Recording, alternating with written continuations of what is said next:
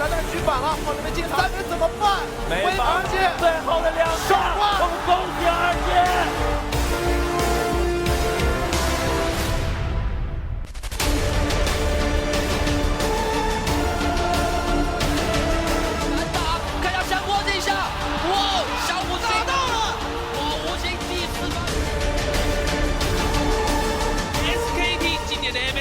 还有很多精彩的比赛，我们再次恭喜 RNG。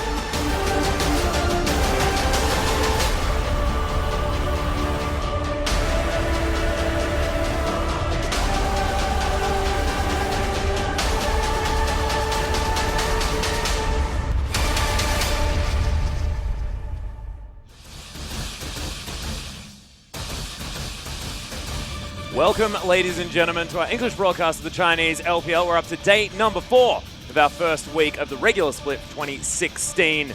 Regular split, second split of the LPL here. I am, of course, Max Atlas Anderson, joined by Jake Spawn-Iberi.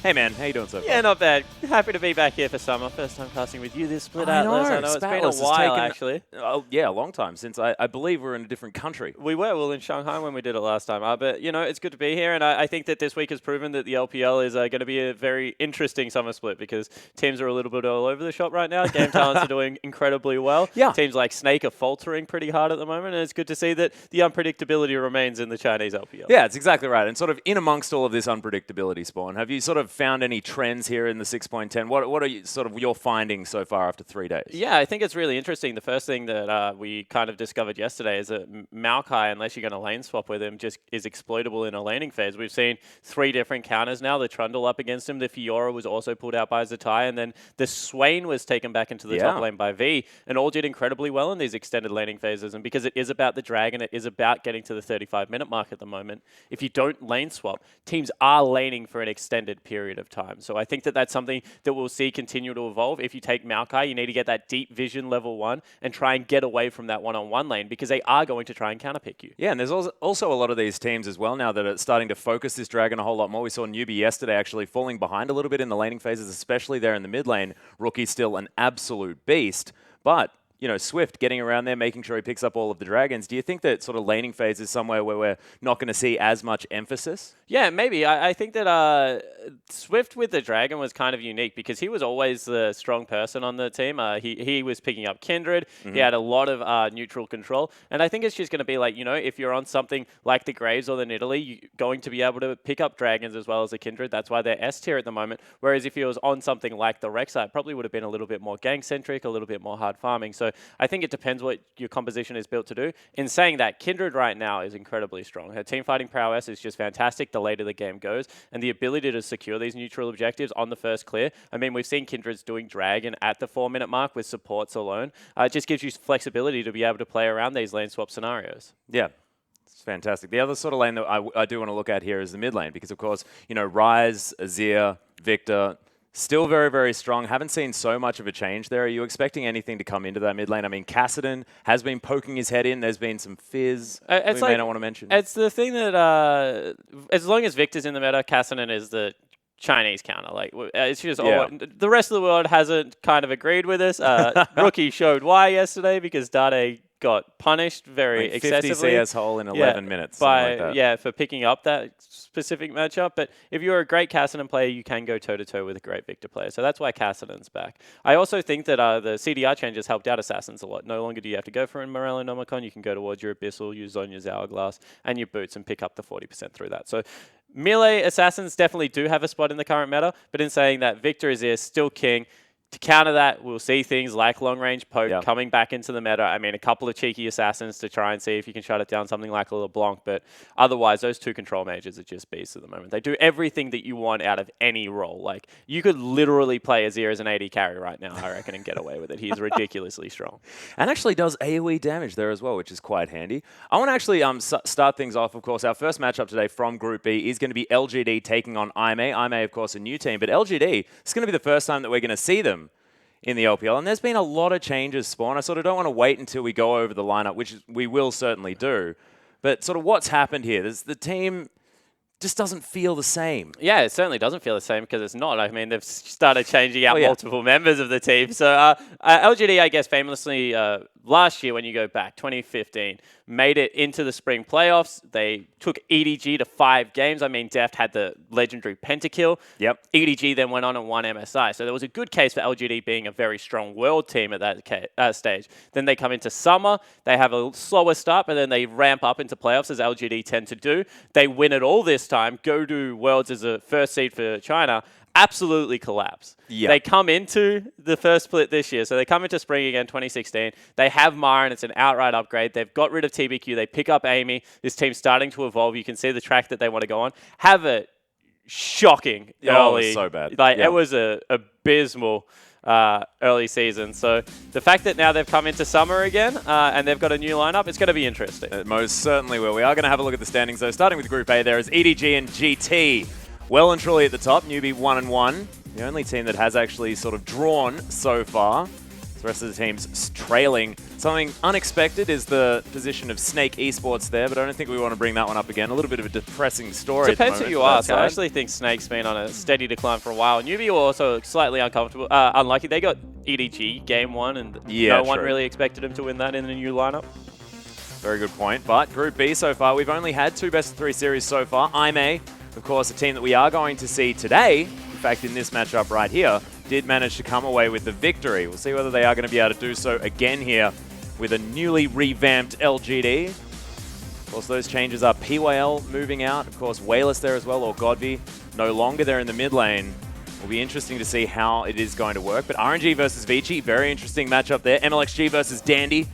Very exciting one there in the jungle. As WE taking on OMG to round us out, 2 of our oldest organizations here in the LPL. Yeah, but in 2 very different spectrums. I think WE are making a case to be 1 or 2 in their group right now behind RNG, who of course still look dominant. However, OMG not playing Icon, still sticking with Cool. I actually respect the decision this time around now that TBQ's chosen to not play in the LPL. Xiyoung's still quite young for a top laner.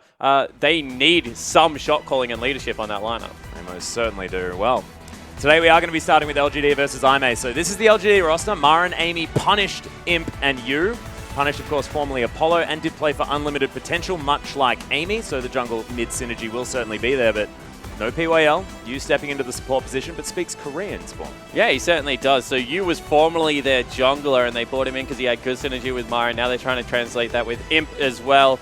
Amy and Punish, we already mentioned, they should be no strangers. Hart, of course, is their coach, so knows the players well, played with them on Unlimited Potential. Yep. What this really is about is the fact that Myron, Amy, and Imp need to put on carry pants. If these 3 players do not step up their split, LGD will be back to League's greatest disappointment because they are, getting rid of Wayless, getting rid of PYL.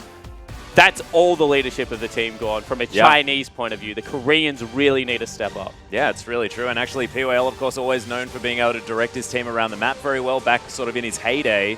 Unfortunately, sort of faltering a little bit towards the end of his time with LGD. We'll see exactly what Yu is going to be able to bring to the table here now in the support position. You can see smile on the face, so feeling okay so far. Yeah, and everything I've heard from the LGD camp is they're actually feeling pretty good. So we'll see whether this roster swap is for the best because, of course, bringing Myron in, bringing Amy in didn't really necessarily bear the fruits that they wanted to straight away. So hopefully this time around it's a little bit more successful. Yeah, we are going to go over the other side of the rift here as well, as IMA once again going to be stepping out. Had a fantastic preliminary performance against OMG as Amazing J, Midi, Bamey, Jinjiao, and Road are going to be hitting the rift. Of course, the team that we saw in game number 2 of their 2-0 victory against OMG. And Midi, of course, formerly Fire Lolly. EDG. So a lot of EDG secondary players here. Of course, Amazing J played Worlds with him. Fire Lolly played the start of Spring with him as well. Bamey was on the lineup, as was Athena. Jinjiao saw play in 2015. Road never saw play, but was actually the support that when they first brought on Deft was pretty much his exclusive duo queue partner. So this is a team that was deeply ingrained into EDG's, I guess, lifestyle. Now splitting away into IMA after being successful in their auto promotion as EDE. This is a team that no one has a gauge on. They auto-promoted him. We didn't get to see them play any LSPL teams. The other LSPL teams failed pretty hard coming through, so we don't know the relative strength of LSPL right now, as opposed to someone like EDG or HYG, EPA or HYG that we saw beat them. And EDE were a good team, don't get me wrong. but they also had a very poor scrim record against their sister team. They've changed the organization right now. They're playing a 7-man roster, which is very risky in my opinion. Changing one player, I can agree with. Changing mid-jungle every single game, I think is going to get you in a little bit of trouble, especially when Athena and Bamey play the exact same champions, Atlas. There is no difference between these two mid laners. So I'm still up in the air about IMA. They could be great. Don't get me wrong. On paper, they look like a great team. But once again, you have to be able to bring it together on Summoner's Rift. And there is a very big lack of experience on this team, apart from Firelolly. Yeah, I think we may need a little bit more of like the sample size in order to figure out exactly what IMA are capable of. However, the first game against OMG was impressive. Very exciting. And the early pressure that they are able to put on, especially with Road on the Bard, if he is able to pick that one up, is really, really fun to watch. So we'll see whether they are going to be able to continue that sort of style, because if they can do it, keeping control, I have a feeling they might be able to take some great things into the LPL. Yeah, I completely agree with that. I think they're a fast-paced team. I think that they play like a fantastic brand of League of Legends. Amazing J, especially in a carry top lane meta, is always going to be a threat. I mean, that's why EDG took him into Worlds. Like, this is a guy that's played a lot of League of Legends I thought now. you were going to say Garen. Yeah, well, that too. But, you know, there's just questions still around it. Like, Midi, formerly Firelolly, had a shocker. Oh, God, There's a reason that EDG didn't play him again. Amazing J failed at Worlds. I mean, the person that he's about to go up against bodied him. There's a reason that Koro came back for the group stages of Worlds, because Amazing J wasn't playing well. Road never lived up to the hype that they thought he was going to be, and that's why they went with Mako. So these are second-tier players of a great team in EDG. Yeah, don't get me wrong. Yeah, like this, you've got cream of the crop, or this team, and it's like, oh, it still could be pretty good. Still could be great, but we just don't have the read on it. So I think they're going to be exciting. Yeah. They're going to play fast-paced League of Legends. They can all team fight like unbelievably well, and they have integrated good team fighting Koreans into their lineup as well. So watch out for them. And I think that this is going to be a huge test for LGD, because this is another team that we don't know the strength of. And if anything has rattled LGD in the past, it's fast-paced games. LGD like to set up lanes, like to farm up, get Myron and Imp to big carry positions and be able to take over games. They used to do it with Wayless as well.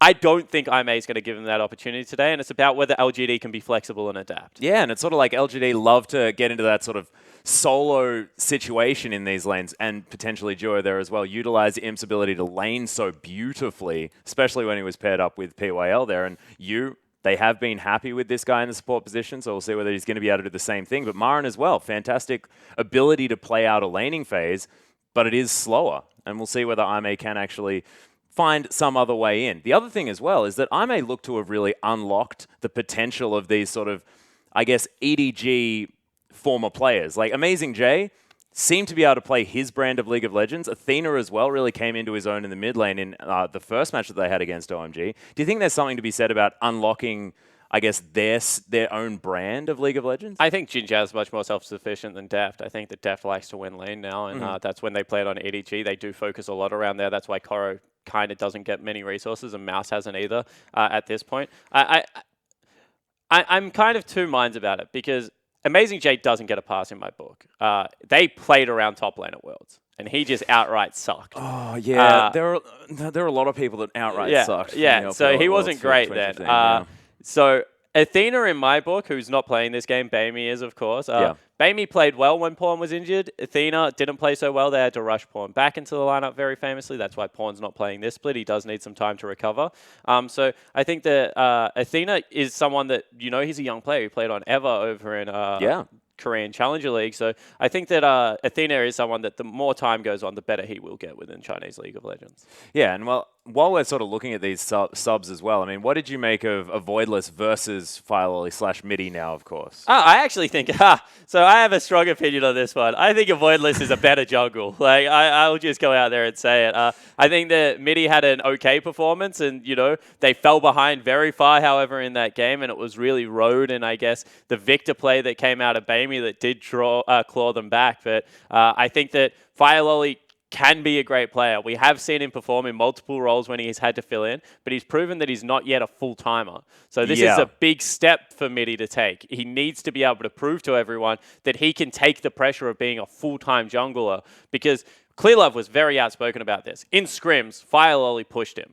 Midi was someone that he was able to play against, learn some things. He has great jungle pathing, but in on-stage performances, was pretty famous for not being able to rise to the occasion. So now he has to be able to take that next step on IMA and prove that he is a starter.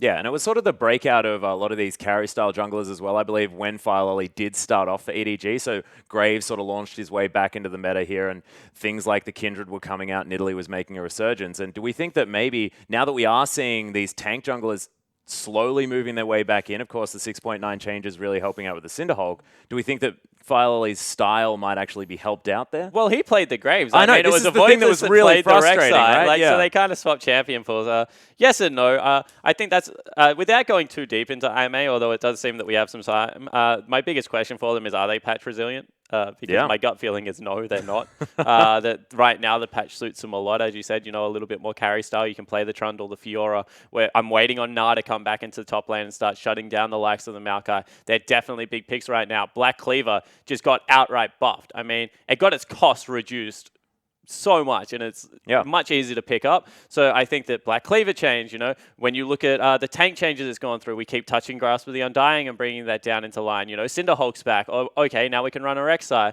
Range supports are back. So I think that this right now is a fantastic patch where Jin Jiao Road are going to be able to bully on their duo lanes, and they're going to set up Amazing J for a split pushing success. But when that meta starts shifting away from that, if we go back to the tanks in the top lane, if we go back to Alistar, how does this team really perform on different patches? Because as I said, right now, IMA, they look solid against OMG. OMG is a decent team. They were 5th, I think, in their group last time around, so just outside of playoffs, but avoided relegation. But there are big questions still. Yeah, and I was sort of actually going to go back to the top lane here as well to talk about the fact that, you know, we can see a few more of these carry top laners come back in. We saw the Fiora quite successful out of Zatai yesterday, able to build the Hydra into the new Black Cleaver, made it look fantastic. They actually ran a tankless comp then as well and ran over the top of Newbie in game number 2.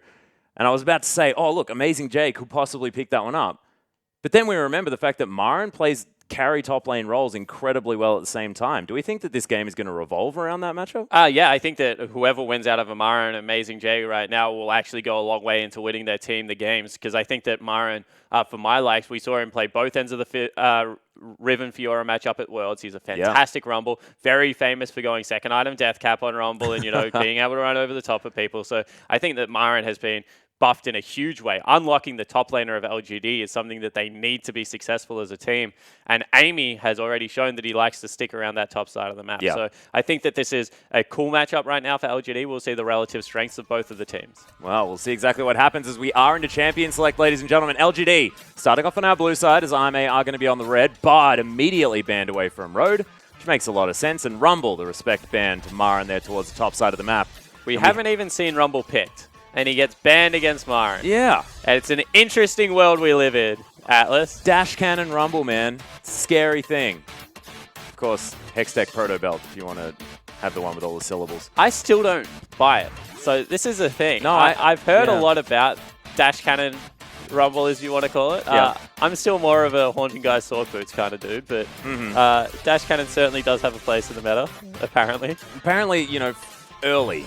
Build it early, or don't build it at all. But we are going to have bans coming through thick and fast here, as the Ryze and Azir have also been banned away on the side of LGD.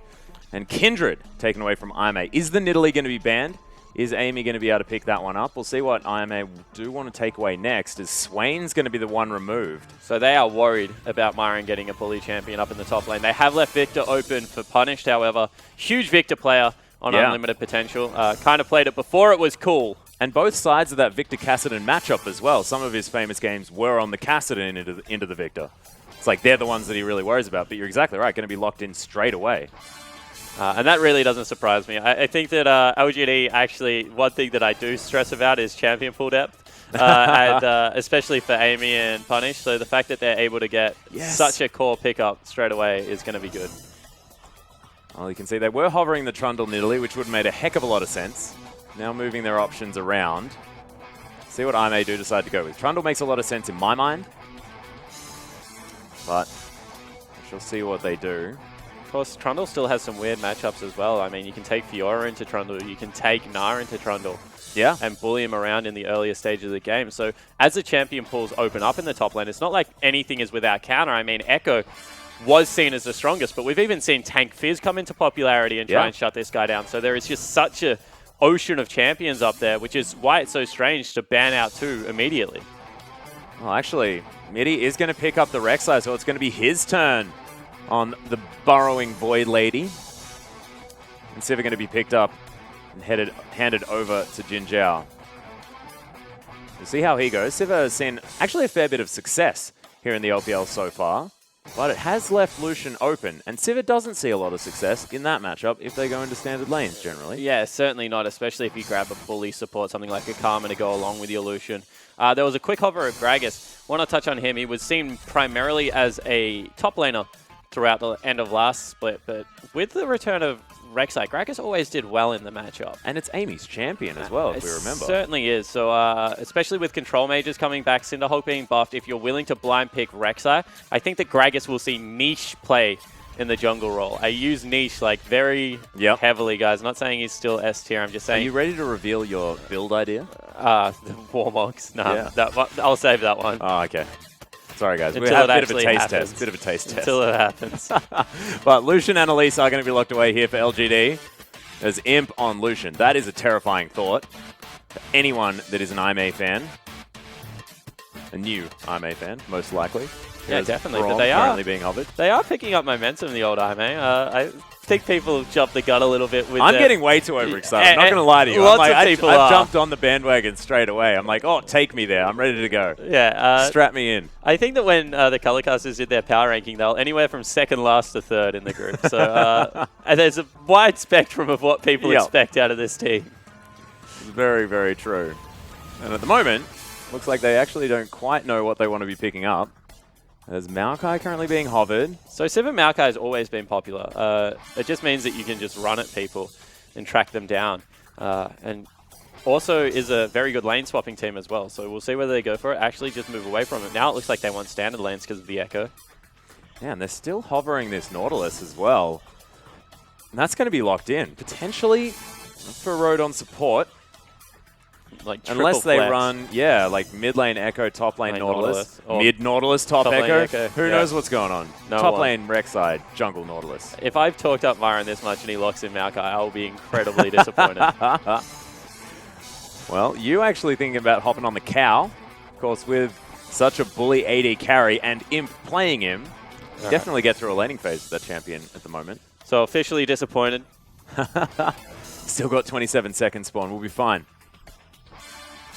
We've seen a lot of this, though. Like, Victor Maokai just seems to be a combination that people like running. Definitely. Maokai is still, in my opinion, the best top laner in the meta.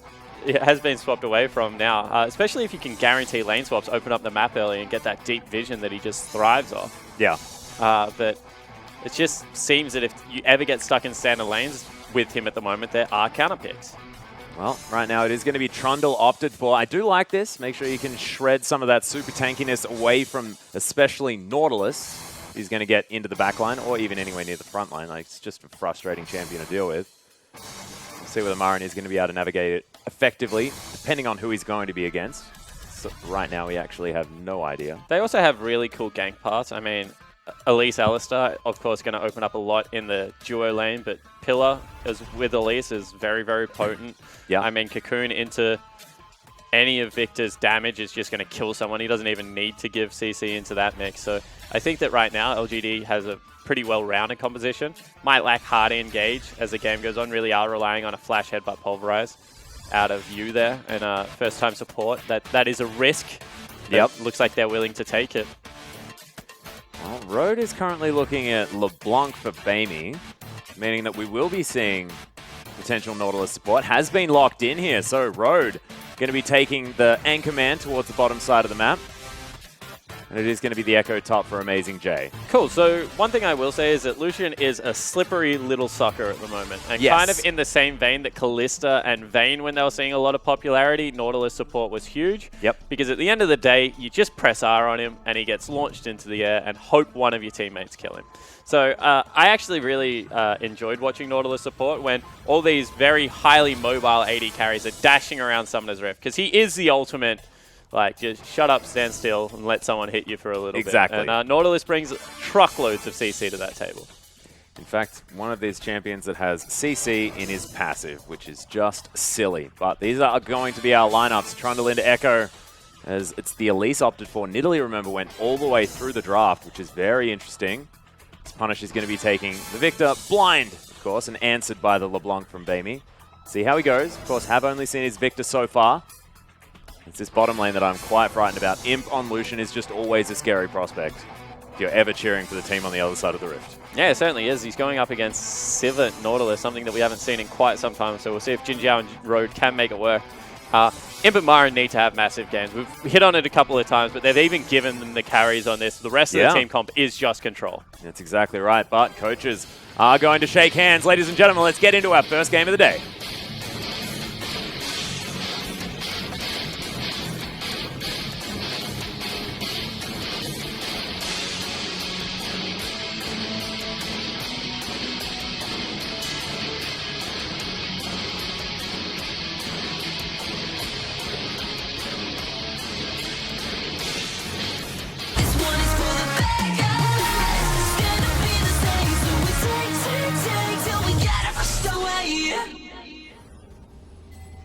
I cannot get enough of those intros. Welcome to Summoner's Rift, ladies and gentlemen.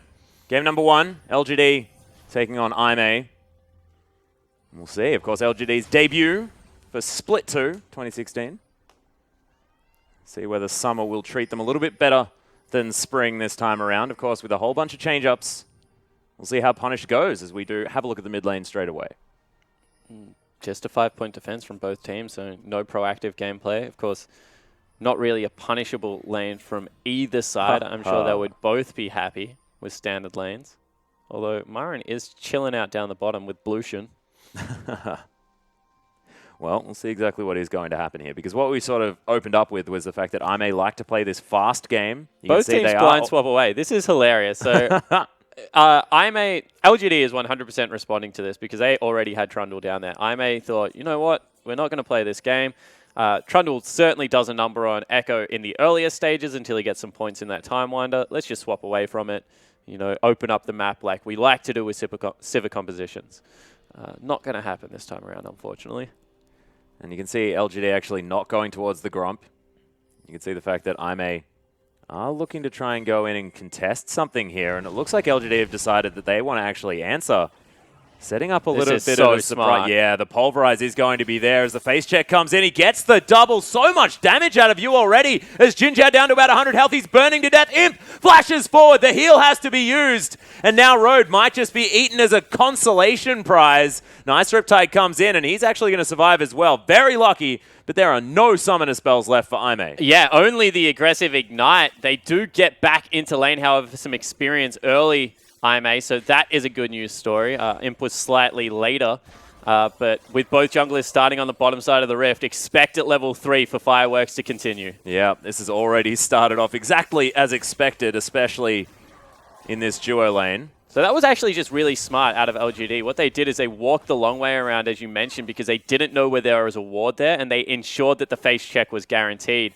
And it actually looks like IMA want nothing to do with it. They're going to swap away. Yep. They're like, well, we survived, but maybe not for long. Let's just avoid this for as long as possible. You can see Amazing J and Marin just smacking each other in the head down here towards the bottom side of the map. Not a bad lane to swap away from, all things considered, because Echo can push in early, and you see that he has been able to pick up some CS and get his level 2, so they should be able to continue to shove this one in. Although it looks like now Elise wants to get down there, see if he can help defend the turret.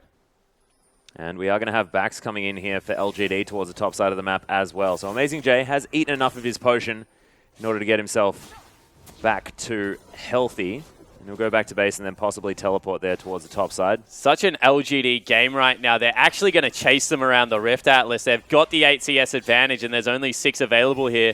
Myron is no danger of getting turret, though, because there's only 2 members down here.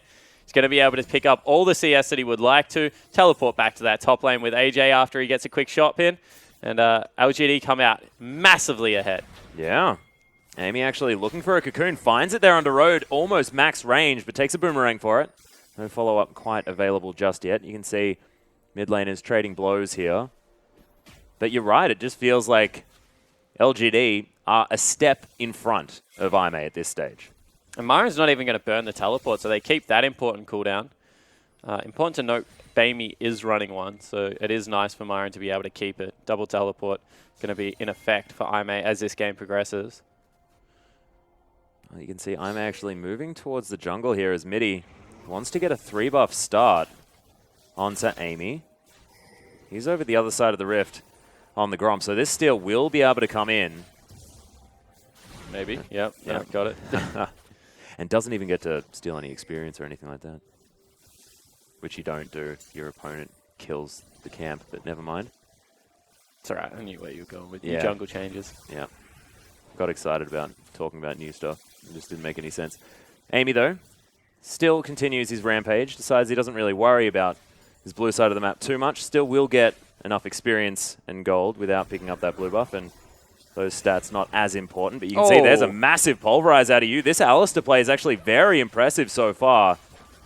Admittedly, the first one was a bit of just a face check. That was a gimme, as we call it. But yeah, no, completely agree with you. And they're up 12 CS and pressuring under this turret.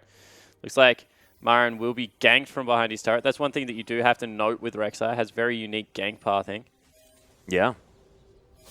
And of course, the tremor sense, very, very handy in making sure you know exactly what's going on. Midi is going to find his way in there to the brush, but Myron has just got very good Spidey senses. He's an amazing feel for the game, Myron. And what happened there was Amazing J didn't want to leave his big creep wave, so as soon as Midi wanted to go over that wall, Amazing J caught him back. You saw that he waited for a little while. Myron disappeared into Fog of War. Wasn't really much point going for the gank. Then when the wave was trimmed enough for Amazing J to make it happen, Myron had just left, so that's not good. No, it certainly isn't. You're just going to headbutt this big old Nautilus around. Well, thankfully, it does have that flashbulb missed onto Jinjiao. Ah. And then, yeah, got a couple of creeps and just headbutted Road for the sake of it. Well, with frustration, you know, you just got to make sure you do something with that distance that you managed to cover. Imtho hitting some fantastic piercing lights, keeping Jinjiao at low health. Of course, Spell Shield, very annoying with piercing light. It's that one ability that's just really, really hard to Spell Shield for some reason. Yeah, if it's cast directly onto you, definitely. If it's cast onto a creep, you can kind of just walk into it and I guess where it's going to be. Although now Amazing J is in trouble. Yeah, a whole host of trouble here as Z-Drive Resonance will get him out, but Myron has pushed him out of the lane. Now, freely able to farm up underneath this turret. And when a Trundle is bullying you, it's a very, very frightening thing. Yeah, good job from Amazing J, however, to have that CS advantage so he can go back. Just ulti back into lane, of course. One of the good things about the Echo there, so he won't miss out on anything at all. And kind of now he has a dominant position in the lane because he's full health and full mana. Although it doesn't really look like Myron got that memo. No. In fact, King's Tribute helping him out a lot there as well as he clears out a lot of minions. But Midi's going to make his way back in. Myron in so much trouble. Stun not even needed, and First Blood goes down to Fire Lolly. So that's actually really greedy out of Myron. We said that he should be the one backing away. What he wanted to do was actually just try and burn as many of the potions as he could before he gets into that position. So instead, he falls down for First Blood. It's going to be an 1,100 gold lead for IMA already. They're winning out mid lane quite significantly. Bottom lane's a wash in favor of LGD, but now top lane also in IMA's favor. We'll see whether they can actually recover from this. The dangerous part is the lane that we're not actually talking about at all. It sort of has been a bit of this farm fest, some zoning going on from Bamey especially, but the mid lane well and truly in favor, and this is the teleport lane out of IMA. So we'll see what Bamey can actually do as he's gone in. There's the Mimic Distortion. Lots of damage down, but not enough buttons left over. It's punished. Death Ray is going to go wide.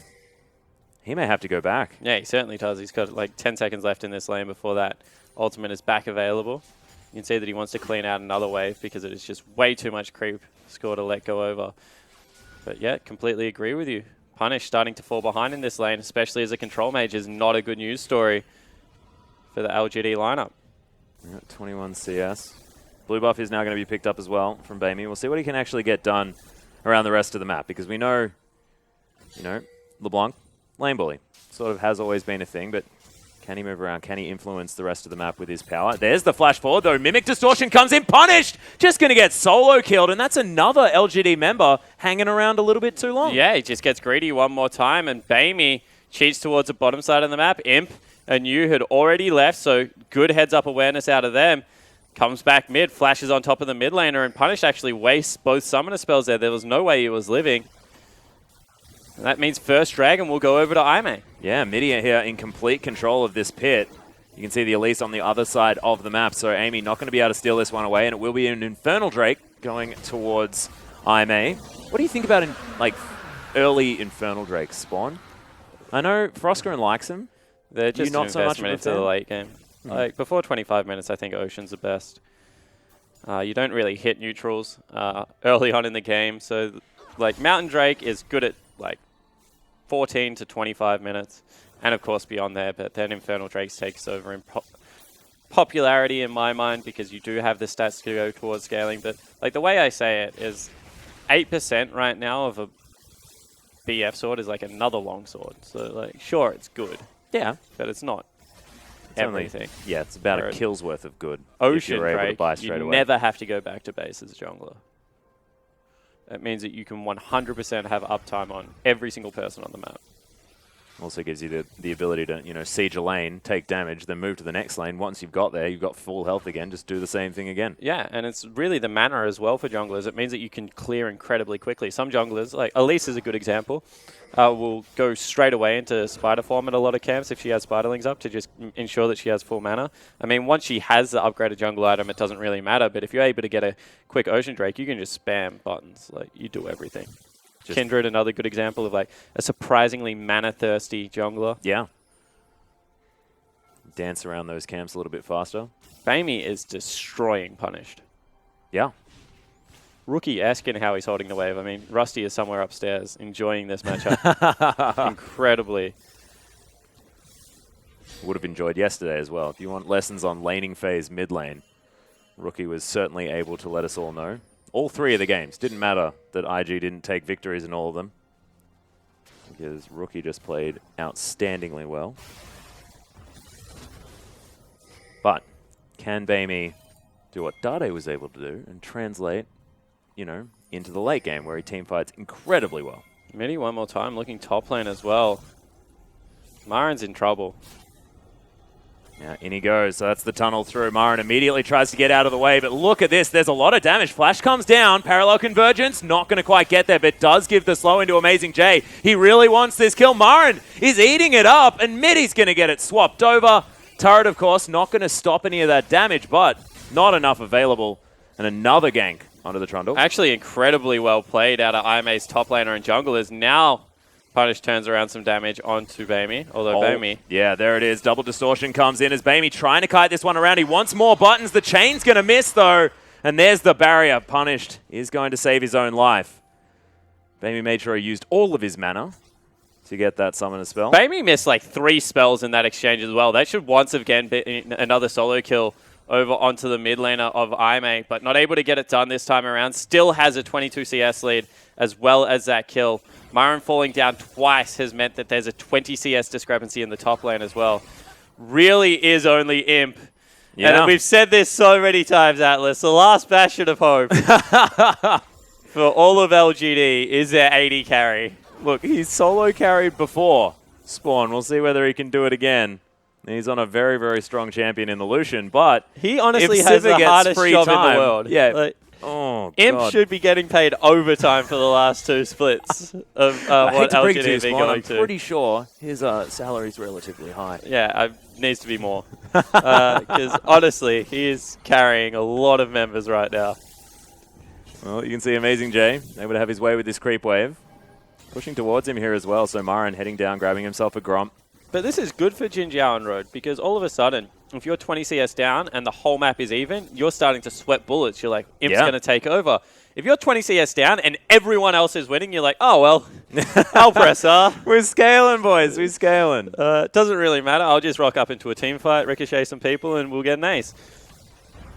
Well, Chain is going to proc the Sigil.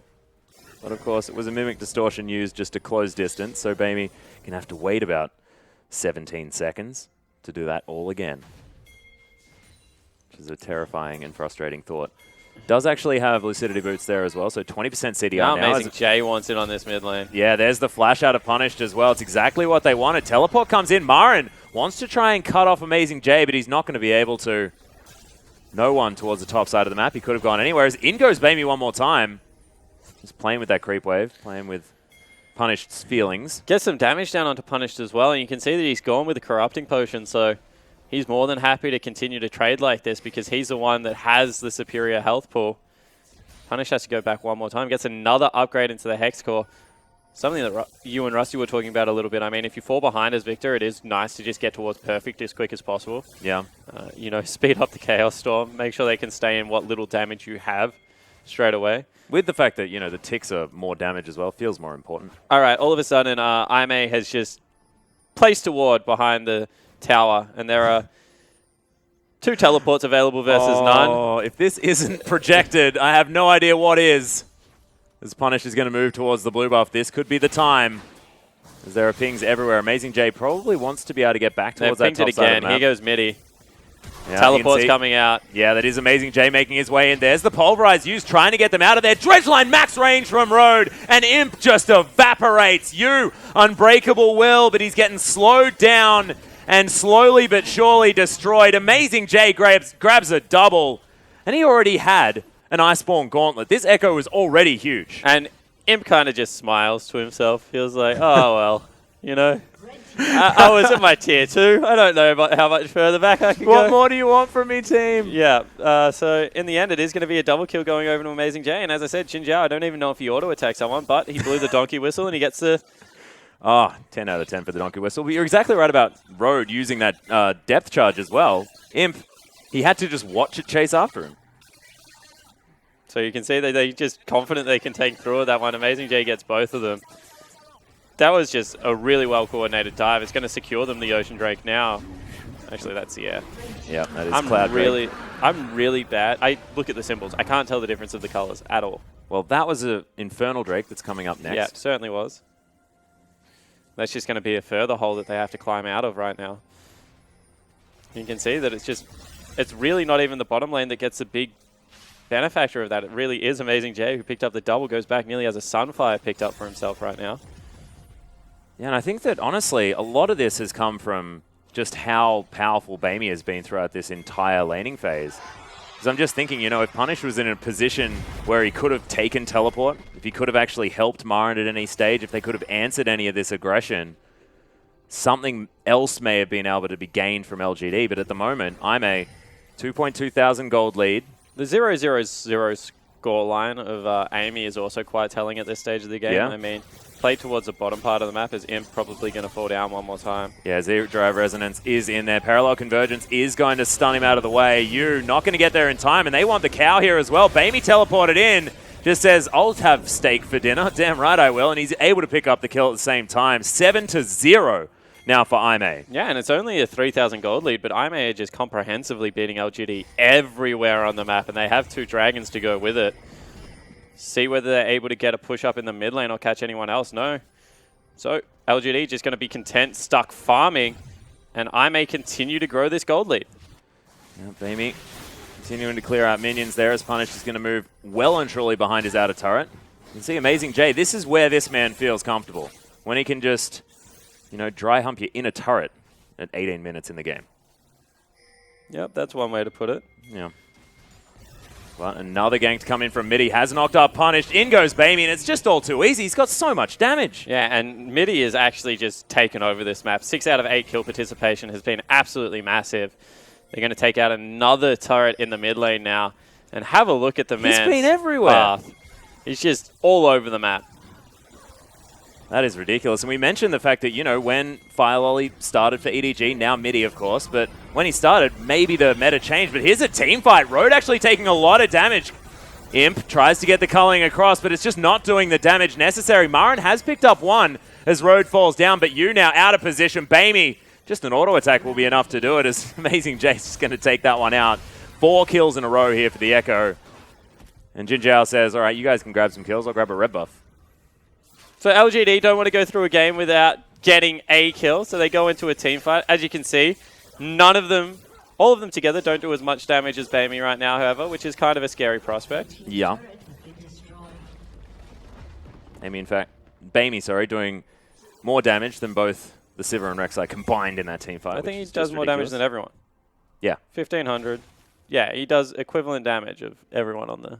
On LGD. Yeah. Yeah. And he's gone for the second item, Void Staff, here as well. Bit of a snowballed Void Staff option. Pairing it up with the Abyssal Scepter actually makes a lot of sense now. Sort of reminds me of the early Talon builds that you used to do with the Brutalizer into Last Whisper, something like that. I want to just fully snowball, wreck people based on those resistances. Seems like a very old style, though, not going to lie to you. As Spawn sort of looks on, trying to ignore what Atlas is saying. I didn't used to build that on Talon. Didn't you? No. I thought it was like the Korean Talon build. Something like that. I'm talking a very long time ago. I used to go Hydra always. Yeah. Tiamat was like the build. Otherwise, you had to use your mana to wave clear and it sucked. The more buttons Talon build. Anyway, LGD trying their very best to turtle this one out. Nice headbutt pulp comes down onto Road. Titan's Wrath is popped. Has to use the flash. He's going to take a boomerang, but nothing to be found there from LGD. Maybe I'd actually grab themselves this blue buff, though. The last positive thing that actually happened for LGD as a team, as Amazing J even denies that, was about minute number 2 when IMA face-checked that brush. Yeah. Ever since then, it's just been all IMA. Oh my You goodness. got it. How? Amy had... Okay, never mind. Amazing J is playing with LGD this stage. Inner turret, of course, did fall down. Marin takes a big burst of damage from Bamey. That QW combination. Still very far ahead is this LeBlanc. Subjugate is going to be used. Chains land, though. Bamey does have to get out of the way. He goes again. But Marin, Subjugate helping him, so he will be okay for now. Clearing out minions where he can.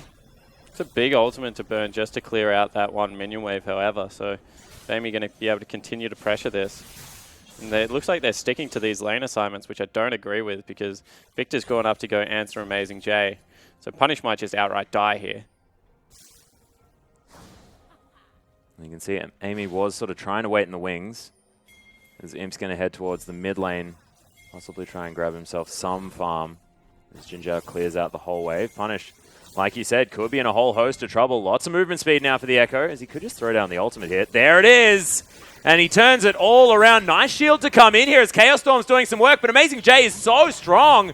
Not strong enough. As Punished was able to grab it in the end. And it's plays like that that actually cost Amazing J his spot on the EDG lineup. There's no reason to go for the kill there. Just back away. You've already got rid of the summoning spells. You knew that he was going to go for it. And sure, if he gets it, it's a highlight reel play. But that's not how you win games of League of Legends. There's still 6,000 gold up. But that's a little bit of a worry for IMA because all of a sudden they've lost control over a dragon area. And maybe LGD look to fight.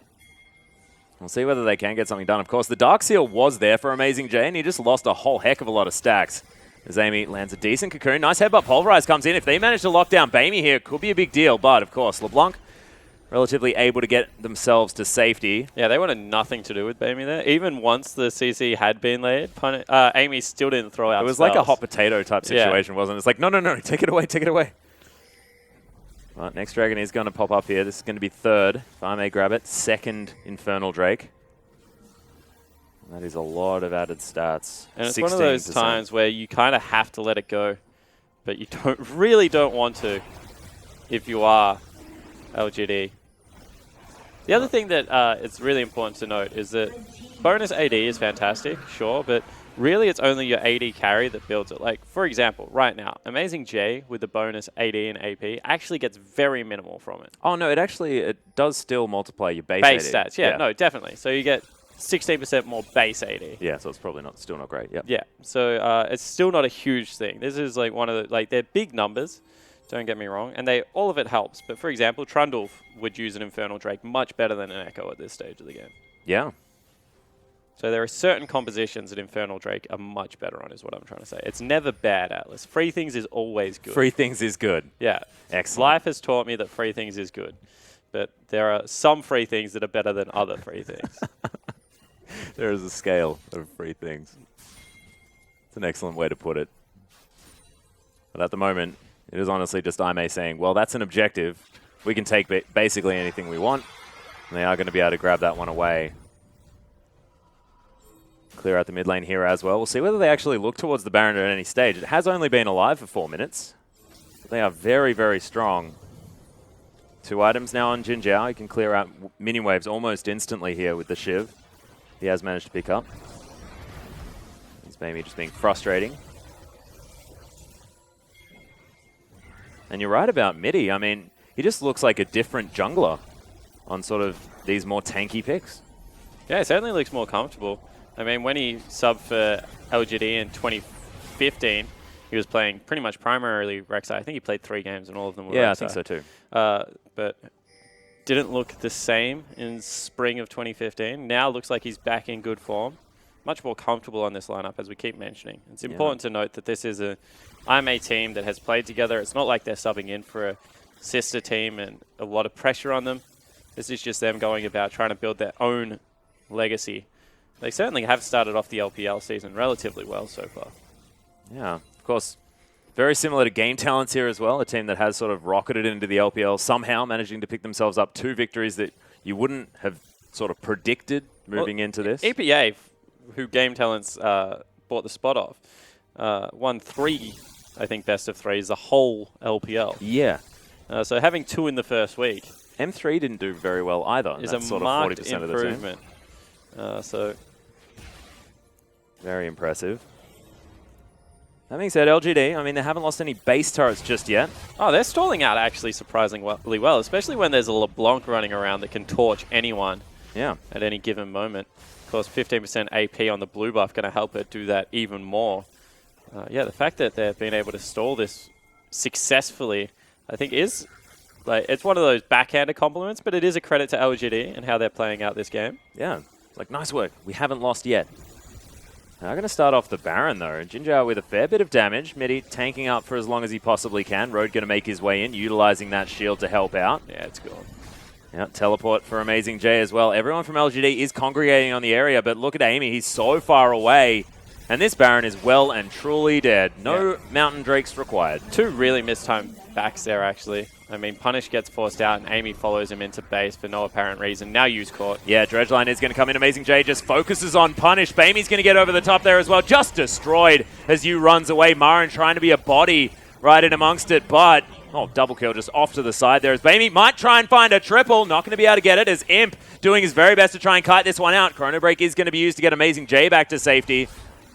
That is 3 swift kills for IM, and they're going to keep pushing forward. This is a Baroned up set of creeps, and this inner turret is not long for the world. Yeah, it certainly isn't, and IMA just absolutely steamroll LGD in that team fight. I mean, it was a great call on the Baron. They knew they'd force 2 people back.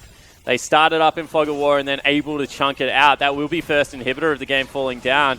And LGD probably looking towards game number 2 and wondering what the heck went wrong. Yeah, wondering what to do next time around as well, as they are just going to leave after taking the inhibitor. Not going to push any luck, as everyone is going to respawn. Of course, it is only 27 minutes into the game. Death time is not all that high. As Bamey setting up shop here towards the bottom side of the map. No rest for the Wicked. Oh, no. Is Marin tanky enough to withstand a full rotation from Bamey? No. If the spells hit, he will die. That is the wrong brush. The chain is going to land there. Oh my god, Marin does use the subjugate. So he got the subjugate off. Yeah, nice. Impressively done. That, of course, is about a 90-second cooldown to a, I think, 10-second cooldown at this stage of the game. So he's not going to make his way back into the bottom lane, but at least not going to die. That's a good news story. As minions have been cleared in the mid lane, so Super Creep's going to take a little while to get down that lane. Magi Soul Stealer is completed for Amazing J. Of course, he had a fair few stacks on his Dark Seal. Not quite 11 just yet. I don't think, is punished. Going to be clearing out this wave. Very safely close to his inhibitor turret, mind you. Bamey wandering around. Of course, that pink ward has been doing a whole bunch of work for LGD, to be honest, on the bottom side of the map. It's been there for a while now. Yeah. I don't think it's going to change anything, but slowly but surely this game is going to be over. I mean, Bamey's unresponded on the bottom lane, just shoving in. Punish doesn't want to go near him. He just doesn't know where to go, to be honest. They don't know where to defend, as the inhibitor turret is going to fall. Inner turret is going to be answered at the same time. As there's a locket of the Iron Solari actually utilized just to make sure they can take that one down safely. And we'll just see, can they actually stop Bamey from just sitting here at this inhibitor and taking it down? Punished is there, but I mean, that's a Negatron cloak and some brown bags. It's going to be very difficult. Nice knock up onto Amazing J, but of course he's very slippery. You has to use the ultimate early on in this fight as well. Repel up as well from Amy. He has to get out of the fight. Punished. Knocked into the air as Midi right over the wall. Culling comes down. Imp's trying to get some work done, but Yu's going to fall. I believe that was a ricochet from a long way away. What? Okay, well, Chain is going to land and Punished is dead. The rest of LGD running away. Multiple inhibitors have fallen down, of course, in amongst the chaos. Bamey completed the bottom inhibitor. Third is going to go. And now they're focusing on the Nexus turrets. Just what a ridiculous game out of Aime. Never letting the pressure down. Yeah, as I said, the last good thing that happened for LGD was about 2 minutes into the game. 30 minutes in, however, Aime are going to close this one out. It falls down as well. And Aime just school LGD. That was pretty ridiculous out of the brand new team, fresh from the LSPL. Props to, you know, Amazing J there as well. It kept his cool apart from that one time towards the top side of the map. Always sort of something you have to look at, but we're starting to create believers, I think, for this Aime squad. Yeah, you know, that's another impressive victory. They come in with a good game plan of camping out the Trundle in the top lane. Amy doesn't really respond to Shadow anything for Marin. And in the end, they're able to just win, as I said, pretty comprehensively in a 30-minute game. There was still some slight mistakes there, but Bamey, especially in the mid lane, I think dominated pretty much majority of that encounter. And this was his first kill here in the mid lane, of course. Was a bit of an overstay, but it was nicely played by his LeBlanc regardless. And it was just from there that they couldn't do anything in the middle of the map. Just time and time again. Midi able to get over the top wall. Creative gank pass on the Rek'Sai, we always talk about it, and Marin wasn't able to survive all of the damage that was coming out of the Rek'Sai and the Echo at this stage of the game. Yeah. Well, Midi, of course, finished off that kill. Once again, seeing the usefulness of Nautilus support. Yes, you can lock down actually anyone. And hits one of the sexiest dredge lines I've ever seen here. But what LGD do now as we go through these highlights, because Aime looking incredibly strong, but LGD have a lot of flexibility. They have flexible players still in a lot of their roles, especially in the top and 80 carry position. We'll see exactly what they are going to be able to do here, because it's pretty dangerous. Yeah, it certainly is. I think that they just have to look at what their jungler was doing that game. Amy had no impact, and Midi was able to take over. So you need to find a way to get Amy involved. That's exactly right. But, ladies and gentlemen, we are going to go to a short break. We'll see whether LGD can fight back in game number 2.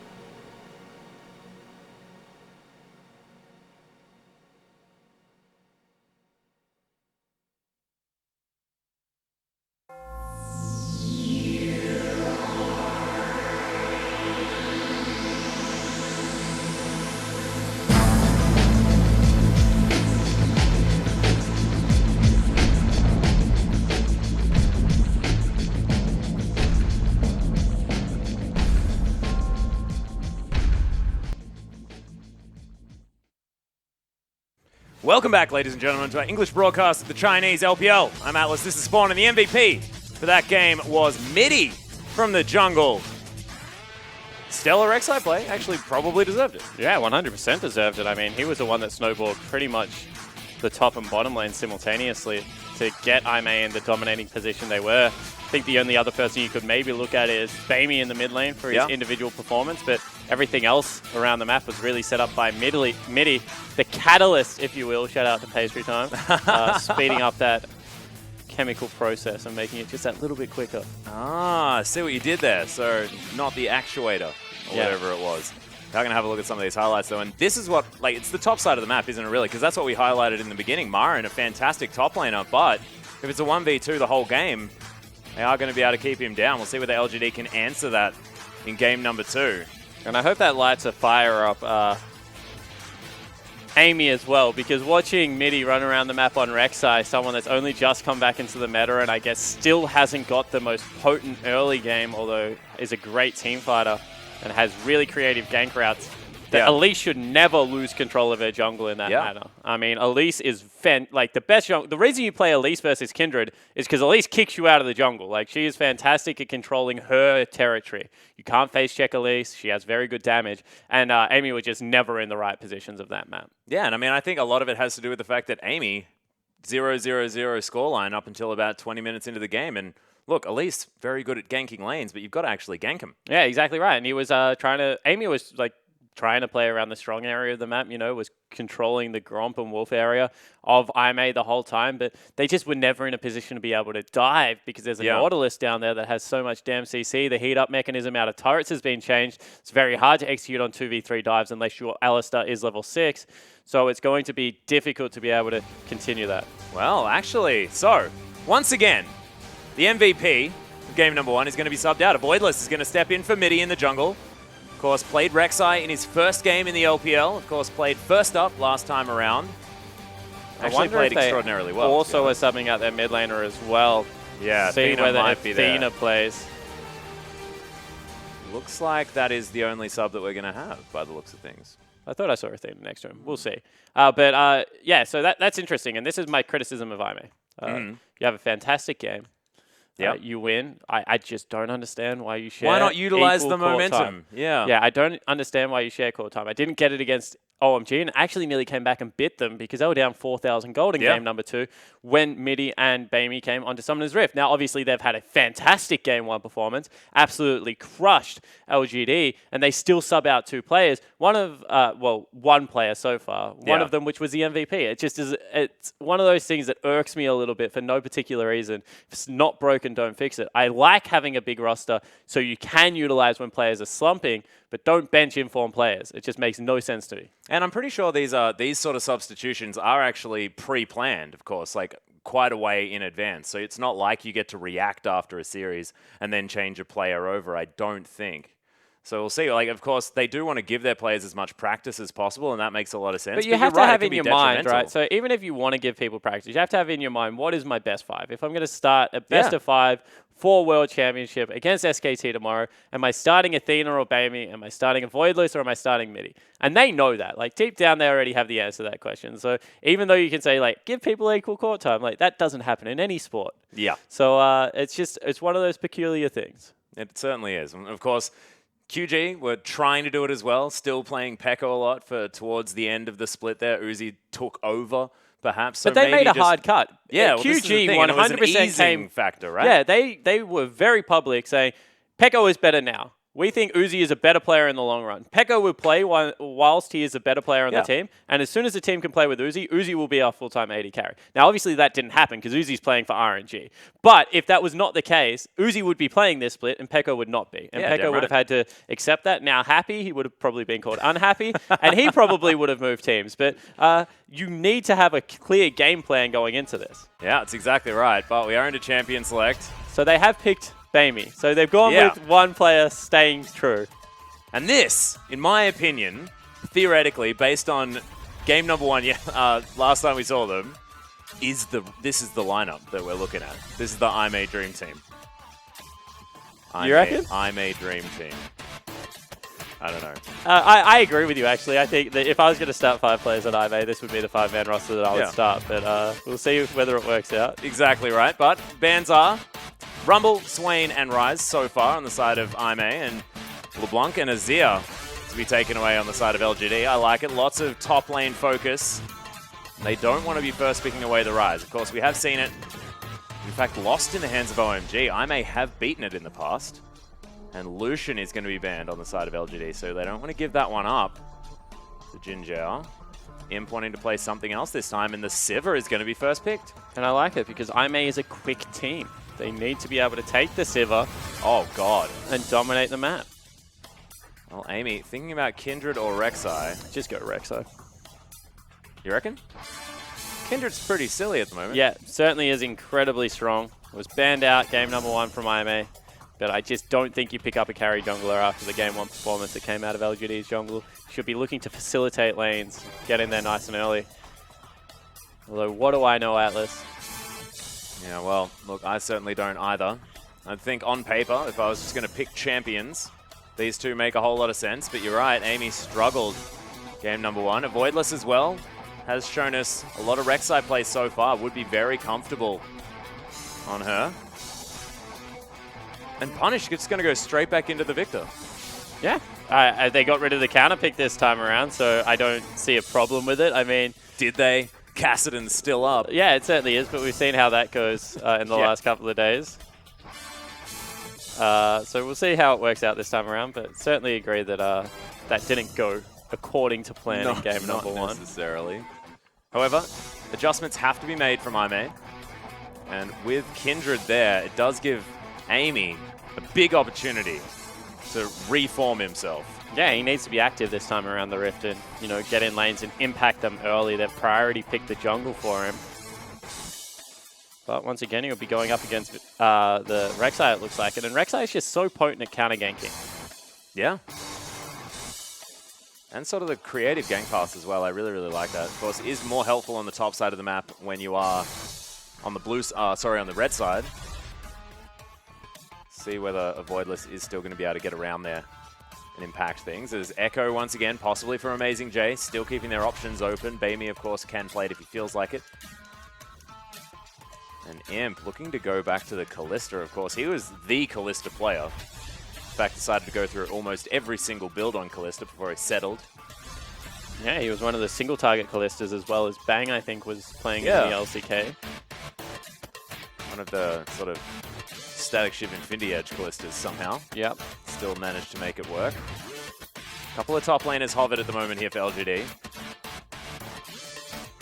And do you reckon throw Marin onto some sort of tank, something like that? Do you think Maokai could be a good option here? Look at Marin's a very versatile, flexible player, but I just feel like in the current lineup, he needs to win the lane. And if they are going to go towards Maokai, I would expect them to double jungle, get an early lane swap, and try and open up the map and use these beautiful teleport plays to really impact. Okay, so Baimi's going to be playing Soraka.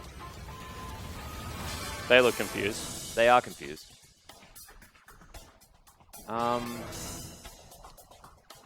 Okay. They're looking down their notes, saying, hang on, this draft. Yeah, I know this draft. Aha. League Ops is running over there, guys. Don't think that that's the one that they were looking for. Yeah, look, solo lane Soraka was a thing. Yeah, before she was reworked. Yeah. And it doesn't work out quite as well anymore. The lack of a W doing anything in a solo situation is probably a problem. It's like the jungler just runs past every now and again. You just get a top him up, yeah. Yeah, top him up. Get a Nidalee on there. Of course, it's Rek'Sai, one of the most... The E doesn't do damage anymore. Yeah, the Q doesn't AoE down minions. Do we want to keep going down this rabbit hole? No, I don't think we want to. As I believe we are going to be remaking the Champion Select. It is going to be... we think very quickly. We think. But I mean, we're back on screen, lane, so theoretically, could be a thing. But my God. Okay, looking down the line though, Spawn. Based on what we have seen so far, I mean, Marin's changed things up. He's gone for the super tank in the Maokai. They didn't ban away the Bard, so of course that can actually be picked up by Road. Was a big deal in game number 1 against OMG. Do you think LGD have made the necessary changes in sort of removing a lot of that mid lane pull, getting rid of the Lucian opportunity there for Jinzhao? Yeah, well, the thing is, we actually don't know what Bamey is going to be playing, because it's either going to be whatever gets swapped out for Bard or Soraka is going to be going into the mid lane. So it's very hard to talk about mid lane champion pools. Like Punish will be much more comfortable now that the Assassin's gone, but there's still Assassins that you can take into the mid lane. We've seen a lot of Fizz. We've seen some Casson running around. So there are still options there. I think the important thing to note is that this time around, they're not looking to win lanes. They're looking to scale into the late game. So when you have a look at, they've got the Twitch, they've got the Maokai. These are picks that you don't necessarily want to go even. In fact, the reason that Twitch is seen as a counter to Lucian is if Lucian doesn't win lane versus Twitch, all the pressure is on Lucian. So you need to send people down into the lane. You can run double teleport very easily if you have a Twitch, because you know where the focus is going to be. It's going to be shutting down the sewer rat. So that's why the Chinese teams like it, because it creates these pile-in situations, and Twitch is actually very good in them because he does AoE damage as soon as he gets Rune on. So I think that this is a composition that LGD will be pretty comfortable in running, and we'll see how they go with it. Yeah, we'll see exactly what is going to happen, because I actually really like it due to the fact that Punish was struggling in game number 1, because one thing that Twitchers really like to do is get that first item, stealth up, run into the mid lane and kill someone. And look, if he's able to do it, that could be a big deal for Punish, getting him a foot in the door potentially once the bottom lane has hit level 6. Yeah, it could be, and it also just means that, you know, he's not going to be as isolated as long, because if they do take an assassin, once again, you have to go camp out the Twitch lane. Yeah. It's just something that if Twitch ever gets the 3 items and gets 5 auto attacks off in a team fight, you win the team fight. Like, he has a counter where you can actually just watch rat-a-tat-tat go out. And you're like, all right, 1, you're all right, 2, 3, 4, 5. Oh, yeah, no, we're done. Yep. So, yeah, we'll see whether they're able to shut it down, because they do have to put some effort in towards that. Yeah, they most certainly do. And we are going to be remaking the champion select, ladies and gentlemen, so no mid lane Soraka. I know everyone was very, very excited about it. If it was going to be a mid lane pick, I thought it would be Bard. There's no way you're taking Soraka into the mid lane. Bard at least hits people. That is a good point. So, I just got it all wrong. Yeah, you were looking at it from the wrong side of the coin. So I'm sure we're probably actually in game right now, just watching, you know, Bamey just run around as Bard in the mid lane. We're not doing that either. I'm just saying, if you had to keep that champion select, you would be running Bard. And this is why you would run Sivir mid, and you would run a duo lane of Bard Soraka. And it would be annoying as all hell. But I'm just saying, you would never run Soraka mid lane. Moral of the story. Yeah, I like it. And you could almost run the Soraka AD carry situation, peg bananas at people. I feel like there's a whole thing. They are sort of bananas. They're not quite as good. They used to be bananas. They did. I was on board with it. Now they're kind of crescents. Yeah, now she's got like an actual banana skin. Yeah. It's pretty disappointing, to be perfectly honest. But look, we'll move on from there. So LGD, change things up. We'll see whether they are actually going to be able to pull themselves out a victory. Do you think that... Oh, my goodness. Okay. Yeah. I think that if they are going to win this one, it's going to be Didn't want to go Kindred. for a Victor punish. Yeah, no, I know. And then you did. So, but yeah, so I think that a lot of it has to be on the Kindred here. I think Kindred has to be able to get into these tank lanes. One thing that we did speak about is Maokai is good in standard lanes if you camp top, because he does have so many options in, like, he can tie people down for a very long time. Kindred can kill them. So I think that that's one thing that Amy has to look at. We spoke about it at length in spring. Amy Mari need to get their synergy together. They need to camp out his lane, and then he can translate the pressure to other parts of the map as long as he is initially ahead. Yeah, that's exactly right. And look, they do have the the twisted advance there towards the top side of the map, but this is going to be more about empowering the Kindred as opposed to empowering Marin. Do you think that like just making him beefy enough to be that front line is going to be enough for LGD? Because often what they do is play around his power and like ability to dictate flow of a team. 100%. If he's powerful, they just have the option to fight wherever. You have a Victor, you have Kindred, you have Twitch. Like pretty much your 2 carries stand inside the that is a good point. They have sort of the easy mode rat-a-tat-tat maneuver. Everyone stands inside the Kindred ultimate, and then they all die. Yeah. And Maokai stands in there with you if they pile in as well, and you get the damage reduction on top of the Kindred ultimate. Like, it's a fantastic team composition that they've put together, and something that on paper they've completely outdrafted them without even seeing the last 2 picks that are coming out of the IMA squad, because we have been told that, you know, Champions Select will be remade. The last 2 picks will be redone for IMA, so we'll see where that goes. But I think that it's very interesting that they've been able to get such a strong composition in LGD's lineup, and we're still quite unsure about whether they're going to be able to execute. Yeah, and do you think a lot of it will then come down to IMA making sure that they keep the pace up? So they have to win very, very quickly, and if LGD get to a point where they can sort of comfortably get into these 5v5s, get the flanking situations from Marin, then things are going to go wrong. So IMA have a window, and then should probably pick for that window, like something early game focused there in the mid lane? Yeah, potentially. Look, they have the Sivir, and like Sivir can light people up late game as well, and they are really an all-pile comp. So all you need is one crit Ricochet to go through a Kindred ultimate as it's popping to be able to kill everyone. We always said the Beyblade Arena to be able to be lit up and everyone to fall down. But this is something that they just have to play towards. They have to keep in mind, you know, that if they don't pick the Twitch before the team fight, they have to be able to disengage. They need a clear way out. You can't all in on Myron because, you know, even though he's a sole tank, you don't really have any tank shredders on your lineup so far. I mean, you got Sivir, Rek'Sai, Echo. Like, no one's really getting through Maokai at this stage of the game. So it's just about rotating around the map, taking down early objectives, look for a lane swap, and then just look to shut down the Twitch, because that really is the linchpin. If he doesn't do enough damage, then LGD don't win team fights. Well, what do you pick then in the mid lane? So what do you grab? Do you get like something like a Calm or something like that? We are going to have a look right now as we run through the picks once again. These ones all completely known to us, ladies and gentlemen, as Voidless is going to grab the Rek'Sai. I believe Bamey then picks up the Echo for Amazing J. But look, more movement speed, more ability to get around the map, lots of sort of, I guess, base damages on the Karma, doesn't rely on items necessarily as much, can add utility to the team. Yeah, I don't know whether I'd necessarily go to Karma mid lane. I think that I would try and pick something that, like for example, I don't know if Bamey plays it, but I'll pick Twisted Fate in this composition. Okay. Because you just have double globals, you have a great 1-3-1 split push with Echo and Twisted Fate.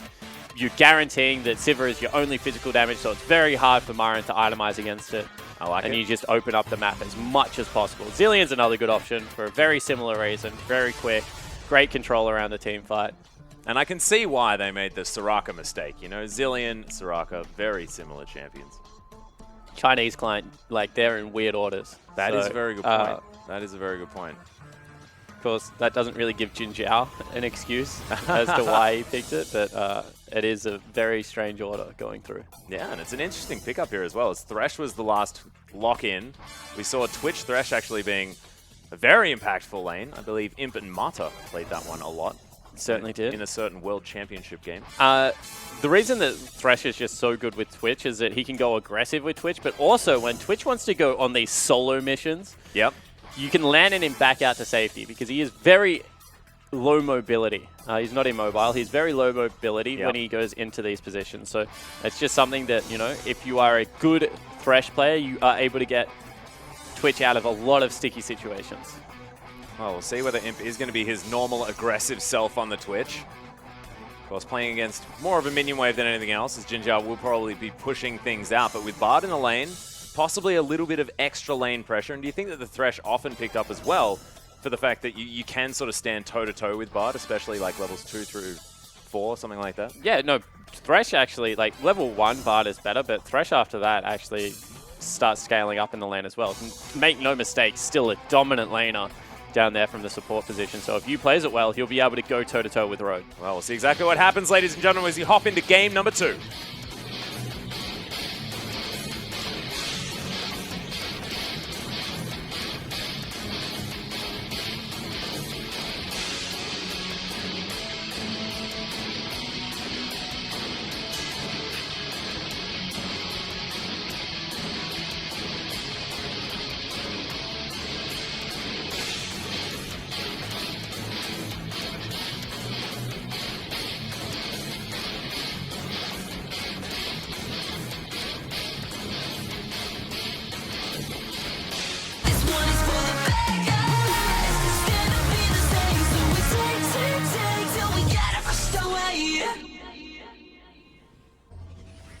Here we are, game 2 underway. LGD trying to find their way back into this best of 3 series. IMA with a buffer game up their sleeve. And LGD with a completely different plan this time around. We'll see whether they can execute on it. Yeah, no longer win game, Atlas. Just get to 30 minutes and light up a team fight is what LGD is looking for. And we'll see whether they're able to execute on it, because they certainly couldn't execute on the winning lane part. No, that didn't quite work out. You can see LGD actually setting up for a possible death sentence here around the side. But just going to be able to throw down a ward and escape. Imp is going to feel very comfortable. Of course, Mata did get himself that skin whilst playing with Imp, so Imp now, the spirit of Mata there in the lane. Is that how it works? I don't know. I was trying to come up with something. I don't know whether I trust it. As it looks like maybe a lane swap going to be initiated here, although I may going back towards the bottom lane, so definitely not. All right, so I spoke about it a little bit yesterday, but as Bard, it's honestly considered a failed level 1 if you don't challenge for the first camp on the other side of the map. You really want to get out there and try and stop them from doing the Gromp, because Bard is incredibly strong level 1. And if you can keep people level 1 for as long as possible, then Bard can do work in the laning phase. This time around, however, Road just happy to take the camp away. Of course, he still does the camp incredibly quickly. I mean, he gets a double stun across both of them. But it's just one of those things that you should be able to mess with people level 1 if you are Bard. See whether he can as they get to the lane. Of course, level 2 will be hit very quickly, so he'll have a little bit of time. Only by Jin Jiao and Imp, remember, because no shat experience. So they get it after 1 creep, whereas the supports still need the full wave. Well, Voidless farming very, very quickly through the top side, actually leaving his blue buff. So he'll give that over to a Bamey on the second rotation through. Ah, okay. So as a Rexar, you don't really need it. Doesn't give you any more experience or anything like that. As Punish doing a much better job this time around. Yeah, that's really nice. Took a lot of creep damage on the way back, however. Death Ray almost tags Bamey, and that could have been extraordinarily dangerous. Punished, of course, feeling a little bit more comfortable this time around, has got the double teleport to answer Imaze. Of course, that late game even more empowered here. That added flexibility that the Victor will have. Did actually sacrifice a bunch of creeps there. There's the Flash Flay, but Jin Jiao, brilliant use of that spell shield. In goes Amy at the same time as Road. Flashes out of the way after that Cosmic Binding that saved everyone. Yeah, it certainly did, so able to get in there. Now a Voidless wants a gank in the mid lane. Punished in trouble. Yeah, looking for it. Nice avoiding the knock up there from a Voidless, which is awkward. As Tremorsense has spotted out Amy. Road's coming around, though. They will have a potential stun here as the Cosmic Binding is not going to find it. Yeah, Teleport is actually going to be concluded there from Mar, and a Voidless trying to get out of the way. Nice. Death Ray comes in. Flash. Twisted Advance comes down, but the tunnel is there. What the heck was that interaction? Oh. So for some reason, Myron stopped at the start of the tunnel, but the continuation came through. He was snared as he was tunneling. But normally if you're a Maokai, you follow to the end. Yeah, exactly. Myron didn't. He stopped at the beginning, so that was interesting. Very odd. It's the first time I've actually seen what the particle effect of a Twisted Advance is. Because we saw him traveling through a non-existent tunnel with the particle effect of a Twisted Advance on him. Very cute. Strange interaction, though. Saved a Voidless's life. Certainly did cost Myron double summoner spells as well as a level advantage, however, so he's not going to be very happy about that. Like you can see, Bamey did have to teleport back into the lane. Even without a tier, so that's not a great first back for the Zilean. Wants to be able to get that shop in. Tier or Catalyst, depends what you want to go. I go tier on the current patch. I think tier's cool, but of course, generally speaking, you used to go Catalyst on the Zilean. Yeah, New Rod of Ages, of course, is pretty cool at the same time. Yeah, it's nice and cheap. Do you think that it's, as far as Zilean is concerned, sort of the trading health and mana situation of the rower, do you think that actually helps out, or do you think maybe the older version would have been better anyway? No, I think the new version's kind of cool for everyone. I think that it just promotes a healthy laning phase. As now Road caught out a little bit. Yeah, not going to find the Cosmic Binding, but we'll be able to go on a magical journey if he wants to get out of this Dragon Pit. Actually calls over Bamey, so they're not going anywhere. Bomb is going to be picked up. It's a fair chunk of damage. Oh, there's another Cosmic Binding. Going to land onto you. Just let them know that he's there. Pink Ward is going to be cleared out of the way. You can see 80 carries now just facing off against one another. Very even as far as that CS is concerned. Itemization as well as Amy grabs himself the mark. And this is a couple of games in a row that Imp has done it. I was wondering if he just did it because he was up in the last game, but he goes for the refillable potion. Yeah. So, of course, frequent shops coming in does make it worthwhile after about the third one, but not as effective on the actual potions itself. Oh, that creep was That's annoying. That was very cute. He enlisted a creep.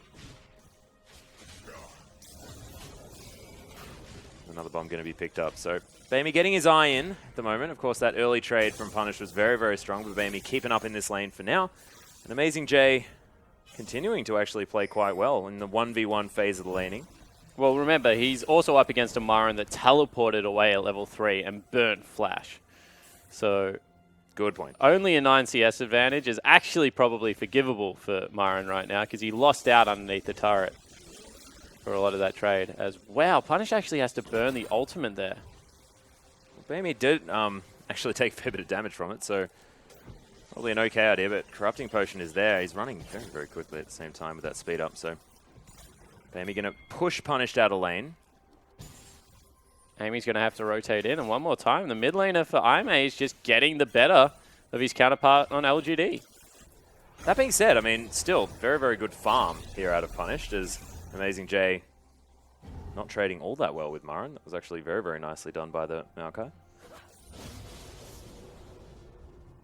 There's Road and Jinjiao with a fair bit of control of this lane at this stage, but you can see everything's very, very slow, and LGD probably very happy with it.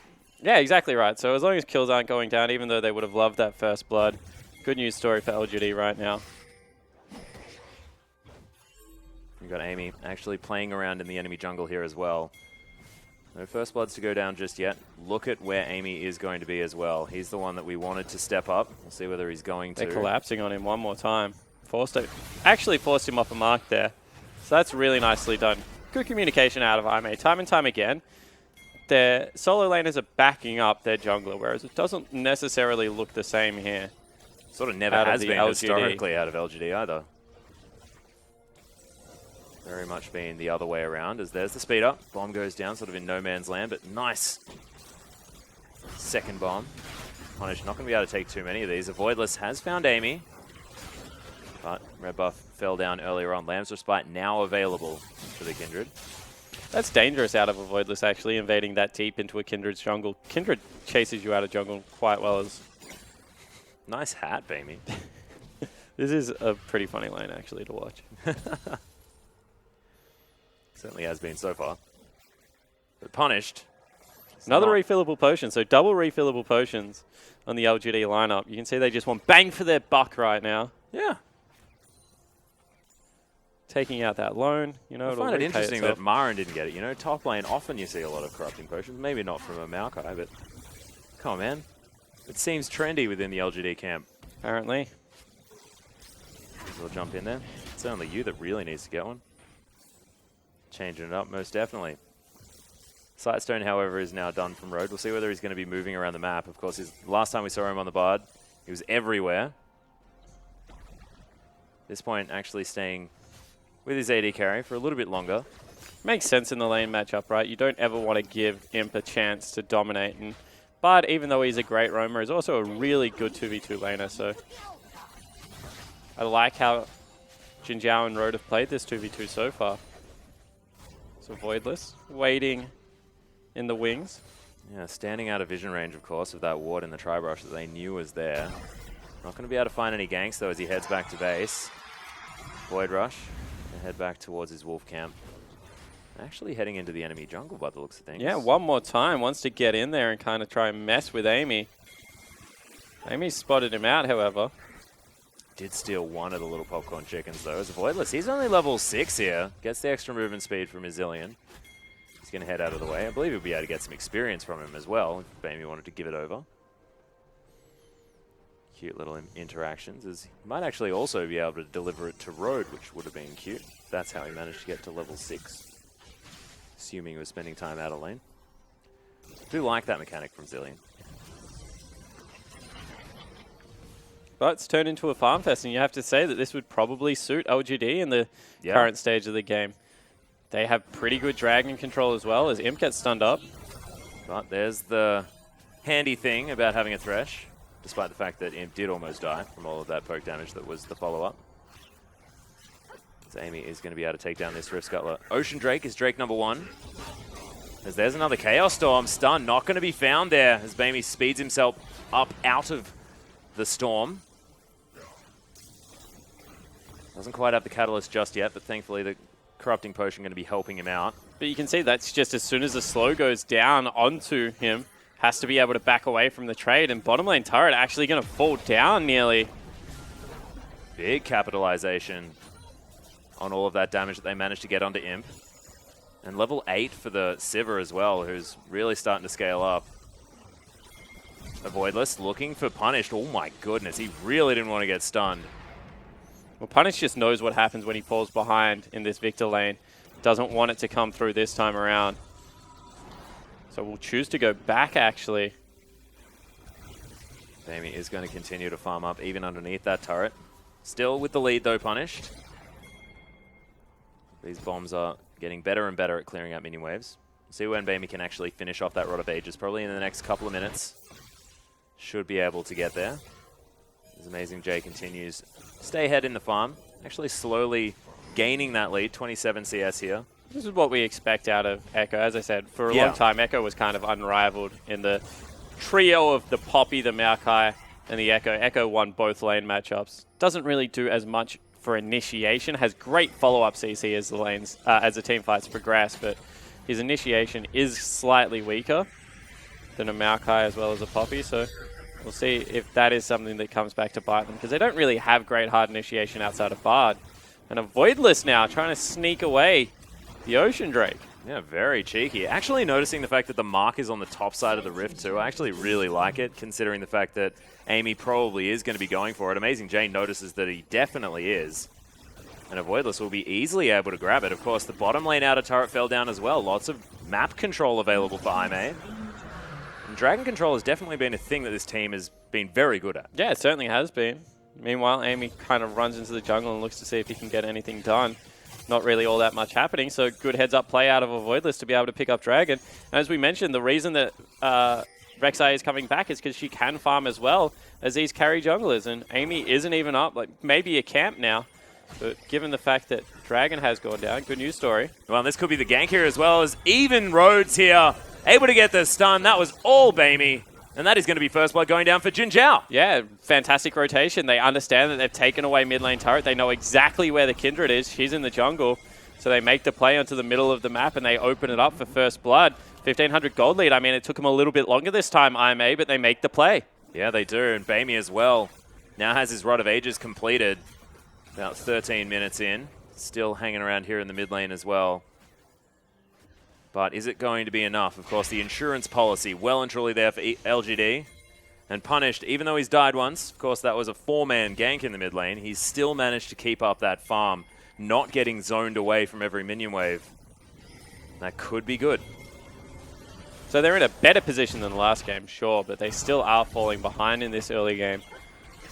And really, they've started to lose control over the bottom side of the map.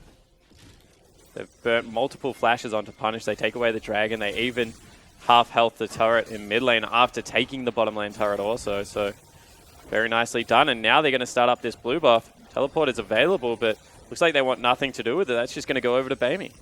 Yep, there it is. Bomb is going to secure it there.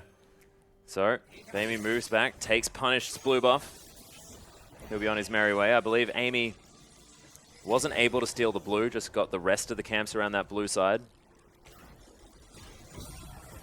Wow, it's a lot of damage as Bamey grabs himself. A stun, a Voidless over the top there as well with the tunnel. You can see, doesn't quite find the bomb apart from the one onto Amy's head, but no stun to come in here as Kindred takes a lot of health in damage. And this sort of poke, oppressive game out of Zilean is looking really difficult for LGD to deal with. There's a Voidless. May have actually caught out Marin here. He is going to get slowed down with the Chili Smite. Amy's found his way in, but teleport's coming down from Bamey. Wants to be able to keep someone alive if he can, but successful escape from Marin. That is a big deal. Yeah, it certainly is, especially because they have a couple of members top side of the map. See whether they can pressure in onto this Sivir. Doesn't look like it right now. Should just be able to clean up the wave. So a little bit of a missed opportunity here out of LGD because they are investing a lot right now to try and control the bottom side. There really is no response. You can see Punished actually. Nice death ray. Getting a lot of damage. And goes Imp. Jin Zhao Not going to be going too far ahead as now Road is going to make his way back up, help out the Sivir, maybe even just set up some Coco in a line and leave her be again. Yep, so this is interesting. Imp's actually going for a Bork build. We generally, at the moment, see Youmu's into Not in the LPL. the Hurricane. There's been two of our Twitch players so far, PentaQ, I This believe. split, but you can't say in the LPL because Def was the one that made the build. Well, and yeah, then, no, that's a good point. But Whoosh recently, was the one that played it at the whole of MSI. I'm just saying, I'm really happy that you brought it up because I don't know why it's been sort of changed over. I think it would be if you need the sustain in the laning phase, you'd go with a Bork. I really can't think of another reason to go Blade of the Ruined King over Youmu's right now because Youmu's is just such a cost-efficient item build and gives you everything you want for Twitch, especially the opening up power. So, yeah, it is one of those differences, but Imp's sticking true to his old school build. Yeah, like it. It was what he used to use to sort of submarine the mid lane with the extra burst damage that you But get from the Youmu's active. gives that as well because you used to actually go both. Yeah, good point. You used to go Bork into Youmu's into IE because Youmu's was your crit item in the build. Oh, Amazing J actually getting very aggressive on Onset. Myron here. Yeah, might be able to get the passive here in the Z-Drive Resonance as he's tanking up the turret. Myron, okay, ultimate not going to be used, and he just bashes him. Yeah, so another Amazing J play right there. Yeah. Used to see it on the Olaf in the past, where he would just run underneath your turret and die to you, but this time trying it out on the Echo, and it seems to fit. Yeah, successful. Lee died underneath the turret as the Echo. So I think he was waiting to use the ultimate, just unfortunately. I think it just came back off cooldown. Really? As He he was was underneath dying. that turret? Yeah, without the ultimate. Just Amazing J things, everyone. And it actually looks like they give them a reprieve cross map because all of a sudden they do get to force Sivir off.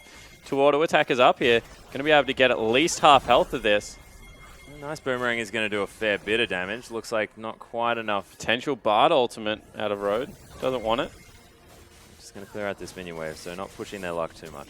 Double TP was available there, so it's good acknowledgement of the fact that, you know, Zilean can't really head up into that lane unless he leaves nice and early. Punish can stick around mid lane and just continue to clear out. He's done a much better job this game farming up. Of course, Zilean, much less kill threat than a LeBlanc in that regard, so you can understand why he's had an easier time about it. But LGD, as you would say, Atlas, are scaling right now. We be They're scaling. probably happy with how the game is slowed down. Jinjo actually relegated once again to sitting underneath this turret. Lots of respect given to Imp. It's Amazing J. Tail between his legs at the moment, but still back in the lane, still ahead by 30 or so creeps. With a Spirit Visage now completed at the same time. But this is the big deal. The fact that Amy is on the Kindred. Of course, doesn't necessarily need to be getting kills. Of course, Elise known to be ganking lanes, which is why the 0-0 was a little bit odd at 20 minutes last game. This game, however, just wants to be farming things up. Is doing so quite nicely. Probably wanted to have earlier control over the neutrals, you know, maybe be able to pick up a Rift Herald or an early Dragon for his team. Hasn't really had the luxury of that, so a little bit of Kindred's usefulness falling away. Well, nice Cosmic Binding there as the Dragon, I believe, is being attacked by a Voidless. Down to about half health as the Cloud Drake is taking some damage. And Amazing J is going to go in. still top side of the map, so there's not really all that much they can do here, so they give over a second one. Yeah, and actually Tempered Fate landing on Myron here. Able to get the stun with the Cosmic Binding. Myron already down to about half health. He's pretty tanky though at this stage as Amy will need to use the ultimate. Amazing J being quite frustrating. Ults his way out. Amy in trouble. There it is. Lamb's Respite comes down. Punish needs to get on top of it. Has managed to get there. Road is going to fall. There's bombs sitting on top of a Voidless. Amazing J didn't even need the ult. A little bit of mistargeting They there. just won a 3v4 Atlas. I mean, Road falls down and the three members of LGD come up trumps. Fantastic play out of Myron and Amy especially, and then punished on the back end of that play.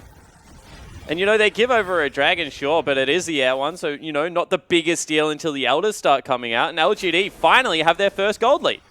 Yeah, they've done it. They were 100 gold up when I said it. Now they're equal. Now they're behind again. Damn it. But look, you managed to say it. As you can see, this is going to be the vision from IMA. They have a lot of bottom side focus. This is exactly what Road has been doing. Whereas on the other side of the rift, you trying to keep Imp safe towards the top side. A little bit more focus on vision denial also there. Had 5 pink wards to the 2, I believe. Not going to see any Infernal Drakes this game, so Mountain is going to be the 3rd dragon that we're going to see. IMA looking to go for the collection.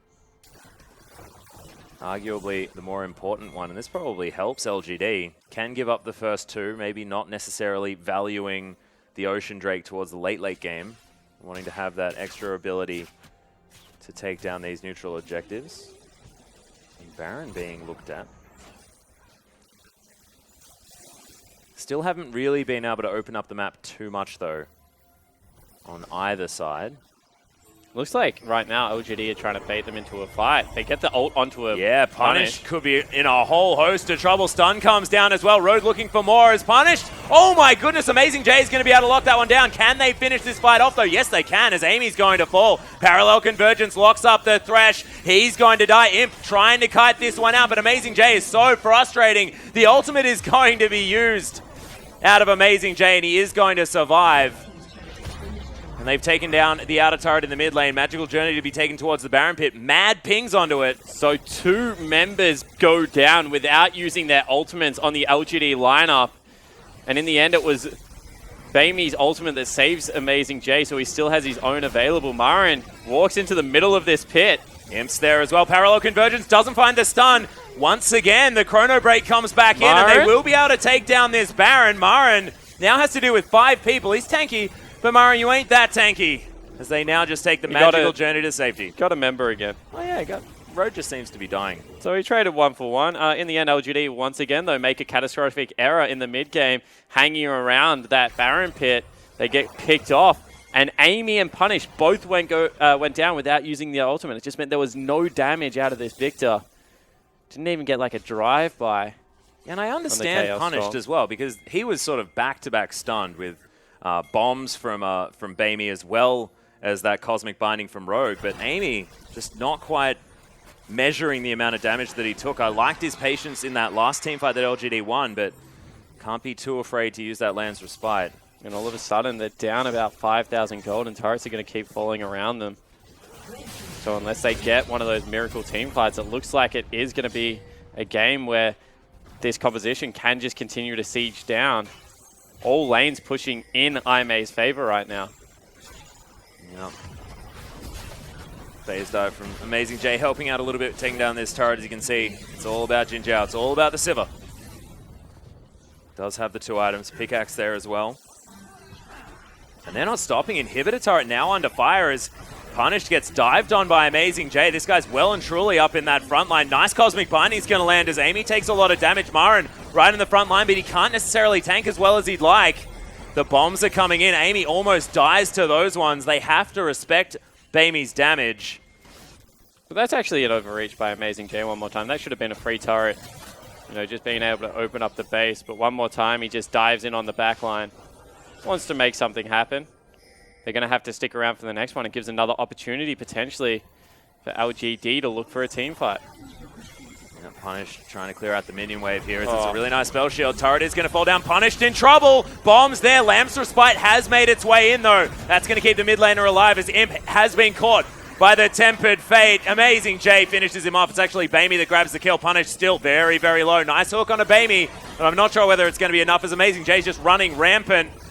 Amy trying to get away from the bombs, does so successfully, but this Echo just can't seem to die. And Marin, although he's so tanky, he just hasn't been able to peel Amy underneath the turret. Triple kill for Amazing J. Teleports coming in. The inhibitor's going to fall down. And IMA continue the momentum from game 1. Yeah, they certainly do. They're going to be able to pick this one up. It really is only the Kindred that's trying to keep them at bay. And 3 members on sub 100 health, but it doesn't matter because IMA, they're looking to win the game. Yeah, 25 minutes in, Imp trying to go for the desperation save play, but the Nexus is at half health. We're already looking at the grins on IMA's faces, and that is going to be the swift 2-0 victory for the team that auto-promoted from the LSPL. We didn't know their power level. Right now, I'm feeling like we have a bit better of an idea. Yeah, little bit, but we didn't know LGD either.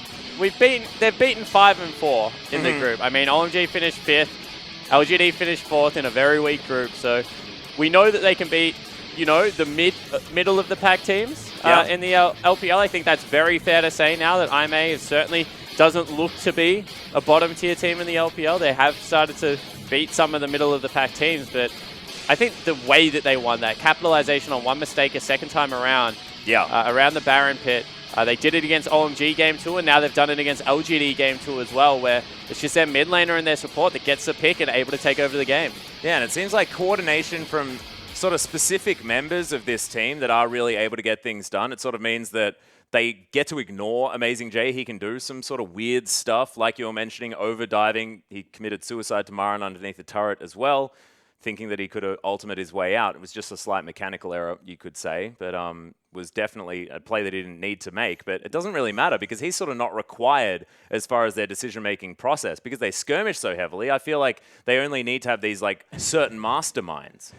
That's sort of that's my theory anyway. That's an all right theory, all right? You know, it's an interesting one. I'm just saying that if you solo die versus V in a game, or, you know, if you do it against Mouse at the moment, you're probably going to lose the game because you just shouldn't dive a turret like that. I mean, as I said, they beat OMG, fantastic. OMG is a team that has gone through, you know, they've been playing Icon and Cool. They played Cool against them. They had a brand new jungler on their lineup in World 6 that we hadn't seen play in a split, and they were able to take him out. Now they've taken out LGD. Once again, this is a team with 2 roster swaps, bringing in 2 specific downgrades. I don't think anyone is going to say that Wayless is a worse mid laner than Punished, and you is definitely not PYL. So, you know, this is a team that is going through fluxes, and IMA has beaten them both, so credit to IMA. However, in saying that, they are making silly mistakes still around the map, and not every team is going to give you a 22-minute Baron when they have a Maokai, a Twitch, and a Victor on the other team with a Kindred ultimate to stand inside of. It's just not going to happen if you play a good team in the LPL. So, yeah, they're beating the opponents in front of them. That's all you technically have to do right now. But I'm still not putting the horse in front of the cart with this team because it's still not smooth sailing, in my opinion. Yeah, so it's sort of in the game talents basket for now, and we'll see exactly what's going to happen after we've increased that sample size very by a bit.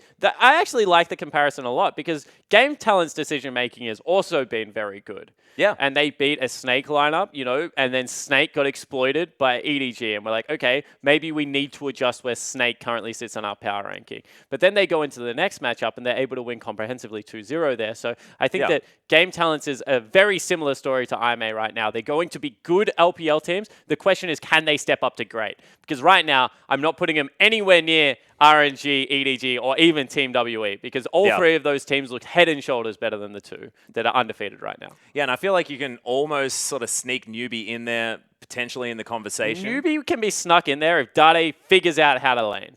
Yeah. I don't give, like... Dade is a great team fighter. That's fantastic. But your excuse shouldn't be, I can't lane because I'm a good team fighter. It should be like, I can do everything to an 8, and then my team fighting is a 10. And he got destroyed in every single laning phase so far. So Dade still needs to work on that part of his game to get back to where he was at as a King of Spring. Yeah, so if we're going to have a look at IMA here specifically, that means within their group, it's the WE and the RNG matches that we're really looking for them to really step up. It will be very, very difficult. I mean, RNG is a team that look utterly terrifying at the moment, and WE managed to take a game off them. Yep. So both of these teams, I think, honestly, as far as this group is concerned, it's a terrifying group in Group B, and really, these 2 are really to be feared.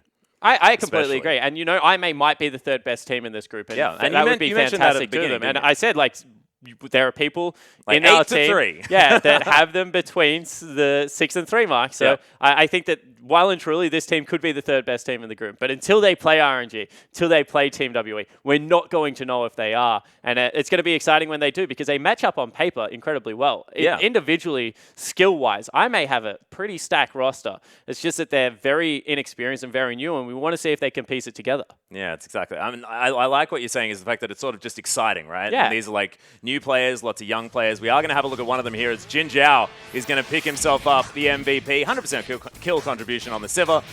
And look, he did really, really well. Ran into the mid lane, threw that like donkey whistle down, like you mentioned so beautifully, and picked up first blood, and it just all sort of went from there. Yeah, completely agree. And the exciting thing for me, like, I'm no way, and I'm a hater at the moment. I think that if you say that they have peaked already, if you're saying they've peaked already, I think you're actually underselling this young lineup because they have so much room to grow and things to clean up. I mean, even the communication of, you know, Amazing J, stop diving turrets while we're trying to make a cross-map play. Yep. How did we lose a 4v3 like running through our dragon. Like, why are we even chasing that? We got the objective, you know, we should just reset the map, go back to playing standard. So there are things that this team can still learn, and that's a scary thing because individually they are incredibly talented. And I think that the second game when we saw a Voidless on the team is the lineup that we will start seeing more and more of, because you saw that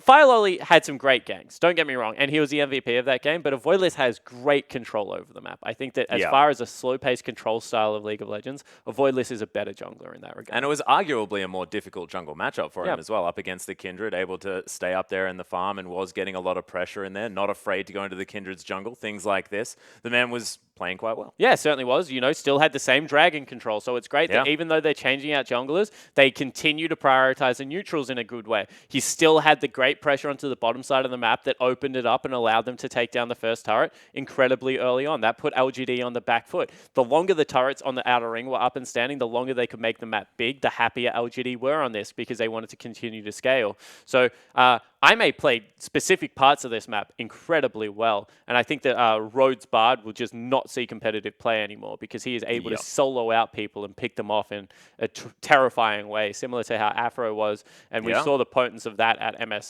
Just the ability to lock down one key member and lay a CC afterwards. Bard is so terrifying when in the right hand. So I think there are certain things that teams will learn about IMA, and they'll become easier to play against in the future, but they still have such huge room to grow. Yeah, the thing I like about this team as well is it's not necessarily like they've got room to grow in the decisions that they make on a holistic level around the map, because they have the right idea a lot of the time, and it's almost like calm Amazing J down a little bit, you know, make sure that you do have like more clean team fights, clean calls in every single one of them. A lot of their team fights look fantastic. That one after the Dragon looked awful. They're a great scrappy team fighter. When they fight at a disadvantage, they're really cool to watch. In fact, like if you go watch the OMG series, the fight around the Baron in game number 2, where Bamey just lit up 2 members, you know, absolutely split the team. It was a 1v4 when he started off because they just gained cool in the bottom lane.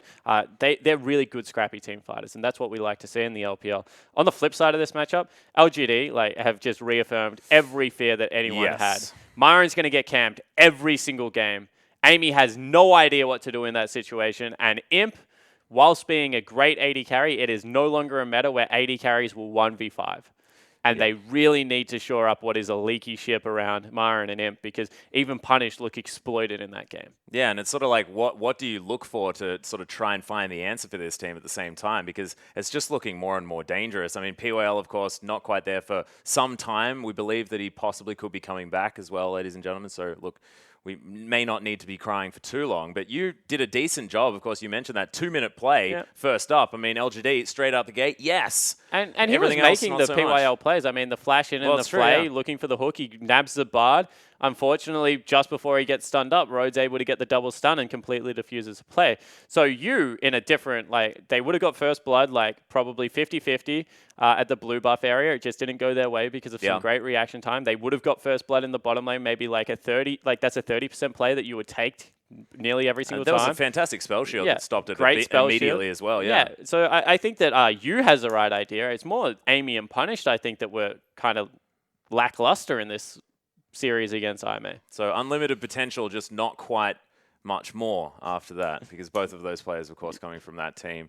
Hard there as well. I mean, the coaching, do you think that there's anything to do with draft here that we're questioning? No, I think both drafts were great. Yeah. Both drafts were actually phenomenal. So whoever's doing their drafting, you're one person that can hold your head high, because your draft was pretty good both games. And I think that anyone that gets Maokai, Kindred, Victor, you're like, that's a winning top half of the map. You get a Thresh Twitch, you're like, that's a pretty good bottom half of the map. Put them all together, we got a pretty good team fight. Then what happens? 2 people die in front of Baron Pit at 22 minutes, and you're like, But, so whatever, the drafting was fine out of whoever is doing that for LGD right now. Yeah, we'll see whether they are going to be able to grab some victories as they move forward. Because, look, by any accounts, this could be, the third team. They might be able to grab some momentum for themselves as well. We saw LGD, once they got some wind in their sails, they didn't stop winning games towards the end of last split. LGD are famous for starting slowly. Yeah. I mean, they lost, I think, certainly making 7 a good sets in a row when they and then just snuck into the 4th place spot, and we thought they could go the distance still because with Wayless and PYL on the team, they were playing great League of Legends. So you can never gauge the relative strength of LGD. Right now, they look very sloppy and uncoordinated, and we'll see if that does improve as the split goes on. My gut feeling is this time they've dug themselves into a hole, but you never really know. As long as you have Imp on a team, I give you a winning chance every time you step on the Rift. Yep. All right. So let's just have a brief discussion about the games that are coming up because, of course, we're going to be stepping off. It's going to be Froskerin and Fish that are going to take you through the next 2 best-of-3 series. But the next game that's coming up is going to be RNG versus Vici. And the jungle matchup is very exciting here. Yeah, Dandy versus MLXG. How do you think it's going to go? It certainly is kind of cool because I think that MLXG kind of made a huge splash at MSI. And one thing that I do want to point out is MLXG Xiaohu overperformed at MSI. Yeah. I think that they're young players that have incredible ceilings, and I said that people will underestimate the Chinese players on this lineup. But I think that the way they played, I don't think anyone would have told you they would play that well because MLXG looked like the best jungler in the world. But going up against Dandy, someone that is so consistent, has such clean pathing in the early game and such control over the overall game, it's going to be interesting to see whether MLXG can play his aggressive style because Dandy's a god. Yeah. It's going to be very, very exciting to see. We are going to go to a short break. When we get back, the next 2 best-of-3 series with Froskerin and Fish.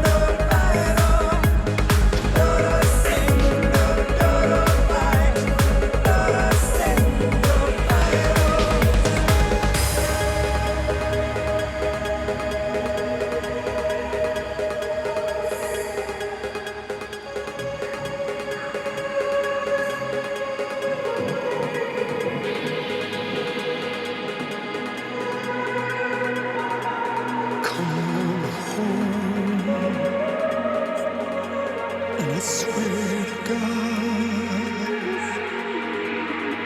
I will hold you in my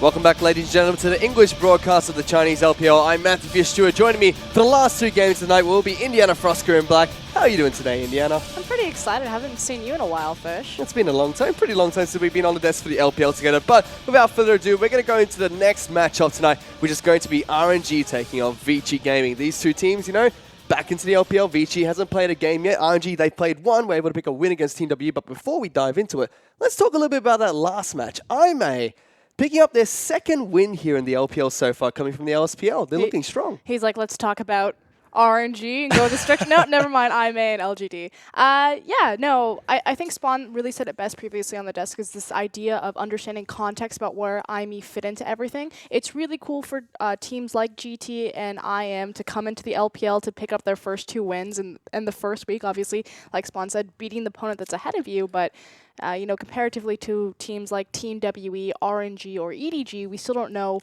are they good, can they be great, and can they challenge the elite? And you know, LGD looking a little bit similar to what they looked like in Spring Split here, dropping their first game against IMA.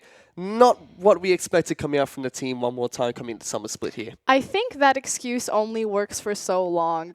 Not what we expected from LGD. I think at this point, that's pretty much what everyone is expecting from LGD, which is just unfortunate looking at their pound-for-pound star-studded roster. Well, let's dive straight into the next match that we have coming up here, which is going to be RNG taking on Vici Gaming. And the first thing that stands out here is the battle of the Azirs in the mid lane. We have Xiaohu taking on EasyHoon in the mid lane in this matchup. This is what a lot of people have been waiting for this week. Yeah, we called it the Korean Azir versus the Chinese Azir when we were preparing for this matchup. Obviously, this patch is perfect for the likes of EasyHoon. Control mages are back in form. He was a big Rise player, big Azir player that everyone knows from his days previous on SKT. Meanwhile, across from him, Xiao, who really showed up at MSI with his LeBlanc play and his Azir play. It pretty much means that it should be an insta-ban or a very heavily contested pick. But that's to say it's been heavily contested since Azir's kind of debut, so kind of another day in the office here. Certainly has. And let's take a look at those lineups really quickly as we take a look at RNG to start us off. They've got Looper, Enwalexi, Xiaohu, Uzi, and Mata in their lineup, with Uzi joining the team after their MSI run. So, new addition to the AD carry roster. And it was frankly just a pure upgrade. Yeah, you were rotating between Wushin and Name, but no one can really compete to the majesty that Uzi has shown in that AD carry position. And alongside Mata, they came out huge in their first game against Team WE and really proved and solidified themselves that they are still the team to beat in the LPL. They certainly did. They dropped that first match in the best-of-3 series, but finished it out 2-1, incredibly strong in the final two, and looking to try and pick up a win here against Vici today. They still have a very star-studded roster, pretty impressive performance in MSI as well. They're looking to continue their dominance in week 1 of the LPL here. And that's the terrifying thing if you look across at Vici, which I'm sure we'll get a glance at their roster in a second, is kind of where the power is weighted. If you look at Vici's roster, the first half of it looks great. You've got Long, you have Dante, you have EasyHoo, and you look across at the likes of Looper, MLXG, and Xiaohu, you're like, okay, I think we can go toe-to-toe with these guys. But then you get to the bottom lane, and that's when everything starts to fall apart. Not only the fact that you're facing across from Uzi and Mata, probably the most oppressive bot lane that the LPL has ever assembled, but then the fact that you have brand new players slotted into Vici's bot lane in Dwan and Schwan. And you know what? It still feels a little bit like Vici here, because even when they're playing with Endless and Caveman, it was still the tale about how the team had to keep their bottom lane alive. We're going to have to see if they can do that with their new bottom lane duo. Oh. Actually, no, it's not. What is this? Hail Mary play. I love it, Hail though. Mary play. They're back. Endless and Caveman. Okay, so we saw the off-roster movements of Dwan and Schwan being picked up by Vici Gaming, which they played before with the organization. I actually like the fact that they're sticking with Endless and Caveman. Vici have been very vocal as an organization, saying that they see a lot of potential in Endless, that he does well in scrims, but it's trying to make that translate on the LPL stage. And Caveman, I've actually become a fan of. I don't think he's a top-tier support, but that said, the LPL supports are just so stacked anyway. But he does his job, he does it well, and I don't think he's the necessary weak point for them. So nothing has changed for this Vici lineup here. They're going to be sending Lung up into the top lane. Dandy in the jungle to try and face off against MLXG. EasyHoo be back in that mid lane, and Endless and Caveman with a bottom lane AD carry duo. So now we do have the reset about where these rosters are lining up. You still have to give it to Uzi and Mata. Incredibly oppressive, and frankly, Endless has not been very good on anything that isn't Kalista. Kalista hasn't seen a ton of play in 6.10. Curious if Vici are still going to prioritize that champion, because it's this idea of an effective champion pool for Endless. He's been very hit or miss and very underwhelming when you look across the LPL AD carry pool. You know what? I really want to see if Vici can continue their sort of playstyle coming into this match, because you did mention, you know, the top half of the map, you know, it looks very even between the two teams. Both have very star-like players with the likes of Dandy, MLG, Xiaohu, EasyHoo, and all up there. Then you look at the bottom half, it's definitely into Uzi Mata's favor, but are Vici still going to be able to protect their bottom lane? They did that throughout this time spring split. The this thing that looks like the same thing. You're trying to beg is the question of understanding how Vici plays. So as an introduction back to Vici, for those who are new to the LPL, Vici were this team, we call them Death by 1,000 Cuts. They were a very macro-oriented team, very slow-paced team, and they would beat you around the map, but never in a 5v5. Vici have this identity where they would try to play the early game through things like lane swaps and clever little plays from pathing on Dandy. It would build up this gold lead, but it wasn't able to compensate for their inability to skirmish or to 5v5. And as we go into a 5v5 and fighting meta, unless Vici really made some adjustments in the offseason, this could be very scary for them. Well, we'll have to dive into Champion Sectors, check if Vici have made those adjustments coming to Game 1 of this Best 3 series against RNG. And so far, Vladimir has been banned out here, as well as Bard and LeBlanc and Rise being banned out by Vici Gaming here. Interesting. Vlad being taken away from Vici. Seems like they don't want Lung or he's going to pick up that champion, as Maokai is going to be the final ban coming out from RNG, which means a lot of junglers being left open here as well. And no surprise that it's a lot of mid lane focus. Again, we have Xiaohu and EasyHoo, but Dandy and MLXG, they're going to make anything stick that they get their hands on, so I don't necessarily see the point in banning out junglers from the likes of these two. And Lucian is going to be the final ban coming out from Vici Gaming. Immediately, RNG are going to lock in Kindred as their first pick. The MLXG special obviously showed the true power of that champion on the MSI stage. And what's super exciting is the fact that we get to see MLXG kind of coming back into the LPL, now recognized as one of the top junglers in the world, and he's facing off against the likes of Dandy. Again, we focus in on this mid lane, the two big Azir players, big control mage players, but so far on 6.10, it's just been the 2v2 of jungle mid duos. I think it's time to look at the other side of that. And so far, with that Kindred locked in for There he RNG, is. it does look like we could possibly see the Azir being picked up by EasyHoo here. They're hovering over it. Definitely could be their second, a part of their second pick rotation here. We'll have to see what Vici decides to lock in eventually. But lots of very strong champions in the current meta left open and available for these two teams to pick up. And it is going to be the Azir going on over to EasyHoo. So he's going to have the first bout with the Azir in this matchup. I think that pretty much means that we're going to see the Azir-Victor matchup, especially with LeBlanc banned. That's kind of the other flex that Xiaohu likes to go into, taking across from this. Obviously, very experienced with champion. And no surprise to see Dandy go back to Graves. He was the #1 Graves player for the LPL last split. would prioritize that champion over the likes of Nidalee and Kindred when offered to him. Obviously, Kindred being taken away, but Nidalee was still available. But kind of curious that he didn't go back towards the Rek'Sai. When we think of Dandy, we think of a very control-oriented jungler, but it makes sense. We kind of consider Graves a bit of a soft counter to Kindred, and this idea that when Lamb's Respite goes down, everyone's all low health anyway, and then Graves just holds his burst, walks in, and blows up multiple people. We'll have to see if Dandy can do just that. It's interesting that Nidalee wasn't picked up here, being one of the S-tier-esque junglers along with Kindred, normally banned out even, as Swain and Alistar are going to be picked up during the next pick rotation for RNG here. So we've seen a little bit of Swain move up back towards that top lane. You know, he's dipped in and out of competitive play a few years back, but now finding his home up in the top lane since his rework. I was going to say there are a few gaps there in the time that Swain has been played. We did see Newbie pick up Swain into the top lane. Spawn covered it a little bit. Effectively, he's just really obnoxious to play against.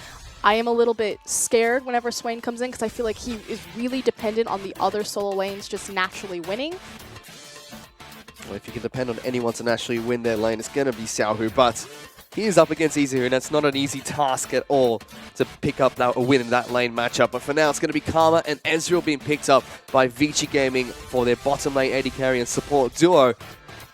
We don't have to wait to see what RNG decide to round out their team composition with their final two picks. Caitlyn's going to be the first lock-in for their lineup, and they are hovering over the Victor matchup, like you mentioned, the Azir going into the Victor. Most likely going to be the matchup for this mid lane. And again, I wanted to call this composition kind of the long arm comp. Effectively, you have so much zone control in front of you that you pick a very long-range AD carry. There's also the rise of the long-range AD carry simply because you have long-range mages, like Azir cropping back up, although Victor is historically kind of a mid-range mage. And he is going to get locked in here. So, it's exactly the matchup we thought it would be, and it's probably going to be thrown back and forth between these two mid laners throughout this best-of-3 series, as Victor, being played by Sal, who will take on Azir from Easyhu. But look at this, Kha'Zix is going to be locked in for Vici. We'll have to see if that's played by Lung or Dandy in this matchup, because Graves, we've seen him up in the top lane, but we haven't seen very much Kha'Zix at all recently. Looper seems to find it pretty humorous right there. Some cheeky smiles being passed around like by Uzis. Is this guy for real? No. Okay, cool. Kha'Zix versus Swain. LPL never disappoints. Nope, so that's what he does. They've got a couple more seconds to try and swap that one out, but it is going to be Kha'Zix moving up towards the top lane. It's been a while since we've seen the bug into a solo lane. I think it's only his release where we saw him throughout the mid lane so much, and he moved into the jungle a little bit, but a surprising return to the LPL. We'll keep tabs on Long, see if he does anything kind of curious or funny. Otherwise, taking a step back, looking at these compositions, you do have a ton of kill threat in pretty much every single one of these lanes. Yeah, sorry, just backing up, looking at kind of what Dandy's options are and where he's going to go on this map. We'll have to see what he decides to do as we go into Game 1 very shortly, but some interesting picks and bans coming out here in Game 1 already. It's been a little bit of a surprise, so to speak. I don't know anymore. I just kind of sit down and, let them teach me. Oh, we'll have to see if they can teach us anything going into Game 1 here as the coaches shake hands. We're heading into the first match very shortly.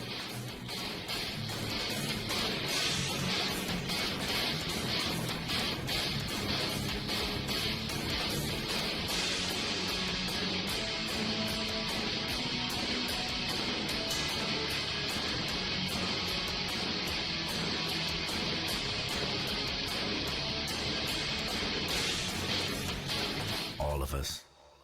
We come and we go. All of us.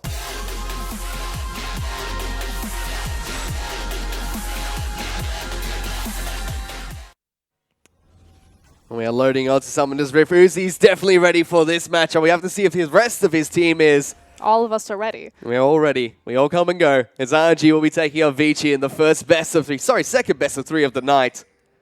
It's going to be the first match between these two teams. The first match actually for Vici here in the summer split of the LPL as well.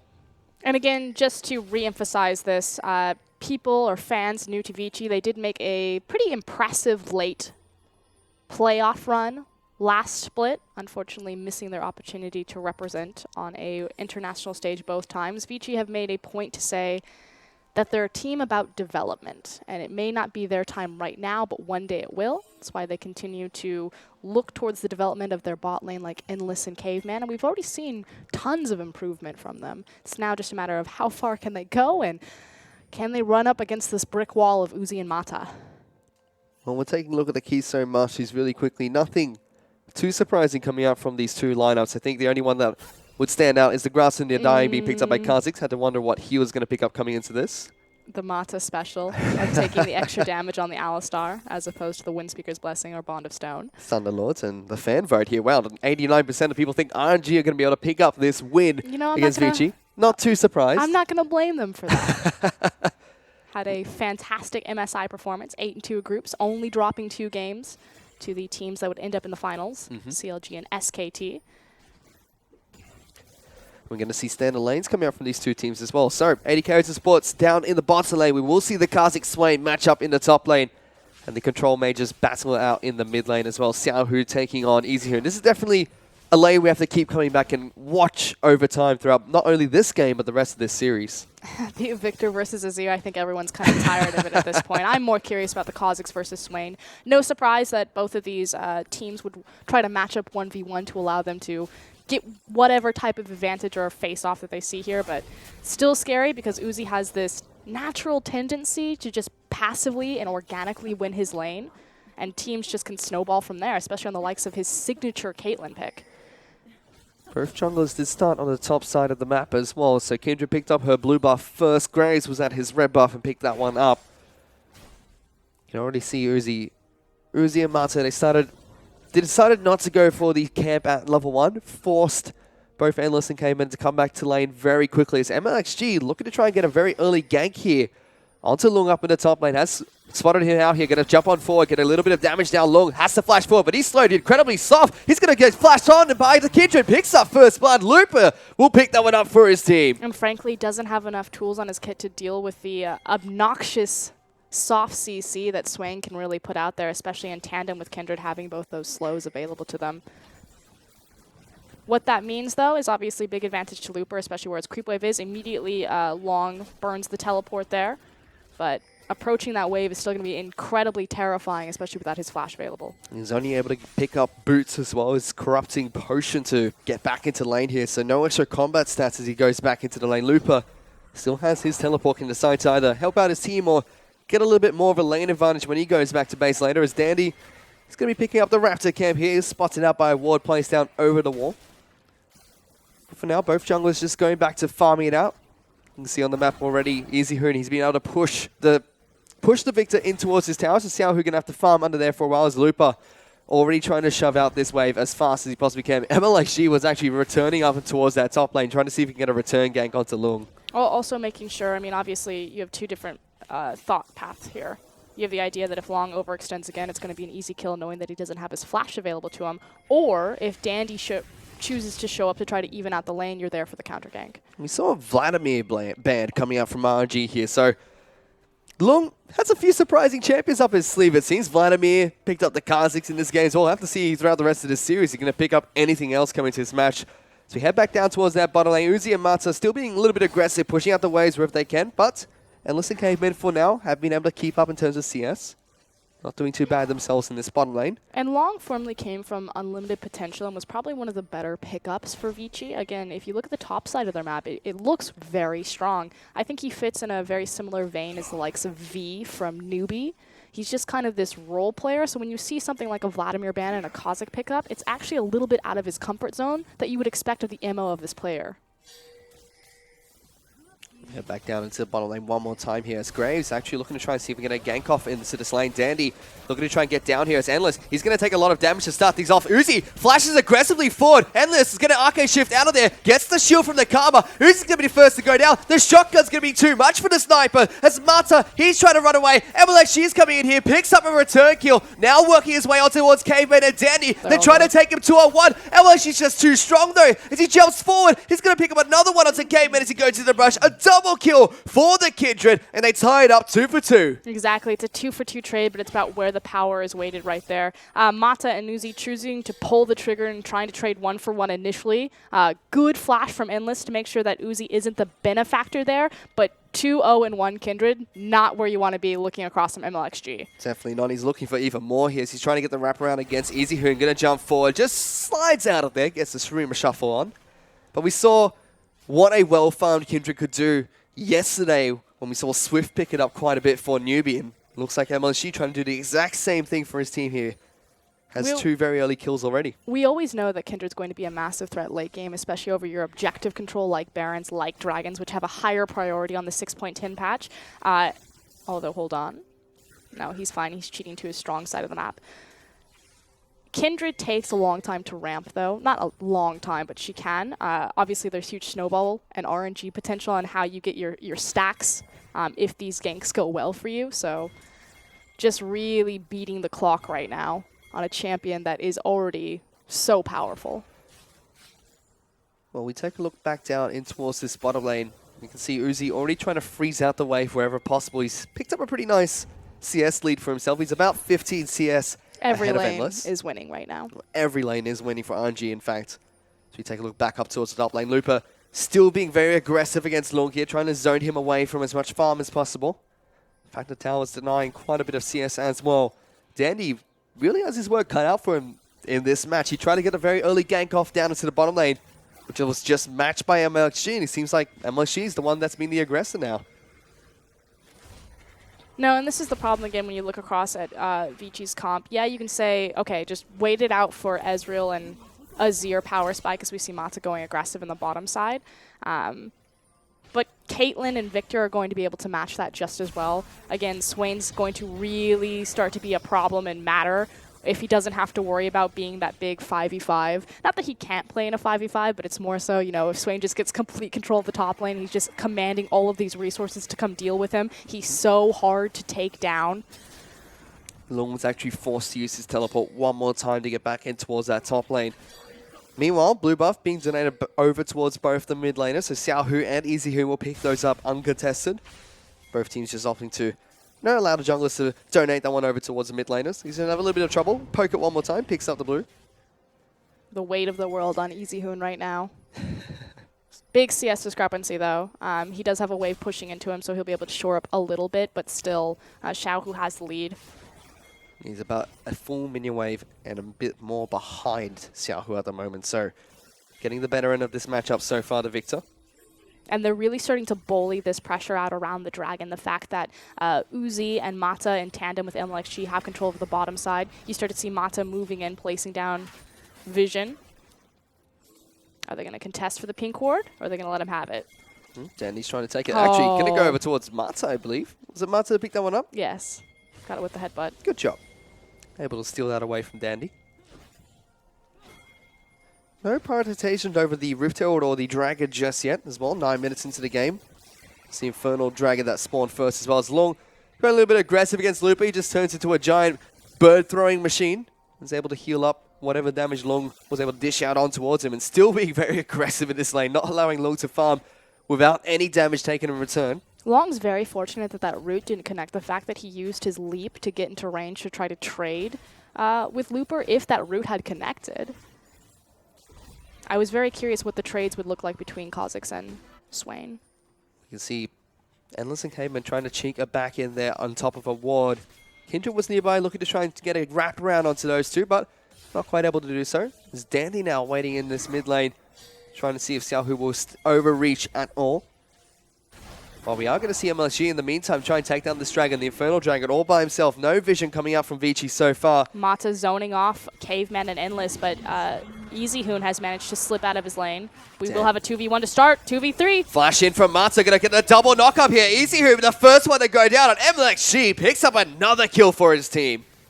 And the mentality for RNG is that we're already organically and passively winning. He's taking the dragon, just hold your lanes. You see Mata with very aggressive positioning, locking Caveman and Endless into the lane. Easyhoon and Dandy tried to force it, but RNG just had the superior rotation. And Xiaohu, with all of that vision, was able to follow up on Easyhoon nicely. And on top of that, MLXG was able to pick up the Infernal Drake. Before that, the next dragon to spawn will be the Mountain Dragon. So two of the more heavily prioritized dragons are spawning early on in the game here for RNG and Vici. So we take a look back up towards that top lane. Lupa still being an absolute nuisance against Long here. He's about 15 CS up ahead of the Bug. And Long is not having a good time in this lane at all. No one is having a good time. It's, again, holding on and waiting for your Ezreal and your Azir before you can start picking everyone up. And speaking of the Ezreal, he's 20 CS behind Uzi at the moment. No surprise. A very big disadvantage for Endless at the moment. And Uzi and Mata have been very aggressive in this lane, making sure they can deny as much CS as possible from Endless. Despite the gank from Dandy that came on very early in the game, MLXG was able to turn that one completely around. And MLXG hasn't even sacrificed any of his jungle farm to Dandy, so they're still sitting relatively even, slight leads, depending on who's taking their back when, but obviously that big difference is going to be the 2 kills slated in MLXG's pocket. Approaching about 12 minutes into the game as well. So far, RNG, they're a pretty comfortable 2,000 gold lead ahead of Vici at the moment. 4-2, a single dragon to none, and no turrets taken down just yet. We have a look at the items really quickly. Ezreal already picked up that tier, has the Sheen as well. Still need to complete the Iceborne Gauntlet first, it seems, coming in from this champion, whereas Caitlyn and Uzi already picked up the BF sword, so a little bit more damage coming back into the lane for now for the Caitlyn. Looper and Long just going to trade up in this top lane quickly here. The Root not going to be able to connect on towards the Bug, but Looper just takes no damage when his ultimate is on. Oh, hold on. Mata for the roam. Ultimate's going to come out from Uzi here, and he's going to try and lock out Xiaohu, but it's going to be easier if they get locked down here. Xiaohu, though, taking a lot of damage. Dandy is all up inside of his face. That's 1-1, though, for both these teams so far, as the fight's going to break out, and MXG is going to try and join onto this fight. Mata doesn't have the headbutt pulverized just yet. The Root's not going to be able to connect onto Dandy, but the Bug still trying to run away. Does get the slowdown on towards the Kindred. They just trade mid laner for mid laner. But again, it's looking about where these kills are being allocated. The gold is being spread across RNG's team composition. It's going to be Looper that picks it up, now 2-0 on this swing, whereas Dandy still has all of the kills other than his support. So. And still, 2,000 gold in the lead for RNG as Long as dude just crawling up towards this top lane. He knows what he has to go up against, but Dandy, he's been caught up on MXG here. Another jump forward would be enough. He flashes on top of him. MLXG picks up a solo kill against Dandy. What a world we live in, where the likes of MLXG, this very young, aggressive Chinese jungler, is really testing his mettle against the likes of Dandy, a world champion now. Naturally, Dandy is he's dealing with some different assets on his teams than the likes of Samsung White, but credit to MLXG, he's really come into his own, and RNG have unlocked his true potential. He played really well at MSI and continue to do so here in their match against Vici, as Endless going to take a whole world of damage coming out from Uzi and Mata, just a one headbutt pulverized combo. So this game, RNG are just winning everything organically, as EasyHoon's actually caught behind enemy lines. That's a rock and a hard place. Will he get out?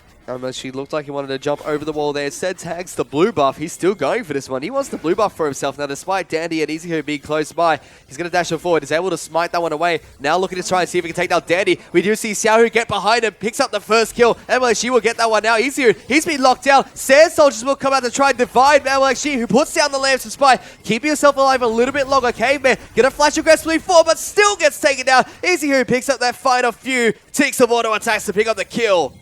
And it's just this continued idea, the point that we were on before, is that RNG are just organically winning everything. And it allows so much space and room for MLXG to take full control of the jungle. And it's now a question of, you know, chicken before the egg. Did MLXG win in the jungle, which allowed the lanes to win? And I think it was just everything happening at once. It really feels like that. You know, Looper already strong up in the top lane. MLXG, you already mentioned, controlling the jungle, picking up solo kills, great ganks from him. Uzi and Mata really strong in this bottom lane, and Xiaohu just is naturally ahead of EasyHoon throughout this laning phase. So RNG looking really strong here. And it feels very slow paced and very controlled for how quickly we would normally see games ramp. You think back to RNG, it's constantly deep invading, skirmishing over these wards, and now they're just kind of sitting in an elongated lane phase, but that's totally fine. The adjustment to bringing Uzi to the roster, just give him a lane phase, let him farm up. Caitlyn does have a mid-game power trough, but no one's going to out-CS Uzi ever, 144 to 117. Especially when you have Mata as your support. He's always going to be right behind Uzi, making sure you can back him up whenever he needs him to be. And Long, this is just not fun. He can't win any trade. He can't do any damage in this lane.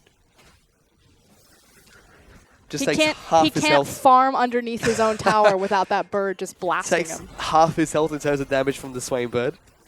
Meanwhile, MXG and Loop are going to try and see if they can take down the Rift Herald about 16 minutes into the game.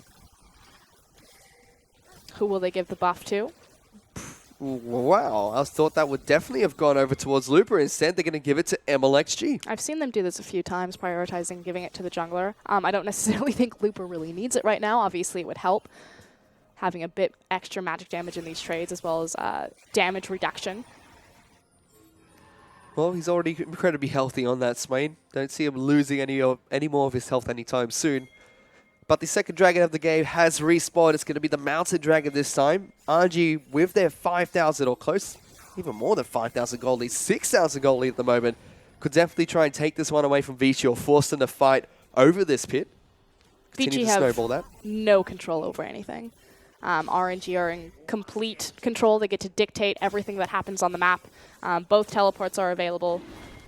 Very few items completed across the board for Vici as well. You can see in the mid lane, Stinger for EasyHoon. He has the Negatron Cloak and just bits and pieces here and there. Bottom lane, Endless finally picked up his Iceborne Gauntlet, but still sitting on the tier. Top lane, Spectre's Cowl, Barmy, Cinder, not much here, just bits and pieces of items all around the map. A level 11 smite compared to a level 9. We'll see if Dandy can maybe pull off a miracle here, although Mata is on top. Going to be difficult, but MLG, he's waiting, just taking up the dragon whenever he possibly can. Going to see if he get the smite off. Will be able to take that one away from Dandy. They try to contest for it, but easy objective for MLG. And again, it's just this idea of we're already passively winning, so why change anything? It's a level 11 smite to level 9. He's not going to get it. Just make sure that there's no fight, because we don't want to skew this one way or the other if no one's in perfect position. Continue to free farm your lanes and get the gold. And the next dragon that will spawn in 23 minutes will be another Mountain Dragon, so another big dragon for RNG to pick up if they choose to continue increasing the damage they deal to towers and epic monsters.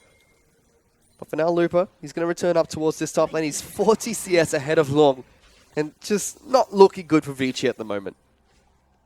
And this is just the exact, I keep saying, but it's the exact plan that RNG want to play. The only tower that's gone down so far is that mid-tier tower, but otherwise they're holding all of their waves. They know that they're getting free gold. They know that they're going to outscale. And they're slowly doing just that. Every single lane is up by at least 20 CS. MLXG controls the entirety of Dandy's jungle. He's 5-0-2, 30 CS ahead of that Graves as well.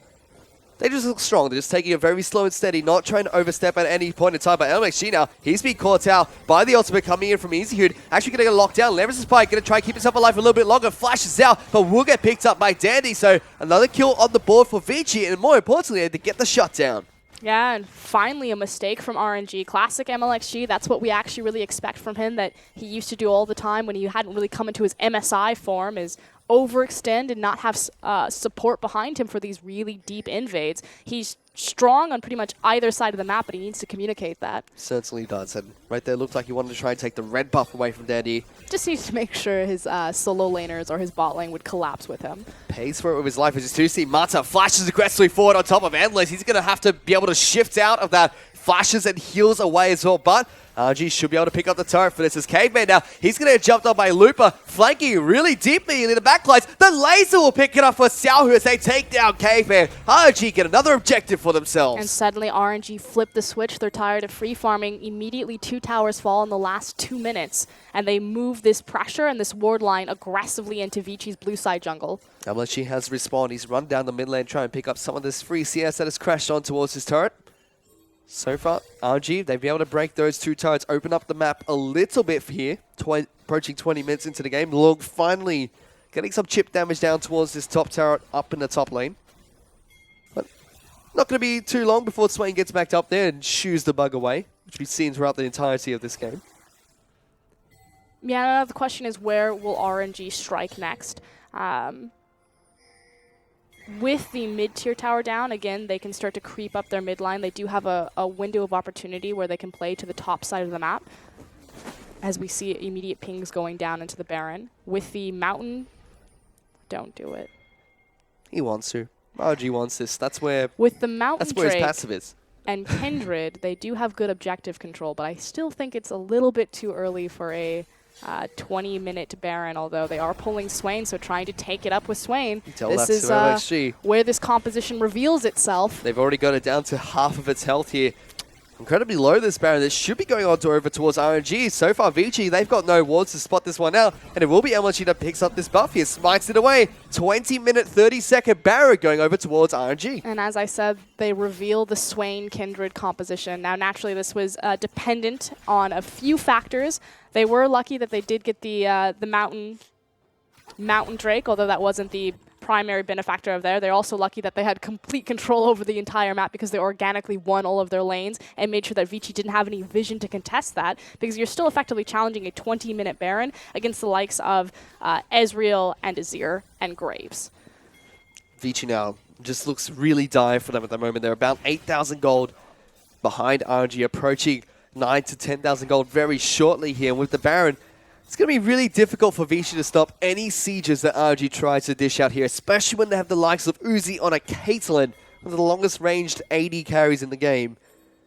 It's going to be difficult for Vici to try and hold on to this. And the Kha'Zix pick up in the top lane just hasn't shown anything so far this game. Yeah, and haven't been able to do anything 1v1 against its lane, and we still haven't really seen a full 5v5, so see if Long has any backline threat and if he's going to apply any pressure to Uzi. But at this point, I kind of think it's too little too late. Vici have fallen far too down the rabbit hole. Kha'Zix picked up a Spirit Visage in the Barmy Cinder, so going for a full tanky build onto this bug. See a lot of Kha'Zix pick up damage normally. Was more of an assassin champion where you last saw him competitive play, but meanwhile, Xiaohu's just destroyed Endless. Endless destroys him in return, though. What? It was an assist by EasyHoon as well, so it was a 2v1 on the bottom side of the map, Victor versus Ezreal and Azir.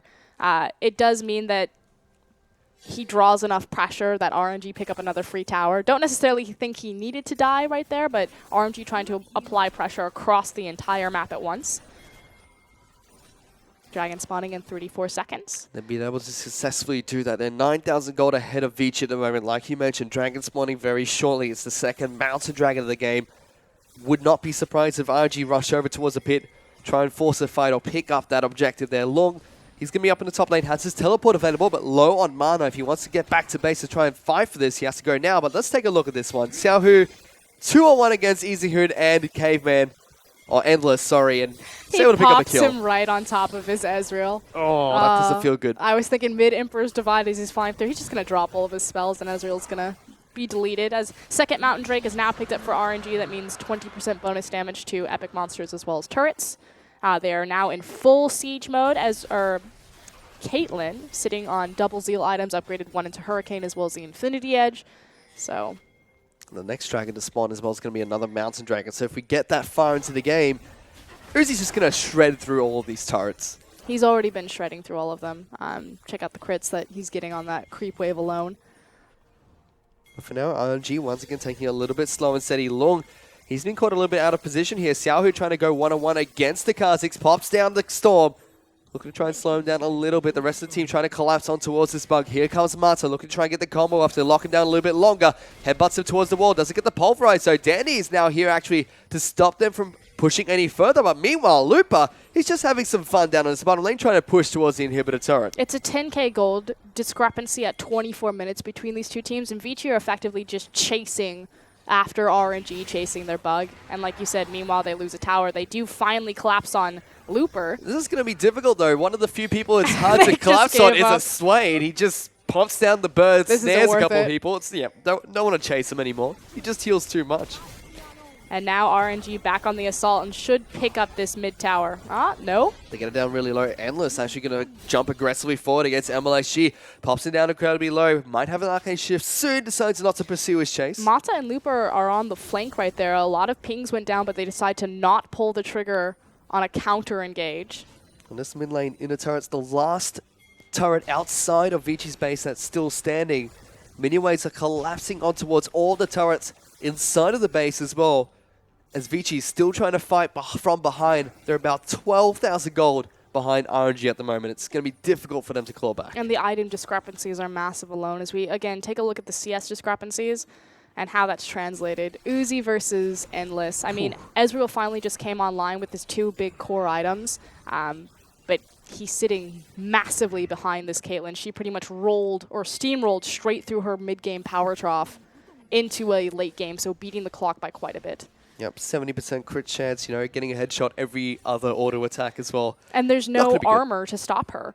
There's only MR up and available. You've got the makings of Frozen, not Frozen Heart. It's got Bomby Cinder. On top of that, LMG here has a black cleaver as well, so going to shred even more armor, or whatever there is remaining of armor from Vici's lineup.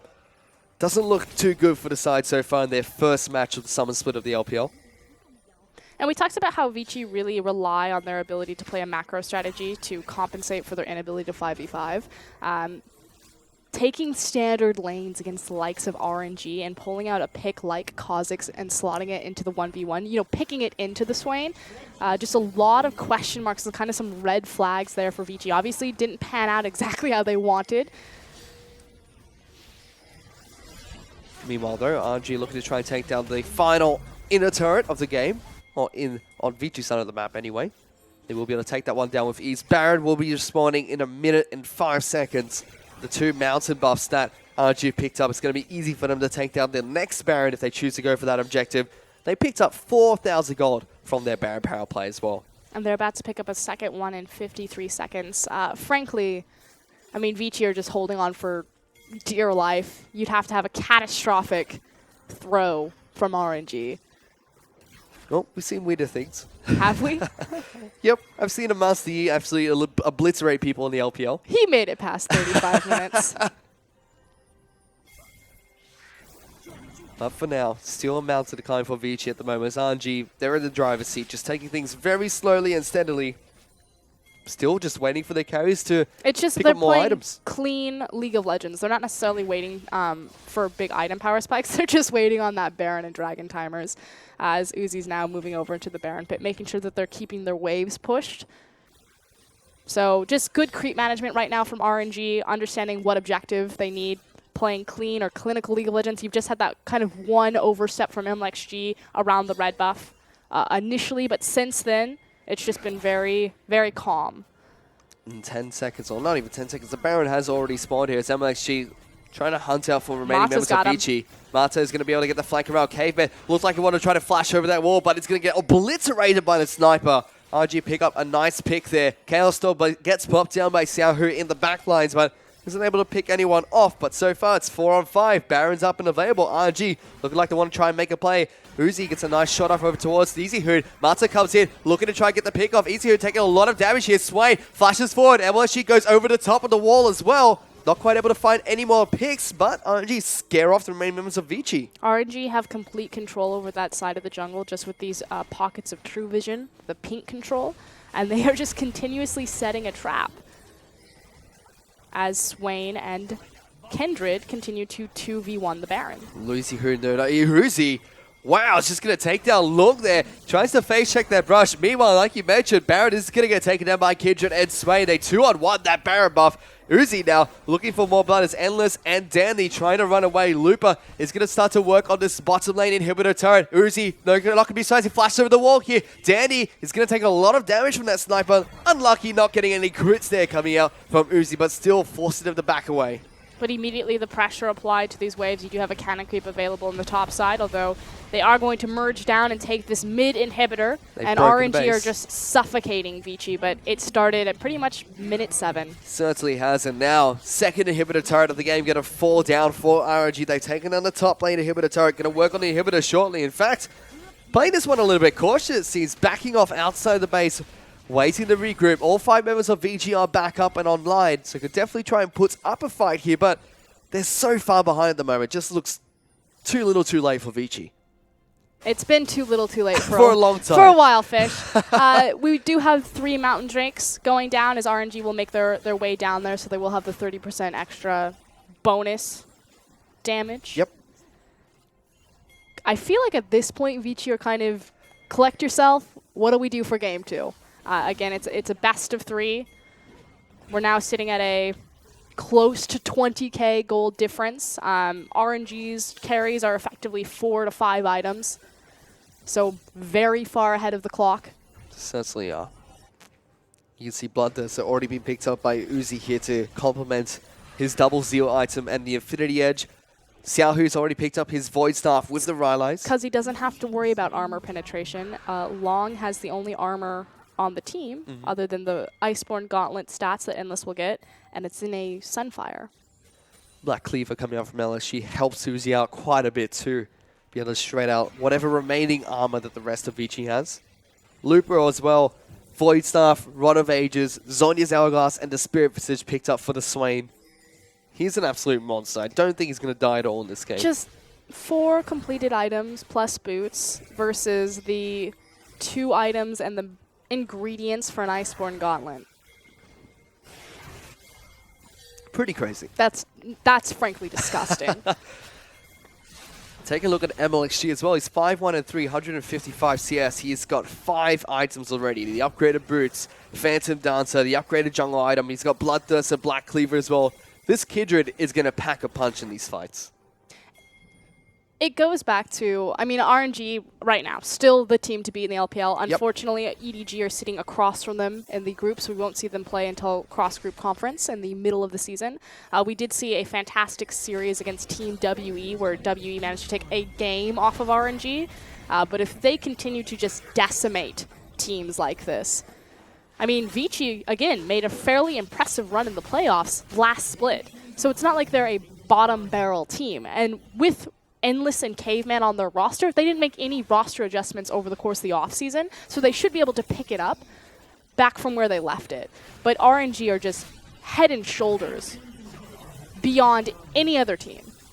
And they're looking to try and clean up this game here against Vici. They've taken out all the inhibitor turrets and inhibitors away from the Vici lineup, working on towards the Nexus turrets now. As Vici desperately trying to make their last stand. They're expending so much money to try and clear all 3 creep waves that are crashing on towards their base, but it's just going to be too little too late for the Vici lineup. Mata, he's going to go in aggressively. They jump onto Endless and Easy here. He pops his ultimate, trying to separate them. Not going to be enough. As Lung now, he gets knocked back in towards the team. They're trying to sit on top of the fountain to try and fight RNG, but even that's not going to help them out. As Uzi gets free auto attacks out onto Lung, takes him down. Dandy desperately trying to defend against Looper, but he just heals too much as Swain here. They're trying to take him down. He pops the Zhonya's, going to stay alive even longer. It's MLXG helps him out with the laser spy. RNG fighting Vici from the fountain, but that's not going to be enough as the Nexus is going to fall down and RNG pick up game 1 against Vici. All smiles on their face right there. As you see Uzi on your screen, it was dominant, oppressive, clinical. Probably only 2 real errors from RNG right there when Xiaohu was caught out on the bottom side, 2v1 against EasyHoon and Endless, and MLXG kind of aggressively baiting without warning his mid laner and his top laner that he was going to contest Dandy for the red buff. But otherwise, this was just another day in the office for them. Certainly was. And Vici, you know, from Champions Select, they tried to do a few interesting things here. They picked up the Kha'Zix, didn't show anything at all in that game. Was just shut down by MXG, the Swain. A little bit too much to handle, and then the whole game just fell apart for them. I mean, they took, what, a 21-minute Baron there with the, again, the composition revealing itself using the Swain to tank the Baron as well as the Kindred Shred and Monster Dragon. Really curious if they would have been able to pull something like that off if the circumstances weren't so snowballed in their favor, you know, having Mountain Drake, having organic control of everything, having the stronger smite. But obviously, you can say very good at recognizing when they can take the risks that they want. When we take a look at the highlights really quickly, you can see here, this was the first proactive play coming out from Vici. They sent Dandy down into the bottom lane, was able to pick up 2 kills for his team, but MLSG was right behind him, able to turn that one around, trade it 2 for 2, and arguably give Uzi the advantage in that lane as well. Dandy has this mentality that he likes to prioritize ganking on the bottom lane because, as he says, there's more people there to snowball. I have more chances to pick up gold and kills. And frankly, was just outmaneuvered by MLXG. Now, naturally, Dandy's solo laners are not going to be as powerful as RNG, but it was MLXG right place, right time. Speaking of those solo laners, this is what we saw right from the get-go. Both the top lane and mid lane for RNG were significantly further ahead from Vici, not only in terms of CS, but also pressure in the lane, the kills they picked up as well, the item advantage. It's just right from the very start, RNG looked really solid in all their solo lanes. Yeah, I want to kind of touch upon the Kha'Zix pick. Again, it's kind of one of those moments where you step back and you say, okay, obviously you understand something about this pick. that I'm missing. Show me what it means to you. Show me how you're going to utilize it. And it was just, frankly, a wash. I don't see how that there's any way that Kha'Zix was going to win any of those trades. Was quite fortunate that a lot of the roots didn't connect on him, but even without the root connecting, just the AoE control and the dot damage that Swain had, he couldn't farm safely, and then that translated into level discrepancies, and it just got worse from there, and the top side of the map collapsed, and from there it just bled everywhere else. Well, RNG looked clinical in game number 1 here, but we're going to go to a short break and we'll be back with game 2 very shortly.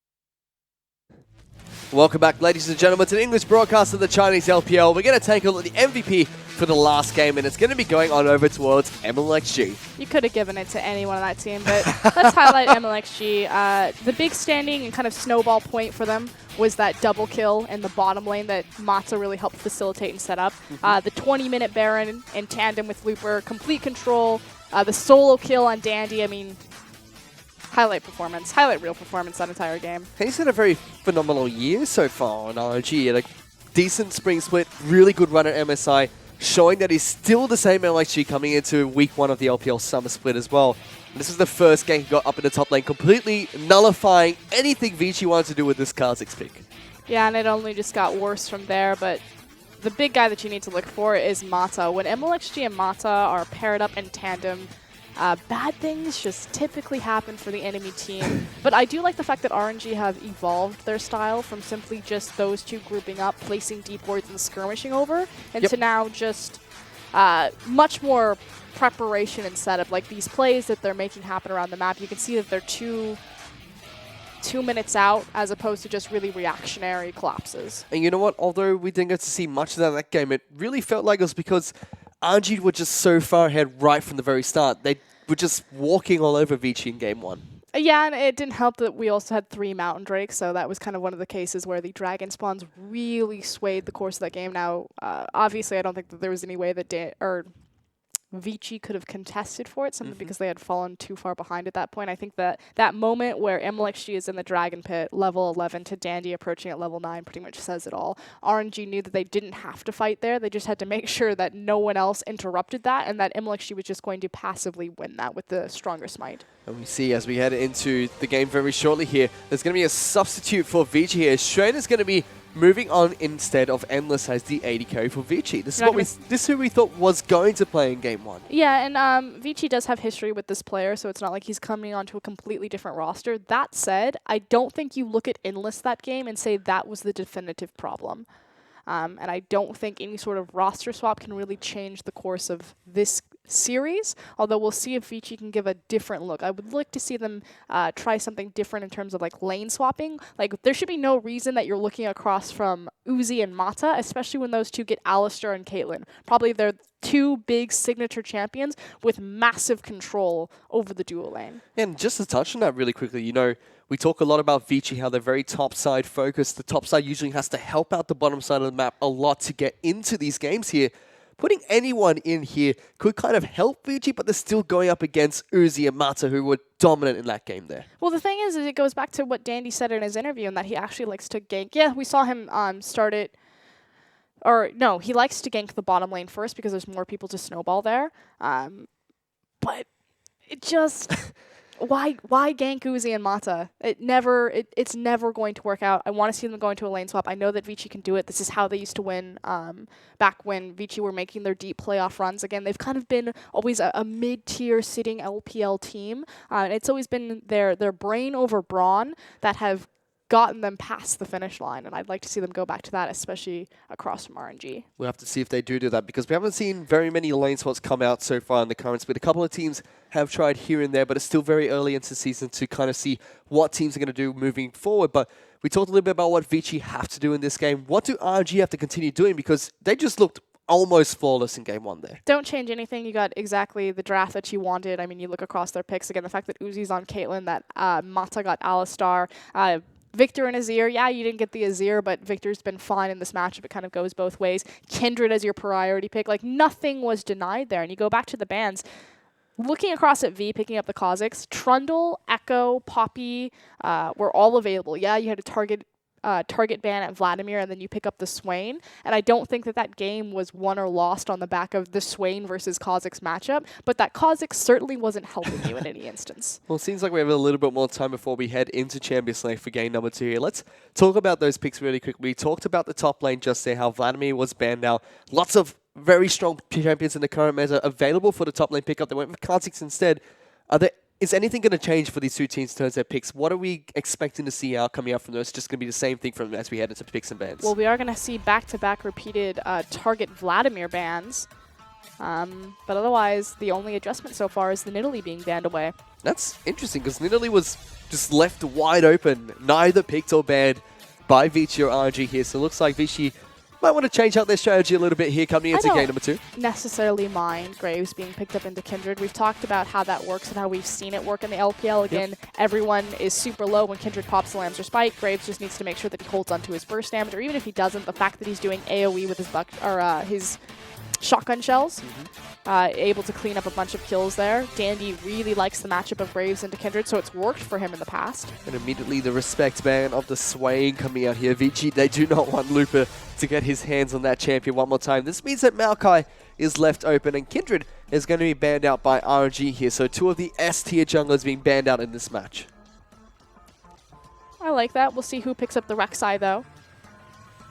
Rek'Sai and Graves, 2 picks that definitely would be contender for the jungle here. Lucian, which is being hovered over by Vici right now. Very strong AD carry pick, is going to get locked in as well, which was banned out in the previous game as RNG immediately go for the lock-in of Bard and Rek'Sai.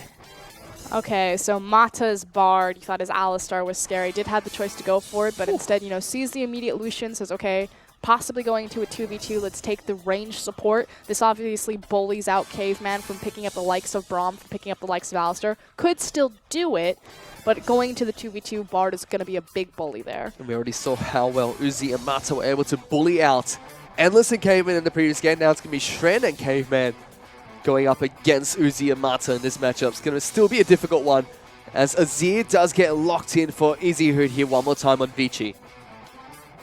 Yeah, doesn't have to be afraid of the LeBlanc. I already like this adaptation, though. Hopefully Long will lock this one in, or Dandy for Long. Well, you never know. You could swap that out for Kha'Zix at any given time, but this time is going to go... Don't play with my heart. ...for the Echo instead. Locks that one in. Should be going up over towards the top lane. Meanwhile, going to have to see what RG decide to respond with. We did mention Maokai still left up and available. What's banned out in the previous game. You have to think that RG would want to pick that one up here.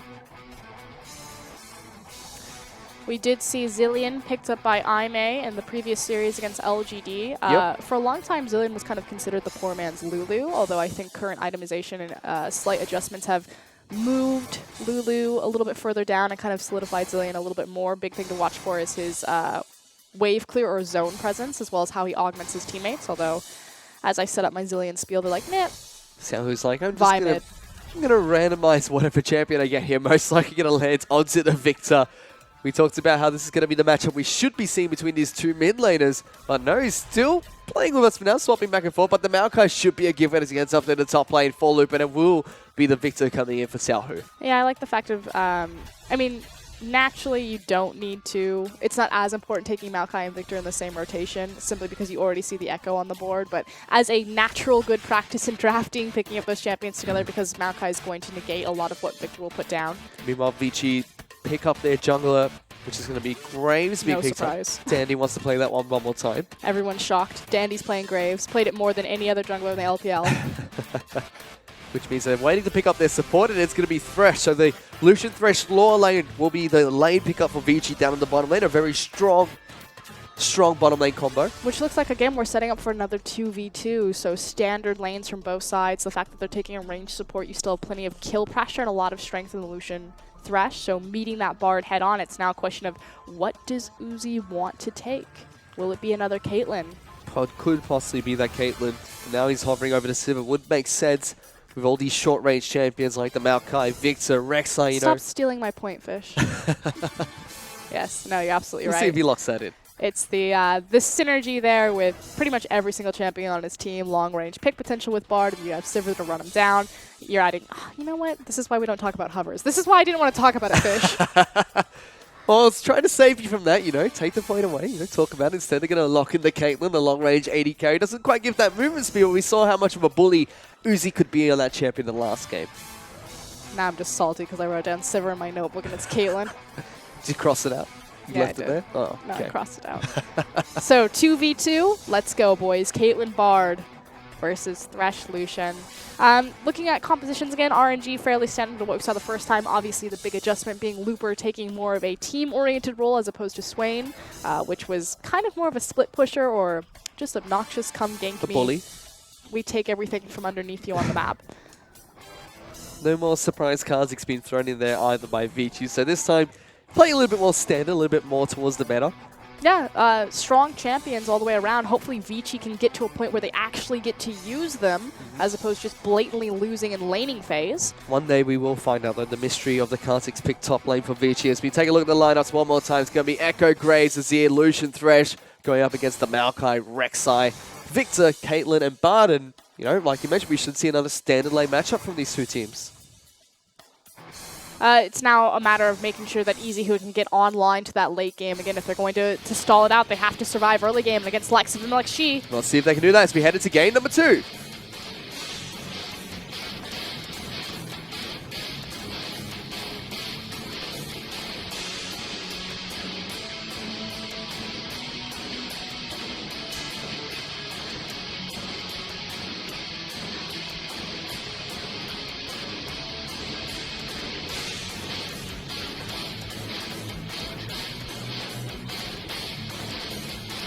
All of us.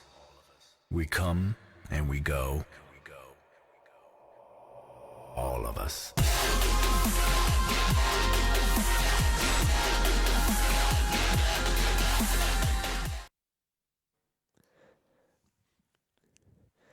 Well, it seems like unfortunately we're having a little bit of technical difficulties before we can get into game number 2 here in the best of 3 series between RNG and Vici Gaming. But we talked a little bit about that matchup earlier. Before we dive into Summoner's Rift, is there anything else that stands out here coming into this game? Because, you know, it looks a lot more standard now between the two teams. I wanted to kind of take a moment about Rek'Sai, because we've seen Rek'Sai cropping up a lot, and obviously I don't expect every single viewer to sit through every single LPL game, so they might have missed the multiple explanations that we've given on Rek'Sai and kind of why she's cropped back up. And I think it's a couple of different trains of thought.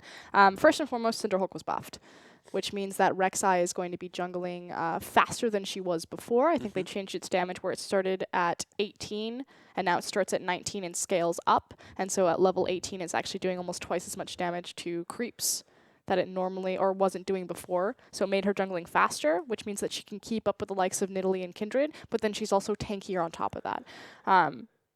Then kind of the more abstract concepts of why Rek'Sai has really come back is, for me, it's the adjustments and small changes to vision. And Rek'Sai is a control jungler. Obviously, we have a higher priority over Dragon and Baron Pit. And when you can just rock up to something due to the changes to the trinket system and have the Tremor Sense available to compensate for that, it means a lot more. People getting used to Rek'Sai's gank paths again. We saw this in LGD versus IMA for the first series of the night. Marn in particular, kind of falling victim, maybe not remembering exactly how that champion works, but we made it. We made it. We're and into that's why Champions League. Rek'Sai is back in the meta. We made it back into game. We're on to Summoner's Rift here. Game number 2 between RNG and Vici. We have to see if MLXG here remembers how to play that Rek'Sai. It's been a long time since we've seen him on that champion. I'm sure he remembers. It's more making sure that your mid laners and your top laners, you know, remember Rek'Sai's unique gank paths. You know, RNG here, the fan vote still heavily in their favor. Look at that risky 10%. Some people still believe. I believe. I did. Until Endless was taken out. I don't believe anymore. No love for Schwan. Again, Schwan, the roster adjustment here for Endless, has played on the Vici squad before, so not entirely new, although he will be spotted out by that ward. And it looks like we are going to go ahead and have standard lanes. No one doing anything quite as cheeky, although it looks like Mata should invade and contest these Krugs. Does seem like Shren and Caveman want to try and look to take that level 1 camp. Caveman actually flaying immediately to try and face check the brush there. Puts down a ward. So Krepo is pretty vocal about this. He believes that Bard should always contest as opposed to taking his own camps, and the reason being that Bard has one of the strongest level 1s in the game, obviously with the added bonus of the Meep damage. Uzi and Mata do step forward to contest with that advantage. However, they stop the big one going down, but small Krug over to Schwan. Seems like Vici were content with just taking the small Krug for now. Mata and Uzi are going to just try and push as fast as possible. They got bullied off the big one. Didn't take any damage from it. That was a gift bag. For now, RNG's still going to take advantage of that by trying to push as fast as possible, try and hit level 2 faster still. Naturally, if you have control of the creep wave, it means you get to expend less of your auto attacks on farming and more of your auto attacks on punching people in the head. We do see once again both the junglers starting towards the top side of the map. So Rek'Sai is going to pick up her red buff as Graves going to take the red buff, blue buff first as well. See if Dandy has a better go across from the likes of Rek'Sai rather than Kindred. So we take a look up in the top lane. Lung and Looper just, duking out a little bit. The Maokai taking a little bit of damage. So we move back towards that mid lane. Xiaohu now taking a little bit of poke from EasyHoon here. Already so much better for Vici. They're not immediately losing their lane phases. Now, naturally, you expect this out of Azir early before Victor has his Hex Core as well as more points to allow him to clear waves as freely. But more importantly, the top lane going so much better for Long right off the bat. Although MLXG is actually hunting around for Dandy. He's not going to spot any camps. Oh, never mind. He's got the Raptor camp. But he will get an idea about where Dandy is. As pings are going down, everyone knows where everyone is. Dandy looking to try and catch out MLXG here. Just takes a tunnel, immediately get to safety. Dandy going to jump aggressively forward there, trying to slow him down. Gets a little bit of damage down towards the Rek'Sai, but not much else. No, definitely proving a point as Mata did start to swing up. Caveman also hovering underneath, and it's going to be a contest. Caveman's in river, so 2v1 to start. Mata starting to move, as well as Uzi. Well, she knows where they are, though. Does have the Tremor Sense coming. Caveman, though, he's been caught out here. Mata, he's not going to get hit by that. Hook goes right through him, it seems. This Uzi now gets a few more auto attacks, flashes aggressively forward. Mata will pick up first blood here. As now Shred, he's trying to do as much damage as possible to Uzi, but he's still alive. Safari Caitlyn tries to get out there. Will eventually get taken down, but Shred's going to get locked down by so many members of RNG. Lung joins the fight, takes the magical journey immediately. Doesn't want anything to do with this lineup. As EasyHoon, he's trying to run away now. Has to try and get out of here. Not going to quite able to do it. Pops the ghost it sees coming out from here, but he's not going to be able to. He's going to be able to get out there, costing him a couple of summoner spells. An early 5v5 might turn into more as the chase continues after EasyHoon. They're still looking for him. He doesn't have much mana. He's going to lock down here. MLG doing a little bit of damage. Still has that heal available. Wasn't a ghost, it was a flash coming out from him earlier. But just look at that. Already a team fight taking place between these two teams at about 4 minutes in this game. But again, a big issue from Caveman there to walk up into river when Mata and Uzi had the shorter run there to help and collapse onto their jungler. Can't help but also look at Dandy as kind of the big leader of that call, if you will. And already RG 3-1 on the scoreboard here with 1,300 gold in their advantage as well. Just 5 minutes into this game. Not a bad way to start off game number 2 here. And big item discrepancy between the AD carries now. Xuan only having the Cole, Longsword, and Doran's Blade in his pocket versus the pickaxe for Uzi. Very patient here from Dandy though. Caveman waiting to see if he can get a hook off on towards Uzi. He's not going to connect here. Going to have to show himself. Tries to flame Mata backwards. Will take a few shotgun shells to the face, but not going to be a successful game coming out from Vici. Yeah, so much time expended from Dandy as well. 9 CS to 20 CS, and in the jungle that means a lot. Trying to give his AD carry a foot back into it, but unfortunately not connecting with either the Death Sentence or the Flay. Yeah, well actually he didn't pick up his blue buff during his first clear here. Going to donate that one early over towards Xiaohu, who picks up a nice blue buff for himself. See how the timers will impact later on down the game. Obviously, this means that Xiaohu won't have second rotation blue to match up against EasyHoon. We'll see if either mid laner takes advantage of the 15% bonus AP or that mana span. Fernando looks fairly even in that mid lane. Only big difference is Xiaohu. He's got 2 assists for himself at the moment, so a couple more. We'll be able to pick up a couple more items later down the track. EasyHoon, he's picked up a null magic mantle for himself, looking towards the Negatron cloak as soon as possible.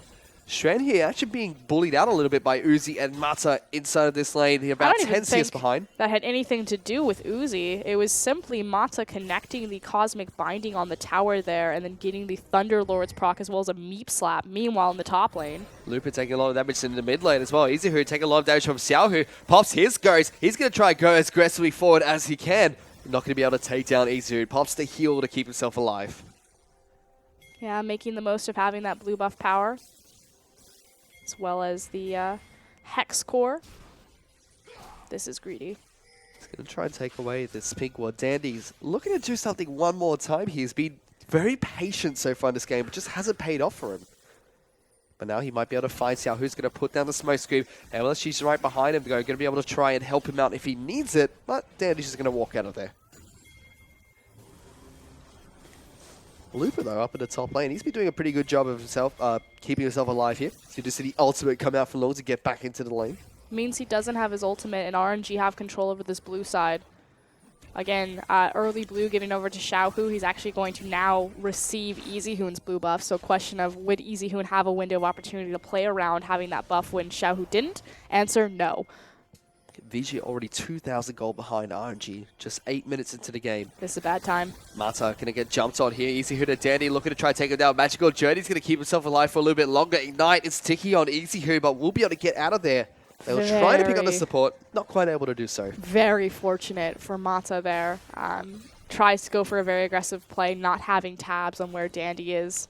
So good attempt there from EasyHoon, was almost a 1-for-1 trade in the end, but invading and making aggressive plays blind like that, this is kind of the old tendencies of RNG that would get them in a little bit of trouble.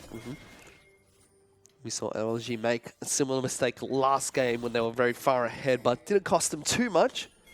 That time around didn't cost them much either, as Mata was able to skit out of there.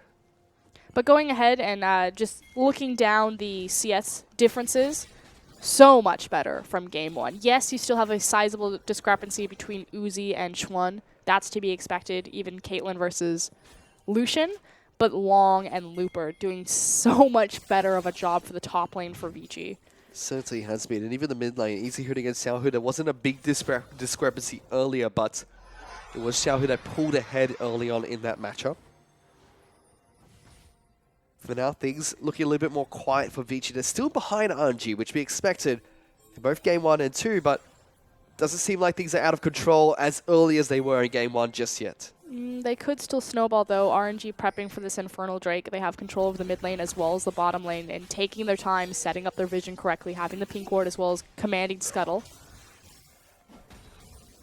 You know, see they are able to contest for that one.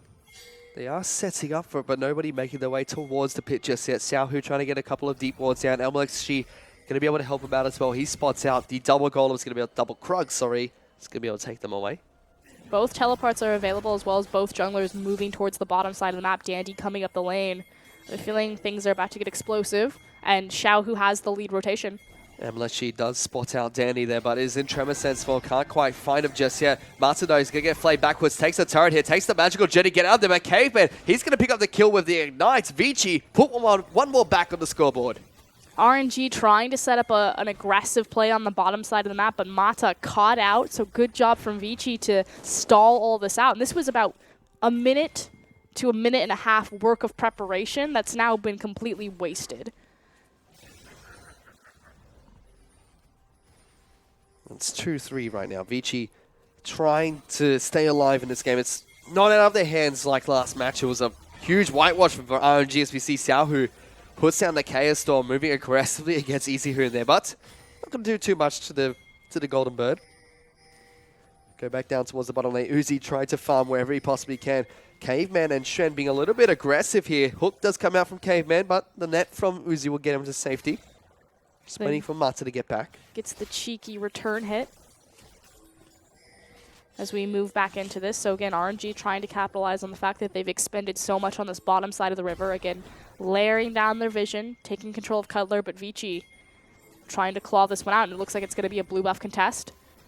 TP real deep here from Looper. Let's see what he can do with that, because the Maokai's all the way in the back lines. Temper Fate's going to come out, stop Shred mid-death. Here comes a teleport coming out from the... No, that's not going to connect. Come out from the man with time. Echo, forgot his name for a split second, but nothing happens. Vici just able to just jump out up there. Both TP cooldowns burned, though. And like you keep saying, yes, it was a whitewash in the first game, but Vici doing a much better job staying into this one. And it's now that question of, we know that EasyHoon can perform in the late game, especially on a pick like Azir. So can Vici just hold out long enough to get him there and to have a chance in this series? Well, it certainly looks like they're trying to here. Shen, though, down on this bottom lane, slowly falling behind, and even further behind is CS here. Now MSG going to put some pressure down onto this huge wave that's crashing on towards the turret. They're just going to continue to brute force this. You also see Xiaohu making the rotation, stepping into Fog of War and making sure that EasyHoon can't move over lest he goes the long way around. So RNG, they say enough is enough. We're done trying to set up for this one. We're just going to brute force, push this tower down, and start opening up our siege potential. And they take down the first objective of the game. The bottom lane outer turret will be taken down. Uzi picks that one up. And he's about 20 CS now ahead of Shren down on the bottom lane. 2,000 gold still is the lead for RNG as Long and Looper still duking out up in the top lane. just butting heads. The two tanky top laners not going to be able to kill each other anytime soon. Especially not that Maokai has more levels, so getting more out of his passive. And once again, we see Vici this time able to control their own blue buff. Not going to be stolen away by Xiaohu and MLXG, but here comes a magical journey trying to collapse onto Strand here. MLXG tries to get a tunnel forward, but the Dark Passage will be able to take him back to safety. And Victor continuously trying to get the shorter path down there and cheat for a gank.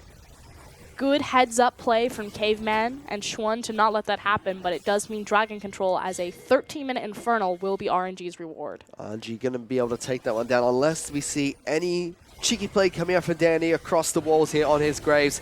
Just getting taken down incredibly low. MLXG should be able to smite this one away. Ultimate is going to come out from Danny, but it's a little bit too late there. So we'll see the Cloud Dragon come out next. Again, this play, or this Dragon, has been about 3 to 4 minutes in the making. We've had double teleport over it. We've had 3 different attempts in terms of the mid laner trying to rotate behind for early ganks. So Vici have still done a great job setting up their defensive line and making sure that RNG aren't getting behind them and kind of ripping them from the inside out. But RNG still just trying to, or still eking their advantages out where they can. They're slowly trying to increase their gold lead here as well. It's not being pulled wide apart just yet. It's Law and Looper still battling up in the top lane. Caveman actually making his way all the way up towards this lane. Rek'Sai does spot out the Lucian with his Tremor Sense here. Mata going to try and corner him here. Not quite able to do so. This Trem will just tag up the Rift Tower, make him a little bit angry, run away from his pit. Everyone's here, though. Again, taking down that tower has unlocked Uzi to start rotating around. Has his flat AD items as well as attack speed, so not going for the battle stats on the Infinity Edge, but looking for a sieging build that we saw popularized by Stixie at MSI. And on the flip side, we see Shren also pick up his Yomo's Ghostplay. So we are going to see the Yomo's Ghostplay Black Cleaver build being picked up by the Lucian. Spawn's immediate criticism is, who else is he shredding armor for? Well, he's got Dandy. What else is he shredding armor for? No, you are right, does have Dandy. I don't equate it to the likes of, Kindred, but Graves can do pretty decent. It's going to give him a more immediate power spike as well as give him some tank buster stats. So I think that's the most important thing, is the fact that you have a big tanky frontline like Rek'Sai and Maokai in front of you that he'll actually be a threat to now. Easy here. That's actually flash away. Chaos Storm was put down by Xiaohu as well. He popped the Ghost trying to corner him in between his blue buff and MLXG. He's able to blow the more important and crucial summoner of the Flash away from the Azir. But look at this, MLSG looking to try and pick up a gank here. So look at this, Xiaohu going to try and jump on top of him. It's going to be easy here. That gets a lot of damage down onto the little tiger, but MLSG is chasing down onto the Easy here. He's not going to quite be able to get out of this. As Mata, he's going to flash forward, picks up the kill for himself. Bard picks it up in the end, all me there. Unfortunately, Izuhu not quite calculating his damage well enough, unable to trade that 1-for-1 in a great collapse and response from MLXG and Mata, as now we're back to this phase where RNG just are organically winning on pretty much every single position. They certainly are. They've got small leads almost everywhere, except for the top lane. That was the big thing that I was going to point out. So before we saw the Kha'Zix pick just pretty much collapse in game 1. This time around, Long is the only lane that's about even and slightly ahead just because he has the completed Spirit Visage, so at least matching up across from his lane assignment well. Okay, man, going to be a little bit cheeky and stop Mata from heading back to base here, but Militia is close by. He doesn't want to bite off more than Eager 2 here. We did mention that the AD carries the support did swap out towards the top lane after the bottom lane tower fell down for Vici. Easyun has yet to be able to shove it effectively towards Vici's side of the map and try and get some damage down onto those towers. Go ahead and take a look at the gold differences between everyone. Still a very tight game. Big differences are going to be in your jungle and your ADC positions. Yep. Top lane is completely even. Mid lane is relatively even as well. Take a look at the mid lane items really quickly as well. Negatron Cloak being picked up by the Azir as well as the Nash's Tooth. On the flip side, Victor, he's got the needlessly large rod, upgraded his Hex Core a couple of times as well. Look at that, Caveman. Aggressive, flashing forward, trying to get the hook onto Uzi. Uzi just casually sidesteps it. Just Uzi things. Just things Uzi does. I love how the spectators, just turned it into Fog of War, trying to make it a little bit more dramatic. Didn't work that way. It's just part of his charm Always exciting when you get to see Uzi in a game. Just such a talented player. Certainly is.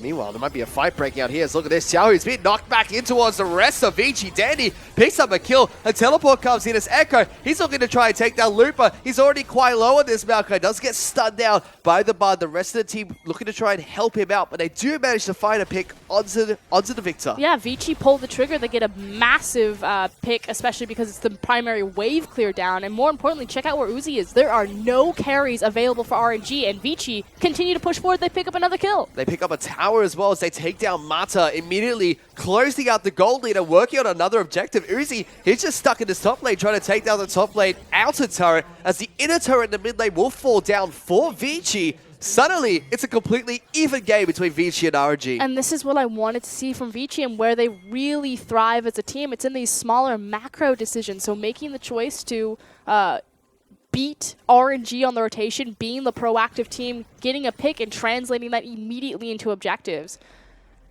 They do manage to trade 1-for-1, so like you said, that outer top tower falling for the mid outer tower, but still control and better play by Vici. Suddenly, the only thing that separates these two teams is 600 gold and a dragon. The next dragon will be spawning in 24 seconds, which will be the Cloud Dragon. We have to see if RNG tries to put any focus or priority onto that objective. They need to stagger their backs out a little bit more appropriately here. Yeah, EasyHoon's going to go ahead and have to cancel there just because RNG are on the counter siege for this outer mid. OMG jumping over the wall here, just takes a shotgun pellet to the face from Dandy. They do have control over the red buff side of Vici jungle. Dandy's desperately trying to take his own red buff away, which means that, you know, RNG do have the track towards the dragon buff if they choose to go for that objective. Vici just need to stall them out long enough for EasyHoon to get back in position, so they're going to go ahead and sacrifice it. Not a big deal simply because it is the Cloud Drake, so prioritizing the red buff and EasyHoon's, more importantly, Azir's back over Cloud Drake. Actually going to go ahead and agree with Vici on that one. So the Cloud Dragon will fall down. Rift Herald heads back towards the Void as Baron will be spawning shortly. And now it's going to be the Ocean Dragon that spawns next. So we've got all three dragons spawning in this game. Without the Mountain Dragon, we won't see him at all in this match. Good news for Vici that they don't have to face across from 3 Mountain Drakes again. But unfortunately, when they're much stronger in Game 2, they don't get quite the dragon spawn that empowered RNG on that massive snowball in Game 1. Once again, RNG able to pick out a small lead for themselves after the dragon play from them. They're about 1,000 gold ahead of Vici now. Not quite the 2,000-3,000 gold lead they had earlier after Vici's nice play through the mid lane. But still, able to hold on to a lead. Very important moving in towards the 25-minute mark of this match. RNG want to make a play on mid tower. Obviously, taking that one down will give them the most control on the map. Problem is that exclusively means that EasyHoon has to die or a pick needs to be made on him. Naturally, they do have tools to execute on that, particularly Mata's Bard, as well as dive threats from Rek'Sai, but they're actually trying a different tactic. They're trying to lure Vici over into this Baron. 2 big power spikes just came up for the two teams as well. Lucian finalizes Black Cleaver Versus the Ghostblade Rylai's. versus the Rylai's. Have to see how that phases out in this next few team fights. I mean, effectively what it means is that Lucian is online and ready to go. Will be able to tank bust quite effectively with that penetration, as well as the CDR equating into more safety just because it means more relentless pursuits. On the other side, Caitlyn in that power trap that we like to talk about. Big issue for Caitlyn is that she doesn't have a natural steroid built in, which is why she likes to itemize into 2 attack speed items. Also because she scales fantastically off of that. Still but has does the have the Hurricane. Infinity Edge. Yep, Hurricane Infinity Edge going to help out a lot with that damage. It's long now. Getting a jumped on by both MLXG and Xiaohu. They're still chasing down this Echo. He's trying to put down the parallel conversion to keep himself alive. MLXG looking to try and see if we can get a knock up on here. There goes the ultimate from Caitlyn's up. Mata going to join the fight up in the top lane. RNG find another pick for themselves as Long overextends. And meanwhile, Vici have 0 response on the map. They will pick up a blue buff for EasyHoon. Woo! But unable to translate that into any other towers. In fact, Looper down here. Teleport. Well, you going straight towards the Baron. They see the Lucian down on the bottom lane, and immediately RNG pull the trigger onto the big purple worm. It's going to be difficult for Vici here as Easyhoon, he's been caught out. Going to take a lot of damage. Uzi takes him down, and suddenly this looks like a very easy Baron for them to take. They're just going to wait. There's still quite a few members of Vici set up, so not starting the Baron, just setting another trap, and instead Vici pull the trigger and are forcing the creep wave forward. They didn't see the ward that was placed down previously. RNG were trying to wait on top of it, thinking that they were in fog of war. Meanwhile, Caveman going to try and has to actually flash out of that instead. Tunnel came in from the Rex zone trying to knock him up, but RNG not quite able to pick up the Baron, but still get a pick for themselves. Okay, everything settles. Vici... Does it really? Yes. I actually thought that Looper was going to stay bottom and try to draw more attention to him, so it would give a cleaner Baron, but pulling the trigger on the TP means that there's going to be a TP discrepancy between these two guys slapping each other. Yep. See if Vici can do anything with that, because Vici, yes, they lost long across the map, but they did manage to stall out the Baron and not lose anyone else other than Easyhoon. We saw there from the gold graph, RNG lost a little bit of their gold lead earlier, but now as they approach the 25-minute mark of the game, they're back to where they were. They're only 1K ahead. Again, at 24 minutes last game, it was a 10K deficit. A huge deficit. And a lot of that's been on A, Long not naturally losing his lane through draft phase, and B, Schwan and Caveman really stepping up. Vici doing a much better job with their defensive ward line, making sure that MLXG and Mata can't get behind them and start to snowball by transitioning between these lanes. We saw the attempt from RNG very early, Xiaohu in particular with the Ghost on Victor, constantly trying to cheat out of his mid lane down to the bottom side, but great communication from Vici to keep this game close. There comes a Temper Fake coming from Masato, trying to lock down Caveman. He blew his flash earlier. Nice double stun onto the Dandy and Caveman. Good knockoff from MLXG as well. Means that RNG will be able to find 2 picks for themselves. And this opens up the game completely. Huge pick for Mata right there, but you also have to look at Dandy. He actually stepped up behind Caveman, and he saw Mata looking for the angle to find the Cosmic Binding, locked him up and gave him free kills, which means that mid-tier tower will fall. And that's the exact pick that you were talking about earlier, Frosker, and how they're able to pick off one member. Wasn't really easy, but still, that one pick was more than enough for them to take that mid lane outer turret. It's because they got 2 people as opposed to the 1. And now they're looking towards the mid lane inner turret as well. Uzi putting some decent damage down on towards this tower. The last range meter gonna stay alive a little bit longer as Looper is the one to tank up that turret. And suddenly, RNG make a huge power play, pick up 2 turrets and 2 picks. Yeah, Easyhoon also got chunked out, so didn't have the confidence to really approach that. Big swing of power back in favor for RNG, and they make it just in time for a dragon spawn. So window of opportunity here for Vici. They can either walk into the Dragon River, place down Vision, try to contest that, or they can walk into the Baron Pit, which is what they're doing, clear out Vision and secure this through Scuttles. Not only is it perfect timing for them for those 2 big objectives, but also look at the items that have been picked up now. Now Maokai with the Sunfire Cape, Spirit Research picked up as well. Rek'Sai already picked up a Titanic Hydra there. More items, more components for Xiaohu. Finally, Uzi does have the rapid fire cannon as well, so big spike for the Caitlyn with the 70% crit chance now. RNG looking very strong once again. Yeah, getting Uzi out of that trough, back to where he wants to be. Yep. Which means that RNG, totally fine to look for these big 5v5s. It's now about execution on that. Players to watch. Oh, hold on. There's the Yomu's active coming in there, but the hook loading land on towards MLXG. Suddenly, Caveman, he doesn't want to be there anymore as he gets taken down by Looper. Teleport actually going to get cancelled there. Dandy now thought his teammates were coming to help him. Has to use the ultimate for distance, but Looper, he's going to close the gap. The flash is not going to save you, buddy. As Xiaohu picks up that kill. 2 more kills for RNG. Too little, too late. People stepped up, and they're caught by a Cosmic Binding. What a stun coming out from Mata. Will also get the Temper Fade down. Easyhoon's going to try to knock them backwards, but it's just not enough. Mata with the huge play. RNG pick up 4. What started as so close for Vici just is immediately torn apart. They just don't give the respect and the space needed to RNG. You can't make these tiny little mistakes against the top team in the LPL. They make 2 picks, translate that into 2 more, and bust down the inhib. You guys can't see this, but Frosker is literally shaking me like, you can't do this to them, guys. You just can't. RNG. It was just so close. They were doing so well, holding it out, trying to get Easyhoon to that stage. You know, they found their itemization. They were ready for the 5v5, setting up their vision, and just a tiny misplay at the beginning of a fight that they were trying to set up. completely swings the door open for RNG as they're now looking towards Baron. They had 4 kills. They're going to be able to take up this Baron as well. They got the inhibitor and inhibitor turret. And just like that, they're also about 8,000 gold ahead of Vici. What was a 1,000 gold lead where Vici looked like they were trying to stabilize things is now blown completely out of control the same way it was in game 1. And we're going to go ahead and see the replay here. And it's just huge chunk damage. The fact that Looper got such a better position than Long, the fact that Long has to cancel the TP, and then a fantastic follow on the flash with the twisted advance.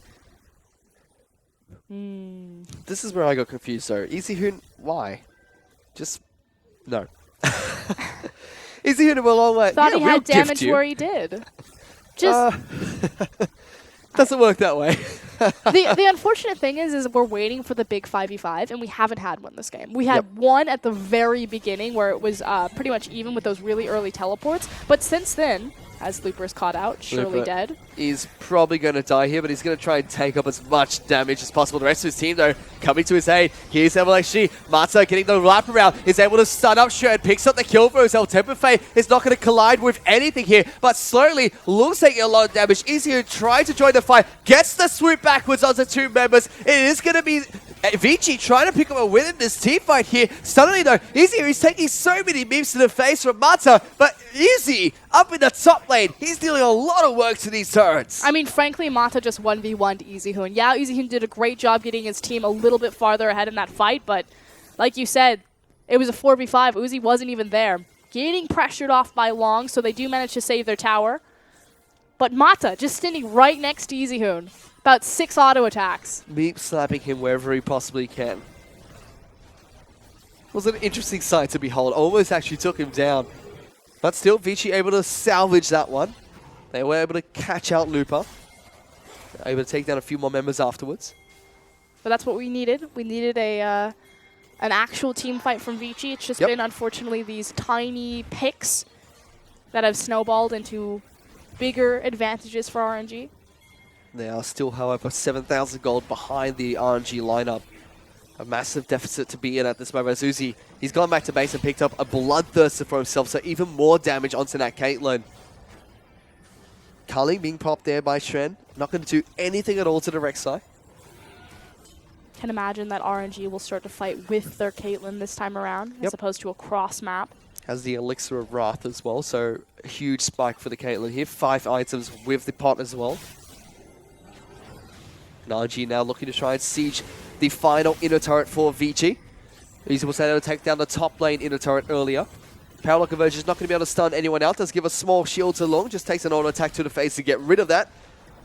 Uzi being really oppressive here, just standing as far forward as he possibly can to get as many auto attacks down as possible. This turret will fall with relative ease here for RNG. Temperfei comes down, not going to collect onto anyone. He's able to do the Streamer's Shuffle to get in between it. The reason why is because there's no threat to the likes of Caitlyn on her range, especially without Easyhoon being there. The big primary hard engage is going to be the Emperor's Divide, a Death Sentence, or a flank parallel convergence from Long. And so obviously if you see the Echo in front of you, if you see the Thresh in front of you and you know that Azir's not there, it allows and unlocks Uzi to be that far forward, to be that aggressive. Taking a look at the items really quickly. Easyhoon, he's struggling to pick up bits and pieces here, trying to compete his Abyssal Scepter. He only has the 2 components, whereas Xiaohu, he's got his Void Star picked up and ready. He's going to be shredding both tanks and the back line of Vici Gaming at this point in time. Not looking good for Vici one more time. Second game here of the best of 3 series, and they're in a similar situation where RG just slowly controlling the entire map, not giving them any space to breathe at all.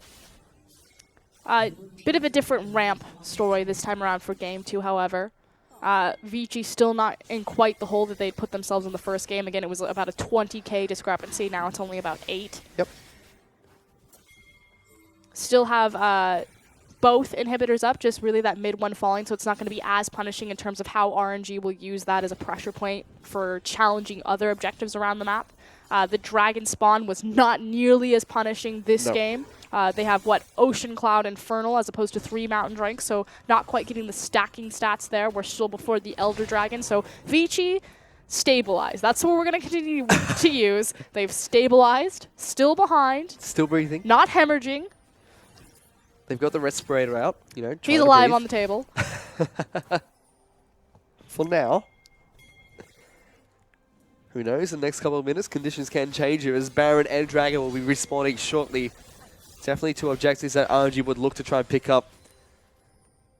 Uzi just not happy with Easy Hoon there. Tries to put the ultimate down. Gets a little bit of damage, chip damage down on towards him. That's just standard Caitlyn play, though. Ulting the mid laner as soon as you see them. Has his last whisper, so Uzi, 6 items of offensive build on his Caitlyn, looking to try and shred through anybody that crosses his path. Does make Long more of a viable target. Yep. And we've already seen Uzi's willingness to hit him.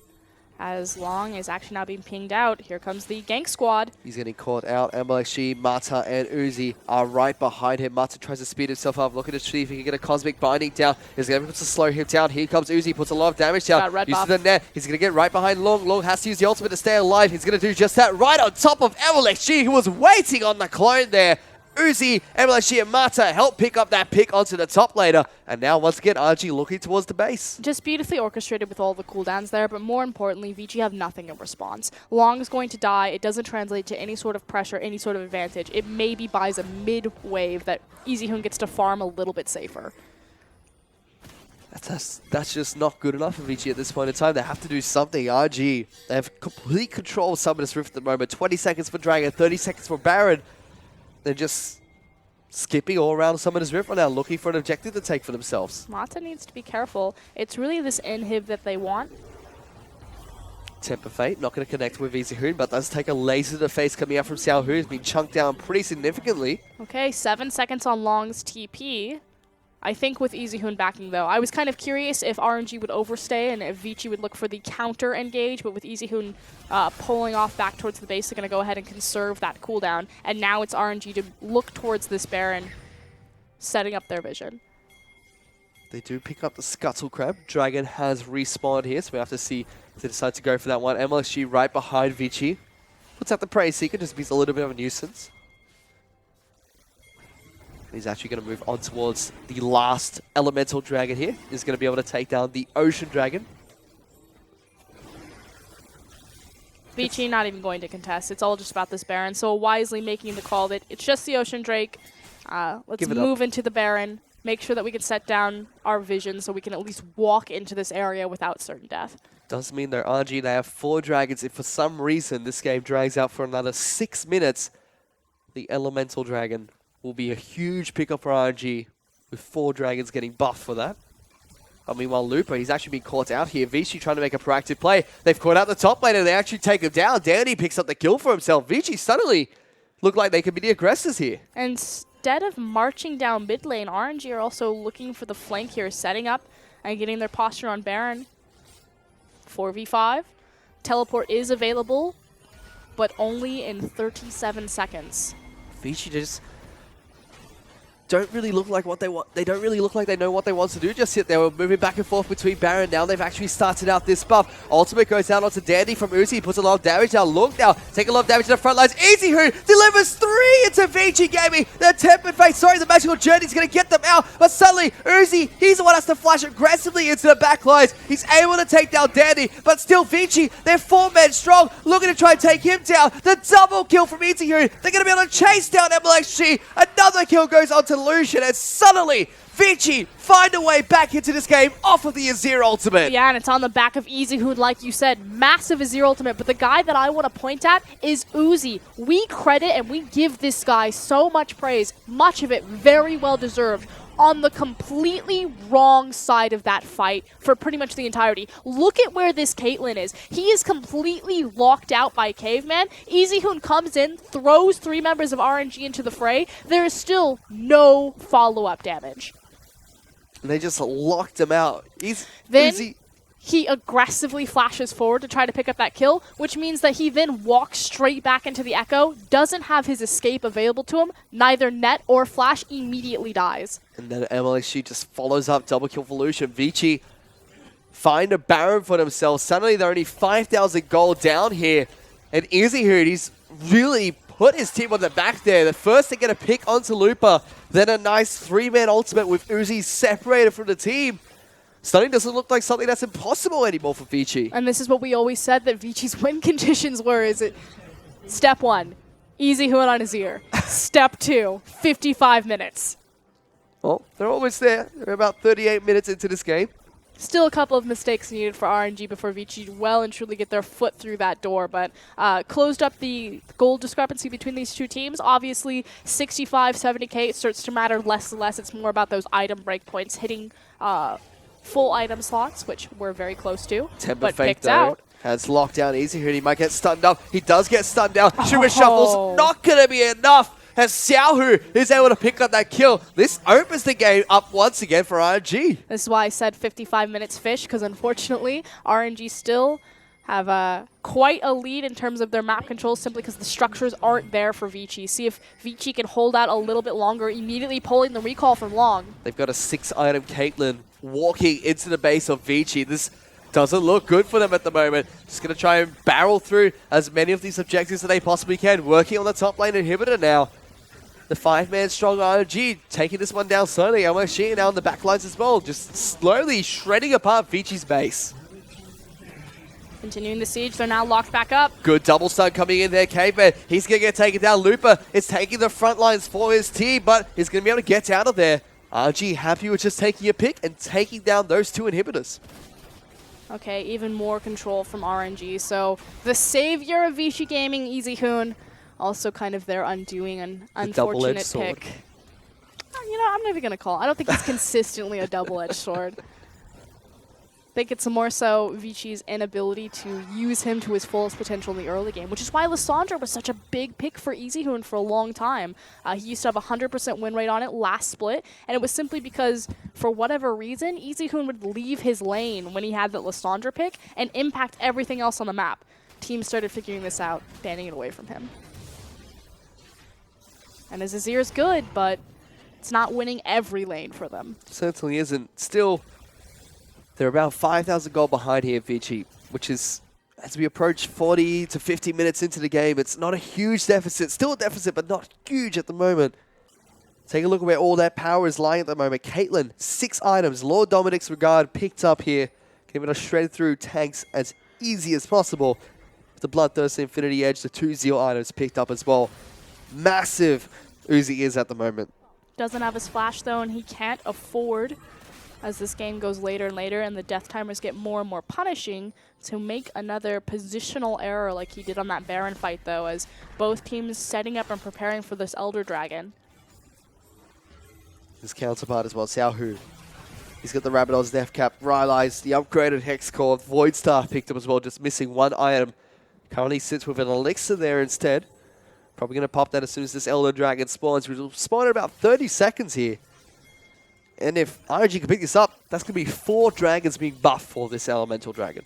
Big thing for them is going to be the Infernal Dragon stats. Oh, look at this. Lucian, he's been caught out of position. Tries to get the Dark Passage, but a fantastic Temper Fake coming out from Marta. Going to lock them down. Lucian, he's going to fall here. Hayfan's trying to get out of there, but it's already a double kill for the Victor. They're chasing down Easy Hoon. He's going to jump back on straight on top of Xiaohu, trying to keep his team alive. It's not going to be enough, as there goes the Sapling, there goes the Root. They're going to be able to take down 4. Only Looks left to right, and RNG steamroll into the base. I mean, we talk about so many players on this RNG roster. Looper had a phenomenal split, still continuing to play well. MLXG coming into his own from this kind of rookie Chinese jungler to one of the best in the world. Uzi, his name's synonymous with greatness.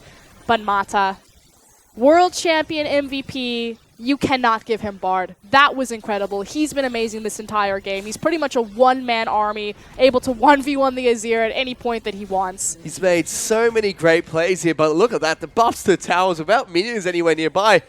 RNG just can't do enough damage. They're going to back off and move towards the Elder Dragon. 66% reduced damage from true damage. Lung was actually enough to hold off RNG already getting an ace inside of Vici's base. So they're going to look towards trying to take down the Elder Dragon here. Try and find another objective for them to get even further ahead. No one around immediately, but the Elder Dragon is quite tanky. See what Caveman and Dandy can do. Get crit, it seems. Does look like Vici wants to contest for this. There's only 3 members of RNG here at the moment. There goes the magical journey to try and wrap around Looper's behind them with a TP. the back of Vici. There's the TP coming in with the home guards there. Lots of damage going down. Temperface going to lock down Dandy. He's taking a lot of damage now. RNG trying to clean through the front line of Vici. And they're able to take down so many members. The Guardian's Edge are going to keep Looper alive, but not for long as Mata picks up that kill. And all they have to deal with now is Easy Hoon. RNG just moved towards the base of Vici. Yeah, Easy Hoon completely left alone, sets up his Sun Tower, so trying to hold the last line of defense. Sand Soldiers desperately trying to do whatever they possibly can. He's got to also deal with the wave building on the top side of the map. He's just going to get suffocated out. Looper doesn't care. He's just charging forward towards the Golden Bird. He's going to be able to root him down. There's the ultimate coming in from Uzi, but he's stunned. He gets taken down. Uzi will be able to complete the ace for the side of RNG. They look towards the Nexus. The final turret is going to go down, and RNG are able to pick up a 2-0 victory over Vici. And this time with creeps, it's much easier, so much better showing from Vici that time around, not letting the game spiral out of control. But RNG continuing to stand on top and showing quite a few different looks and priorities around map. Certainly did, and you know, Vici, they held off for so long. They were only about 1,000 to 2,000 goal behind for about 20 to 30 minutes of that match and just slowly spiraled out of control. I mean, yeah, you look at the gold counter and you say, okay, better job, Vici, only being about between 1k to 8k down, but that's still in the context that they were 20k down in the first game, and it still felt like RNG were in complete control for both of those series. Mata and MLXG, possibly the best support jungle duo right now in the LPL. Maybe, I don't even know if you can put Clear Love and Mako ahead of them, because RNG, I mean, they beat EDG in the final, and they're so oppressive. Very well-deserved bow. I mean, yeah, it's Vici. We consider them kind of a mid-tier team, but consistent against the mid-tier teams, taking down Team WE, who are very clearly kind of the second-place team coming into their group, and RNG continuing to be on their tear that they showed at MSI. And they certainly did look like that in game number 2 and 1 here. And I want to touch on that point you made just then about Mata and MLXG, because in game 1, the Alistar was a huge factor in that game, was actually able to combo out with MLXG quite a lot there. And then the Bard, game number 2, he made so many plays to help RNG pick up that win. So many cosmic bindings. The tempered fate, that prediction tempered fate was so excellent. When Easy Hoon got the initial, down in the bottom lane, when Easy Hoon did the Emperor's Divide, and then he's standing next to Bard, and Bard pretty much forces him to Shurima Shuffle and flash out to safety. We can talk about Mata till the end of time. Everyone knows that he's great. Again, we talk about Uzi's name is synonymous with greatness. Well, Mata's kind of that guy that achieved what Uzi always attempted to achieve, actually winning a Worlds final, actually being the MVP of it. And so now them together, it's just magic. Just magic fish. They are certainly like magic, because RG played like that in both their games here. A few people want to touch on as well. Xiaohu and Uzi, you know, they're another two people that we can keep talking about and talk about how great they've been playing. Recently, Xiaohu stepped up as the mid laner for RG, did fantastically in MSI, has done well here in their second match of the summer split. Uzi as well, you know, he looked pretty strong coming into this new lineup. I think it's more important to kind of underline that Xiaohu, going into MSI, I would never say that Xiaohu is kind of an all-star Chinese mid laner. He had a lot of talent, a lot of potential, a lot of promise, but he was incredibly young. Again, Xiaohu is one of the players that actually wasn't allowed to play in the LPL for the first portion of his career because he was actually too young. Finally getting his, turning of age, coming into the league. At MSI, I think he finally was like, okay, I'm solidifying myself as now I'm a relevant talking point in a global scene.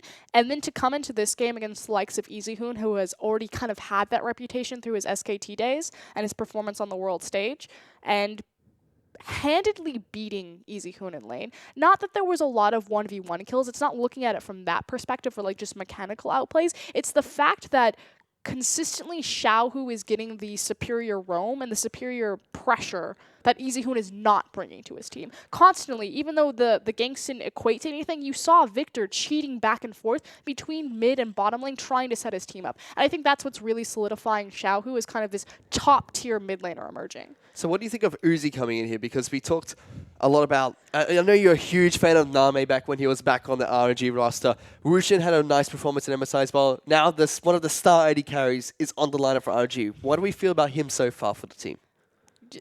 Uzi? Just Uzi? Just, okay. It's Uzi. He's one of the greatest AD carries to ever play. This guy, though, is standing next to him. He gets the MVP. I don't know. Uzi always has the same problems. He does these amazing miracle plays that no one else in the world can pull off simply because he does things with champions that should not be mechanically possible, but his mechanics are just perfect. And then to have someone like Mata standing behind him. But his over-aggression. I don't think Uzi is the best at positioning in team fights. I think his target selection is the best in the world. So he understands exactly who he needs to be hitting, but then you have those cases like that Baron fight where Uzi's completely shut out of the team fight, flashes Bird's net, and then immediately dies. Uzi has a history of doing that repeatedly. Problems still exist, but doesn't matter because he's flanked by Xiaohu, by Mata, by Looper, by MLXG. So... Yep, and you Uzi did mention, things. he's a fantastic AD carry, flanked by one of the best supports in the LPL, if not in the world as well. Mata, he had a fantastic In the game. world. Picked up the MVP as well in that matchup, was phenomenal on his bar performance. Let's take a look at the other side of Riv very quickly, because Vici, they looked a little bit lackluster in their first game here, back in the summer split of the LPL. Easy Hoon, still showed some promise, was able to claw back the game for Vici a couple of times, but just wasn't enough for them to pick up the win. I mean, good news for Vici, though, is that they were able to reset mentality, look much stronger in Game 2 than they did from Game 1. Easy Hoon still looks good if you get him to that point late game. I mean, the biggest issue is that Vici still don't have a carry. You look across that lineup, okay, Long, supportive style top laner, Dandy, control-oriented jungler, Easy Hoon, very slow control mage player. It's not like you have we always made the joke that Vici got an Easy Hoon and what they needed was a Faker. Not because, comparing Faker versus Easy Hoon, but they just needed a carry. They need an Uzi in that bot lane or a Name. Instead, they have Xuen and Endless and Caveman. It's just no one steps up and says, give me all of the gold, I will lead you to glory. And Vici have found some success, and when that funnels onto Dandy, which is why Graves is such a big pick for them, because again, this was kind of before the real rise of like Nidalee and Kindred and all these really hard carry junglers. It's where Dandy found his hard carry potential. But it's not enough when you're across from MLXG. I mean, if you give him a clear advantage like he's jungling across from, World 6, it goes a little bit better. But Vici still have the same problems they did last split, and it continues to plague them. And you mentioned Easy Hoon a couple times. As soon as you approach towards the 55-minute, as soon as you approach towards the latter part of the game, he can step up and make those miracle plays for his team. But we only saw one of that so far in both these two games. Hopefully we can see more from him. We saw Shen P play in that game over Endless in game number 2, but no big difference over him playing other than Endless in game 2. Did you expect anything more from Shen? Was there anything that we didn't see or didn't pick up from that number 2 game? No, I think they're interchangeable. Their champion pools are slightly different. I know that Xuen's a bit more comfortable as a Lucian player, which is why we saw the priority pick on the champion itself, whereas Endless is primarily a Kalista player, but then that's another big issue is there's a question mark over Kalista on 6.10. Obviously, he didn't play that this time around, but again, I just think it's...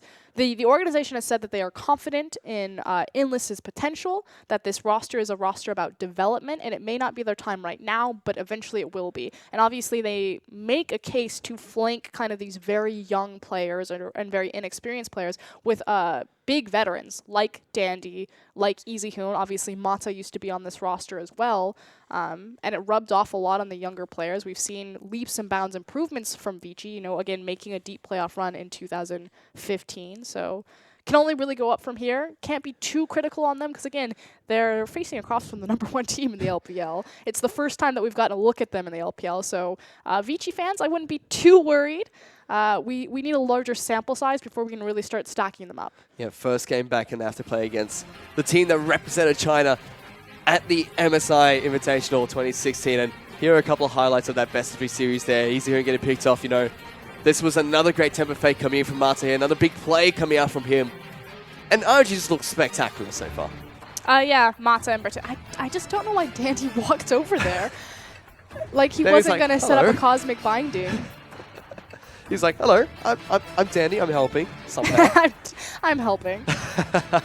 Yeah, that was pretty accurate. No, just oppressive play. And again, even though the goal disparity wasn't as big in game 2, RNG very few instances lost control of that game. So one of the final things I really want to talk about is Caveman, because we thought that Of course you want to talk about Caveman. we thought we were going to lose him. We thought we were going to lose Endless and Caveman. For we those didn't. who don't know, Fish's favorite bottom lane is the Vici bottom lane. He loves Endless and Caveman, and I quote, because they constantly push up in lane. That's right. They didn't do that anymore, though. I don't know what happened. They Well- got dominated by Uzi and Mata. That's probably what happened. Oh man, like that never happens. But yeah, so Caveman, we thought the Caveman was gone from the roster. We thought Endless was gone as well. He played today. What do you think of his performance? Because he was one of the players from Vici that was stepping up later into the split, but this game didn't look good at all. I mean, there was that one play that he had on the bottom lane where he caught Mata, and Mata died through the magical journey. So obviously, Caveman, again, so many players in the LPL have a great ceiling for like mechanical performance, but it's just the inability to play together as a team. You have a lot of mixed rosters still in the LPL. Obviously, some of them have been shored up if you look at like Invictus Gaming, like Rookie being fluent in Mandarin. But we don't really know what Vici's comms sound like, how that impacts their play, who's shot calling for them. So. Well, hopefully we can see more of Vici throughout the later parts of the summer split. But for now, that was RNG. That was RNG taking on Vici. But we still have one more game coming up here, which will be Team W taking on OMG. It will be the final best of 3 series for the night. Don't go anywhere. We'll be back in about 10 minutes.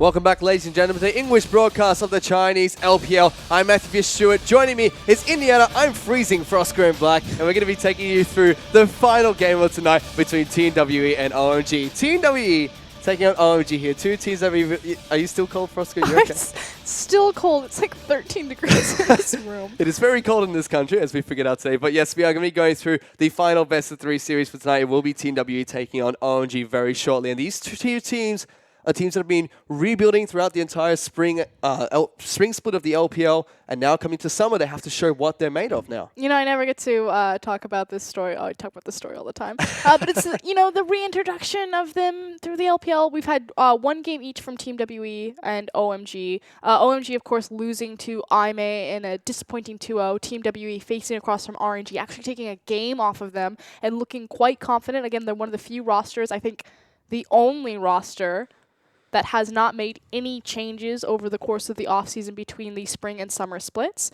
But this is 2 historic teams. I mean, Team WE, OMG made famous because they were one of the teams that actually knocked Team WE, formerly World Elite, kind of off their pedestal alongside Invictus Gaming, became this big dominant force in the LPL.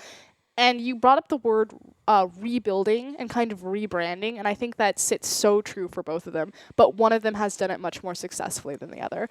Team WE, you know, picking up 0, taking Condi, 957 over Aluka, but keeping this bare bones of Xie and Mystic look much better. They play a very strange style of League of Legends in the LPL specifically, which just is very slow, kind of controlled pace of game, rather than chaotic fighting all the time. Whereas OMG, they rebuilt around their mid laner Cool, you know, losing people like Loveling, Going, San, Fishball, Dark. I mean, just so many people have gone back and forth with this roster, and it hasn't quite peaked as well. So it's kind of like Team WE, cookies came out of the oven, still a little bit chewy, but delicious. OMG still baking.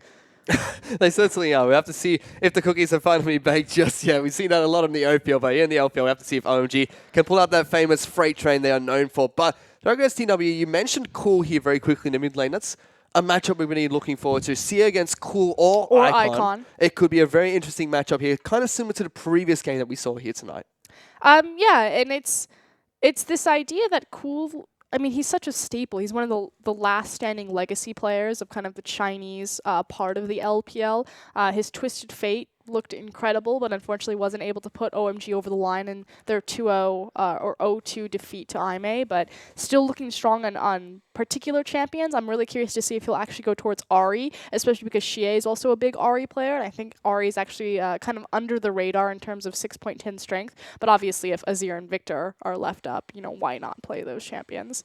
But it's, you know, Xie, he's kind of like Condi and MLXG in the sense that he's been trying to prove himself over time. A big hotshot solo queue player, came into the LPL, his big performance at IEM when Team WE faced across from Team Solo Mid in the finals there, bringing out the double TP Diana. But see if he can continue to rise to the top and solidify himself as kind of like an A or S tier mid laner in the LPL. Well, let's see if we can do just that as we take a look at the team lineups here. Team WE, they're going to be running 957, Condi, Sia, Mystic, and 0 with Aluka as their substitute. Nothing much has changed at all about this Team WE lineup. Nothing has changed from the last split to this one. Oh, look at those fly uniforms. Yeah, pretty fantastic. Yeah, I'm impressed. Guys to watch for on this roster, it's going to be Condi, their jungler, as well as 0, the support. 0 is the primary facilitator and initiator. This guy wins games by himself. Think kind of Baby Mata. Obviously, one of the first wave of Korean imports into the LPL alongside Insec, and really hasn't lost his charm. Condi, like MLXG, this up-and-coming young Chinese jungler who is starting to solidify himself. I call him the Prince of Thieves, but he's also known as the Son of Baron because he will steal anything out from under you. That Baron belongs to him. We've seen Condi do that time and time again. Team WE, they had an impressive late run in the spring split of the LPL. They had a good start to the summer, so picking a game off RNG, unfortunately dropped that series 2-1 a couple of days ago, and they're looking to try and pick up their first win here against OMG, who are trying to do the same thing coming into the match here against Team WE, and we will be able to look at their lineup very shortly. I kind of feel like Team WE are just a good team. team. Like, it sounds so basic to say that. Like, not amazing, not great, but they're just a good, consistent team, and they don't have any gimmicks. They it's keep not their like dreams. They keep their dreams alive. They don't win through, like, one special style that they play really well. They're well-rounded, and I think that's what's made them such a threat in the LPL. They really feel like the core of a teamwork team. But as we look at their contenders on the opposite side of the rip, it's going to be Team OMG, as Sion will be up in the top lane with World 6 in the jungle. Cool will be taking to the mid lane for this game. SMLZ and 5 will be the AD carry and support for this matchup. And again, it's going to be Cool and not Icon in that starting lineup, so having that veteran power behind him. Big guy to look at is going to be World 6, so moving away from Twin in the jungle into the former Vici Gaming jungler when Dandy took a stint in the top lane. World 6 has always looked impressive on the picks like Gragas and Rek'Sai, but we don't really know what his champion pool depth is.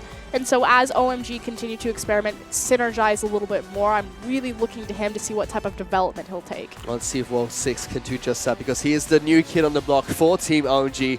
I'd like to see what he can pull out in their second match on the summer split here against Team WE. And you know, SMLZ5, they're still in the bottom lane. They're still doing their things. They're still the strong duo that we expect them to be. They're actually very similar in terms of play style from Zero and Mystic. So Mystic is going to be kind of like this hyper carry oriented AD carry where he'll pick scaling champions. And then you have Zero, who's a big facilitator, very aggressive support. And SMLZ, very similar thing. SMLZ is really well known for his Jhin play, so again, scaling, hyper-aggressive AD carries. And then 5, big Thresh player, likes to get in the thick of it. It's just kind of like SMLZ. I'm actually going to say that SMLZ is a bit better in terms of his ceiling on certain champions than Mystic is, but Zero's just far and away superior to 5 right now. So we talked about the teams in general, how they've been rebuilding. We talked about the mid laners. We've gone all the way down to the bottom lane as well. Before we head into Champion Select, is there anything else that stands out in this matchup between Team W and OMG? Anything that jumps out in particular? I think you really have to look at the top lane matchup. Xiang to 957. Xiang's bounced all over the roster for OMG. He's played support. He played mid. He actually went mid support and now into the top lane. And he's a good top laner, but I think 957 is starting to distinguish himself as a great top laner in the LPL. Well, let's see if we can continue doing great things here as we head into Champions Select for the final best of 3 series for tonight. And it's game number 1 between Team WE and OMG. As we take a look at the bans really quickly. Thresh, Twisted Fate, and Azir actually being banned out here by Team WE, as Kindred and Nidalee, the 2 S-tier junglers, are being taken away by OMG immediately. I think this says so much to where the teams are exploitable and where the teams are where the teams are strong. The fact that you have 2 bans on Cool and then 2 bans on Condi pretty much says everything you need to know about these teams. I also like that because it fits in line with what you mentioned about World 6. You know, he's known as the Gragas, the Rek'Sai player. Take away those S-tier junglers. Those are the kind of junglers you're going to get remaining in the pool. But immediately, Lucian is going to be locked in for Team WE. They're going to be giving that one over to Mystic, one of the stronger AD carries in the current meta. It's so weird how just Scariel is similar, SMLZ and Mystic are. They just kind of sit right below that Deft, Imp, Uzi tier. And so it's just trying to get them to peak a little bit more into it. Well, let's see if they can do that over the course of Summer Split of the LPL here. As we're waiting for OMG to lock in their first 2 picks on their first rotation of picks on the red side. Would be quite sensible if they went with this Rek'Sai pickup, knowing that World 6, you know, is comfortable with that champion. They are going to lock that in. They lock in the Bard as well, so giving that one over to 5. Pretty ridiculous win rate on Bard, and we've seen a lot of LPL supports really stepping up and making this a considerable ban here. His lane dominance, which LPL teams love to go into the 2v2 because they think they can mechanically outperform their enemy. His ability to open up picks. And we saw how Mata played him so well last game. And 5, he's known as the playmaking support for the lineup. He used to play a lot of Alistar, a lot of Thresh. Bard kind of makes sense. No, completely agree right there. On the opposite side, though, we have kind of an interesting dual pickup in the Maokai and the Trundle. So obviously on 6.10 with the adjustments to QSS, Trundle has just been buffed up. Being picked up in this rotation, though, pretty much means that it's going to be a support Trundle into a Bard. A little bit curious. I was going to try and predict this Fizz pick here and look a little bit cheeky because we saw the Ignite and Teleport summon spells being picked up by Xiang, which could almost only mean there's going to be picking up Fizz at the top lane, which gets locked in immediately as Caitlyn is going to be the AD carry of choice. We see a lot of Caitlyn's MSI across multiple regions. And MS MLSC. Wow, completely. I almost called him STYZ. MLSC is a legacy Caitlyn player. So, like Uzi, fits right in his repertoire, his identity, and these teams are going quick and fast in this draft phase. Yep, Victor and Graves being locked in immediately for Team WE, completing their lineup. So it does look like we're going to get a support Trundle top lane, Maokai, Why and I Graves find in the this jungle. strange is that you see that you have a ranged support, and obviously Bard's going to really bully out melee supports. Now Trundle can kind of catch him with the pillar if it's placed correctly, and you can jump out on top of him for trades with Relentless Pursuit. But it kind of tells me that Team WE are just going to play their bot lane safe or even look for a lane swap. Well, let's see what they decide to do as we get into the Summer Swift later on. But for now, OMG looking to try and pick up their mid laner, and it's going to be LeBlanc picked up, a mid laner that we actually see constantly banned out in the LPL right now.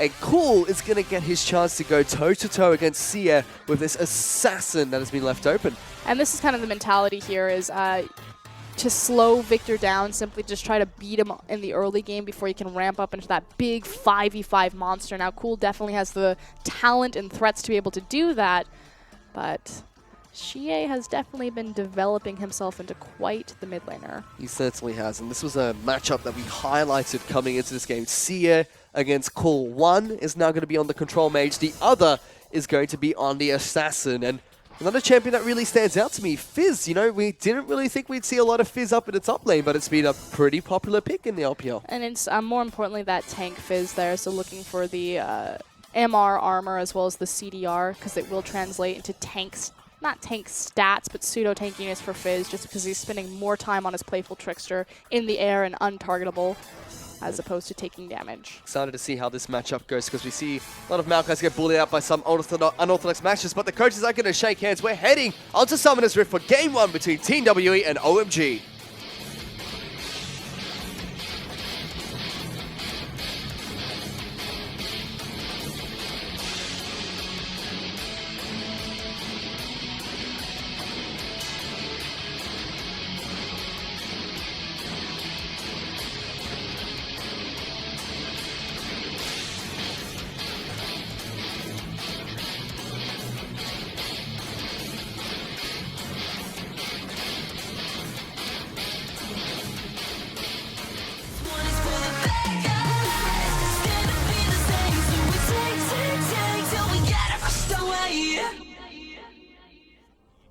Cool, trying to be as cool as he possibly can be there as we head onto Summoner's Rift for game number 1 of the final best of 3 series for tonight. It'll be Team WE taking on OMG.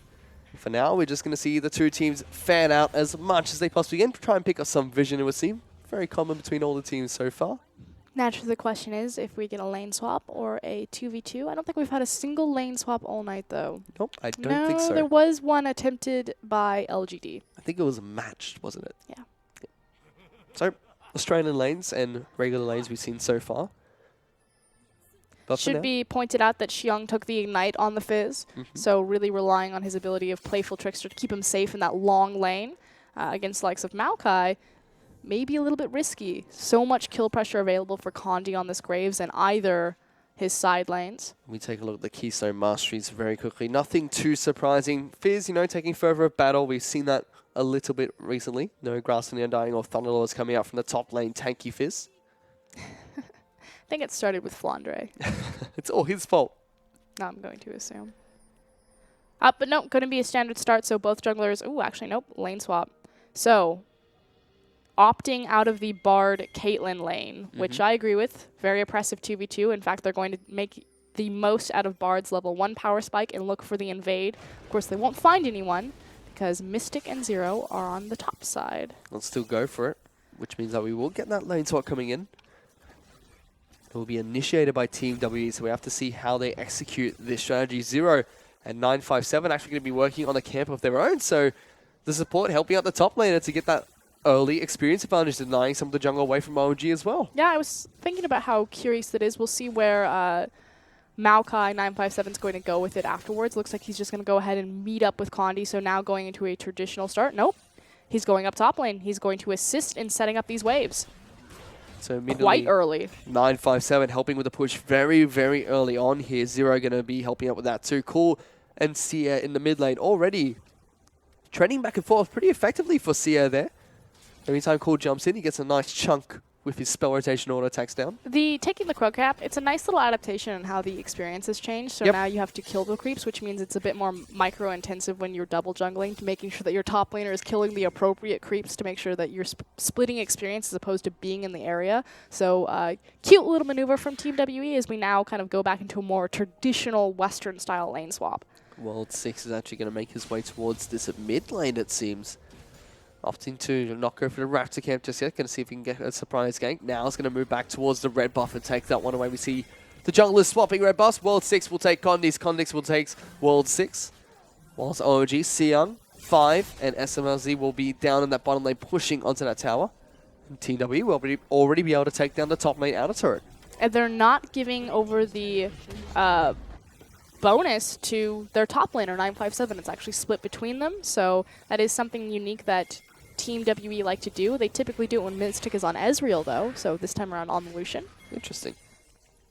Much faster tower rotation. It's really just kind of these, 5 to 10 second windows where teams can set up maybe a gank, or in the past challenge the Rift Herald. Obviously, Herald being changed doesn't spawn until 6 minutes this time around, but we'll see if Team WE get any sort of advantage here from having a faster clear initially. For now, though, it does look like they're just going to swap back here. Mystic now There's might a be in a trap. little bit of trouble. There's so many people from OMG just waiting there. He might be able to pick up the small Krug, and that's about it. He might walk straight past them. He's going to get caught out here. Mystic now going to get jumped on. The knockup should come out shortly. Good flash come here. He tries to reload pursuit out of there. The heal comes in well, keeps himself alive. He somehow is able to get out of there. Brilliantly played from Mystic right there, making sure that he holds his flash to try to get away from the Unburrow and holds his relentless pursuit. So using his 2 gap closers perfectly to save his life. He's able to get out there. Still burns both of his summoner spells and has to make another trip back to the fountain to heal up. Picks up a coal when he went back to base there, so he's had a little bit of an item discrepancy to Caitlyn, who already has that pickaxe at the moment. Biggest discrepancy on the map, though, is between these 2 top laners, not only in the level 4 to level 3 for 957, but also in the CS, 17 to 6. And it's about to get a lot worse for Fizz here, as he's going to be facing across from 2 people in a very long lane. Huge discrepancy. Cool, in the meantime here, trying to do his best to farm out the waves in the mid lane here, taking a lot of damage one more time from Sia. He's able to keep up CS quite nicely, though, despite all the harass coming out from him. See if Cool can start to make this LeBlanc pick work for him. In the past, has done wonders on this champion. He's a big assassin player. Likes his high mobility mages as well. Again, signature Ahri. For now, though, we are going to see the continuation of the lane swap here. The AD carrying support for OMG going to head up towards the top lane, it seems. Team W going to replicate that down on the bottom lane. Still, primary benefactor so far in this lane swap is Team WE having the advantage on their top laner, 20 to 7 CS. Like you said, both top laners will be joining the bot lane, so gentleman's agreement between 2 teams. We're going to kill the outer towers and start creating really long side lanes. OMG now already working on the top lane outer turret. We've got 4 members up here going to wait for the next creep wave to crash towards that tower before trying to take it down. Seung's here as well, going to poke his carrots in towards the turret, take it down as fast as possible. Meanwhile, in the bottom lane, Team W, they've got 3 people working on taking down this turret. No, the jungler is nowhere in sight just yet, as Condi casually now makes his way down there after taking a camp for himself. So now it's a 4-man push on either side. That said, it does mean that Dragon Control is in favor of Team WE, as Chaos Storm dropped in the mid lane simply to push Cool, or attempt to push Cool out of lane. Takes a lot of damage from that Chaos Storm there. Sia took a lot in return from the harass that Cool put down during that initial trade. Was able to smartly trade back and forth with this LeBlanc. And this is kind of the big thing that I was talking about. I was curious if Team W were going to pull the trigger on it early, but it will be a very early Infernal Drake. Again, they've just been slightly ahead of OMG in terms of taking down these side towers, and that collective time has eked them out this type of advantage, which Infernal Drake early, yeah, it's not going to be that much because it's scaling stats, but at some point, 3 to 4 item breakpoints, it's going to be a determining factor. No response for that objective coming out from OMG so far. So the next dragon to spawn will be the Ocean Dragon. So no stacking Infernals, unlucky for Team W, but They do have one for now. If they can continue controlling the Dragon objective, will help them out later on in the game as well. More importantly, taking a Dragon this early means that you will have 5 spawns of the Dragon before Elder Dragon if you're taking it every single time that it comes up. The chance of getting 3 Infernal Drakes out of 5 spawns is about 37%, so relatively high. Well, let's see if TW do get the luck of the spawns later. We did get the luck of the spawn early on the desk here today. For now, we're looking at World 6. He's going to be clearing out as many jungle camps as he possibly can. Frostgrin finally got it. No, I got it. Good joke, Fish. Mystic moving up towards the top lane now. He's going to be trying to clear out the waves. Cool, still stuck in this mid lane for now. Quite even with Sia in the mid lane. So checking back in on the lanes. Dirk for Lucian, Pickaxe for Caitlyn. Negatron Cloak for the Victor. Yeah, quite pretty standard for now. Swifties, though, online for the top laner, so 957, making sure that he's constantly shadowing behind his bot lane. He wants to go fast. And this is, again, kind of the big difference between these two teams. Xiong is approaching this tower by himself. The potential dive threat here is massive, so does need to make sure that before he approaches this, that 5 is next to him. So there we go, has his buddy system, and they're going in. 5 is there. Mystic actually getting separated from the team. A good pillar's going to stop the advance coming in for the Fizz there, but Mystic has to be careful. Here comes Cool. Puts a lot of damage down to Lucian. It's going to be Xiong that moves into the backlines. Lucian will die to that ignite slowly. Meanwhile, Bud taking a lot of damage, just able to get out of there though as TWE group up, tries to defend the rest of their members, but a big misplay coming from Mystic. Yeah, miscalculated, exits out of that the wrong way, going around the tower, and good collapse from OMG as now they're contesting for the red buff. Goes to Condi. Condi picks it up, looking for more. He has 5. Will be able to take the magical journey to safety. The rest of OMG able to run away, but Condi does secure the objective. And more importantly, meanwhile, SMLZ has been getting good chip damage on the bottom tier tower and is now moving up to contest for this red buff. It's like, if you want to take my red buff, Condi, I will take yours. Going to use the headshot procs from inside of the bush to get as much damage as possible down onto the red buff camp, but despite all the action taking place, still completely even between these two teams at the moment. About a small gold lead for OMG at the moment. Yeah, and it was a lot of momentum was built up for Team W, you know, making the proactive play onto the inner turrets. Unfortunately, just punished due to poor positioning from the AD carry. Going to pop back in towards the mid lane, and that is another place that is dead even at the moment between these two players. Both of them had a blue buff there. Time and time again, though, Sia is going to win those trades. Is able to poke the LeBlanc out, but not getting a huge lead from it. I think it's more so the safety of wave clear issue as Lucian, as Victor gets more levels, starts upgrading his Hex Core more. It's going to be easy to clear out these waves, whereas LeBlanc has to put her whole face in it to do so safely. We do have the MR itemized early, so should be a little bit safer here. Should help Sia out. We have to see if he's going to go for an Abyssal Scepter later, or just hold on to that as he goes for the Riley instead. But now he's going to get jumped on here. Cool. Going to be able to jump in here. Here comes 5 Worlds. Going to slow Sia down. He's taking a lot of damage. Pops the barrier, but it's not going to be enough as World 6 picks up that kill for Team OMG. Great collapse there, and good setup from Cool. Unfortunately, again, another kind of micro error coming out of Team WE members, missing the big laser and the trade damage there and then putting himself in a poor situation. OMG now, they're looking to try and put their aggression on here as they look towards the top lane inner turret, putting a little bit of damage down on that with SMLZ, but Condi's going to use his ultimate to clear away that creep wave, stop any push that they had up in the top lane. Meanwhile, on the other side, does mean that Mystic will get some free time with this tower, so OMG stopped Team WE's early momentum, now are being proactive themselves. Good gank on the mid tower. Translated that into pressure onto the bottom side. And both these teams very evenly set so far. Certainly are. And this is all started from the lane swap that was initiated by Team WE. They didn't want to go into the Caitlyn Bard lane. It seems that, you know, slightly behind, but they haven't fallen behind too much just yet. No, not yet. We also do have the completed double AD items from Caitlyn, so moving SMLZ into this mid lane makes sense. We're starting to unlock her, get into the siege. Might be a little bit too early as a pause. Unfortunately, having a little bit of technical difficulties here, but we hopefully we can get them sorted out as soon as possible. But this game, you know, just been a lane swap between these two teams. Nothing too much happening just yet. What can we expect from these two teams moving on forward? Taking a look at comps right now. I mean, both of them have late game scaling options, and Victor in any type of choke point. AoE damage. Caitlyn's going to be fine as long as she gets past that, 20 to 25 minute mark. I think the question mark really sits on LeBlanc right now, so we did have an initial early gank on the mid lane that swung power that way, and if Cool can continue to unlock himself and get that snowball going, because she needs to perform early so she can be a threat late. And Cool is one of the players that we wanted to look at coming to this game, especially up against Sia here. A very crucial matchup. The entire time in that mid lane, it seems like Sia's the one that's coming out ahead in these trades, always to do well on that Victor, always able to pull out ahead, but that gank completely turned things around just like you mentioned.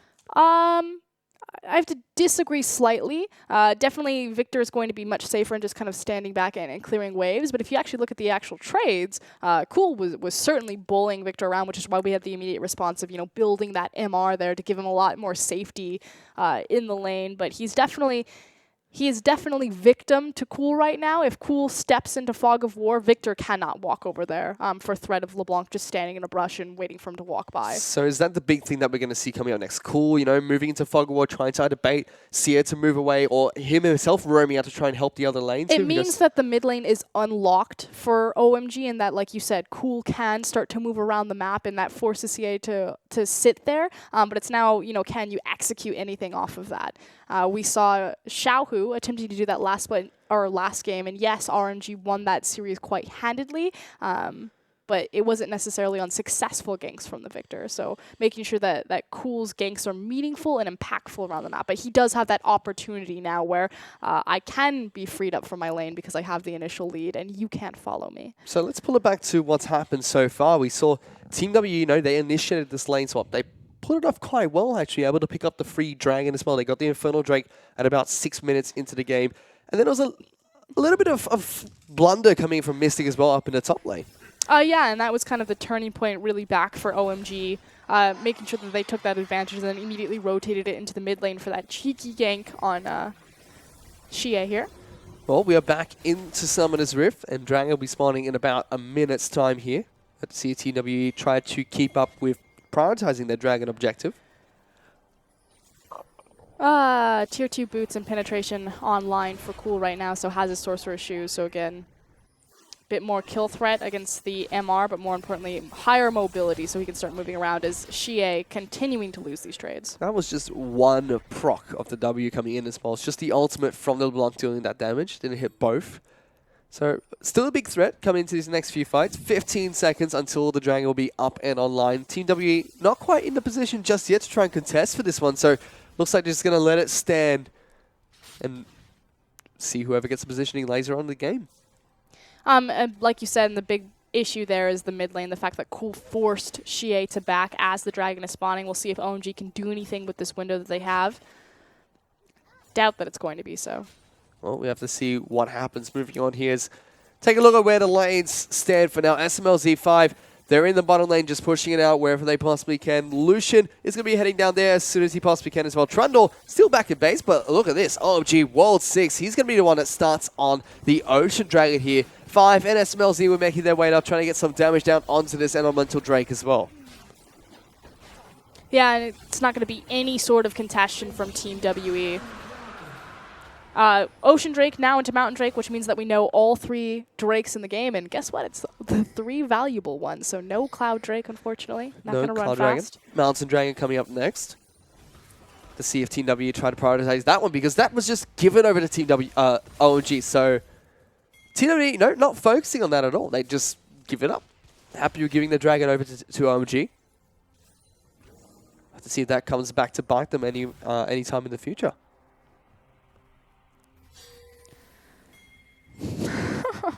You're right, Fresco. No, it's like there's someone talking in my ear. It's okay, it's sorted. It's all good? Yeah. All right. We solved the problem, everyone. Okay. So pressure being set up, it's now about identifying the next most important objective and who actually has the power to do it. So like we talked about, Caitlyn has the flat AD. Mm-hmm. She should be unlocked to attempt to siege. But that means in contesting smaller objectives like this, because it's still very early in the game, about 14 minutes, they don't manage to siege the red buff. But there we go. Cool. Leaving the mid lane, starting to eke into Team WE's jungle, and just skirmishing over these smaller things. We already have a slight change in the itemization between Caitlyn's here. SMLZ opting to pick up the pickaxe and the BF sword instead of going for the Zeal right after the BF sword. Oh, he's caught though. Cool, drop behind that pillar here. Good pillar being put down by Zero, able to stop Cool from getting out of there. I believe he had to burn his flash to get over that Yeah, too. very cute interaction right there to make sure that the pillar went down on the distortion. So when he tried to double distortion back, he just bounced off of it straight into Victor damage. So good maneuver there from Zero. And again, it's just this idea that OMG are continuously trying to cheat into the jungle and between lanes, contesting for Raptors, contesting for red buff, and then just trying to chip damage on Team WE and then translate that into the mid lane. But good response from Zero to negate all of that momentum. And we go back to passive farming. Still dead even between these two teams as well. It's 23,000 gold apiece here.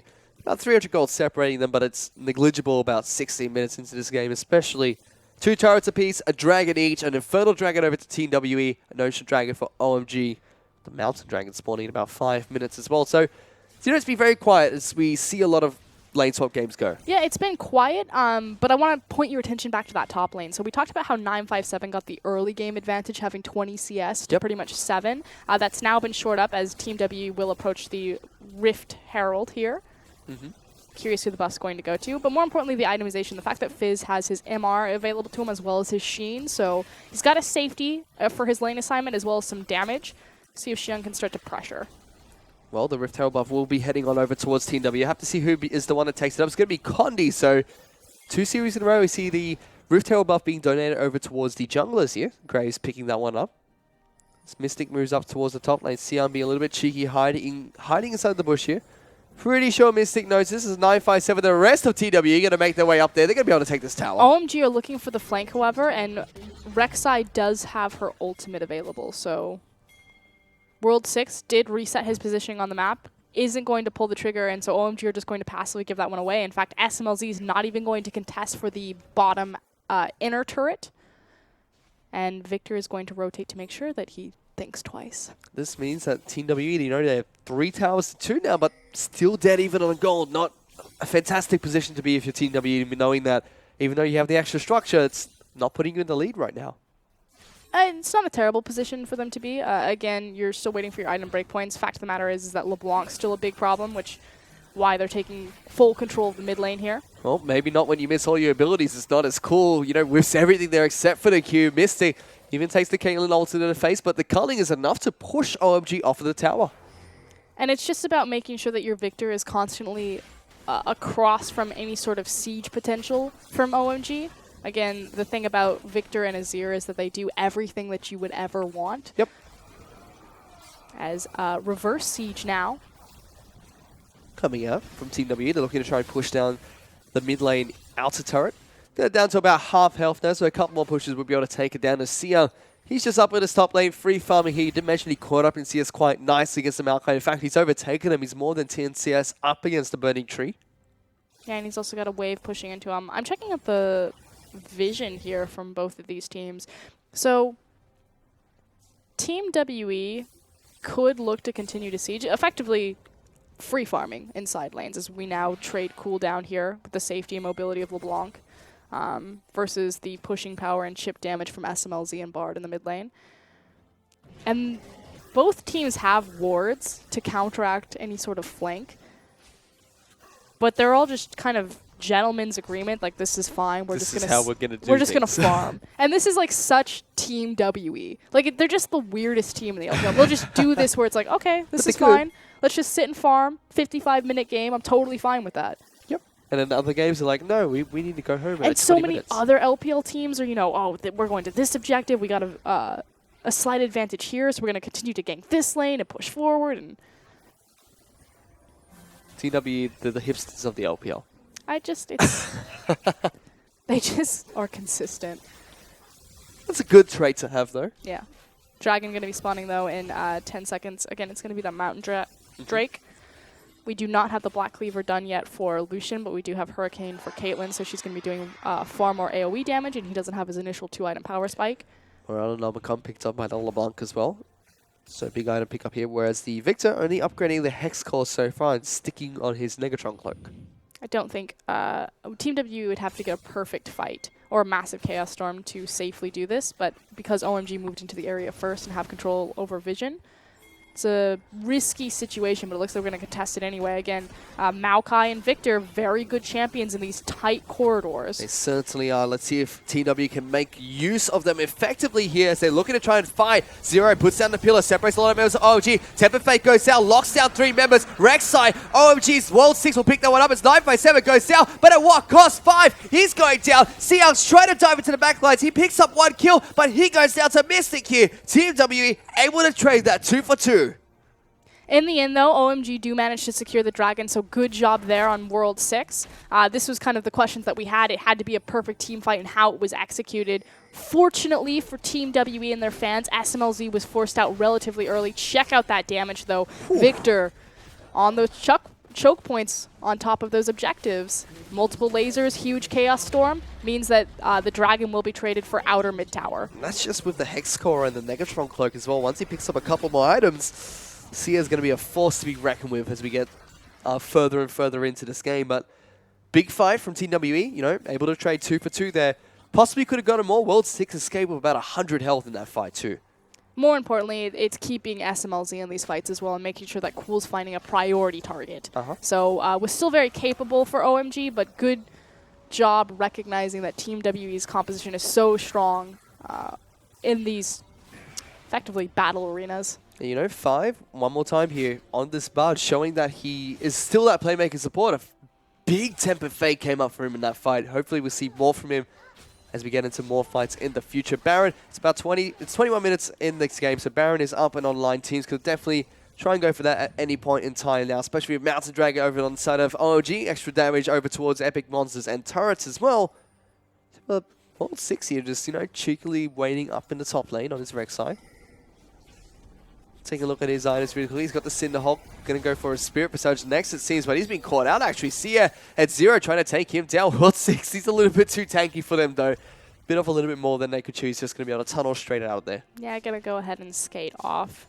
Did you happen to check what the next dragon was, Fish? Oh, I did not, no. So we don't know what the next dragon's going to be.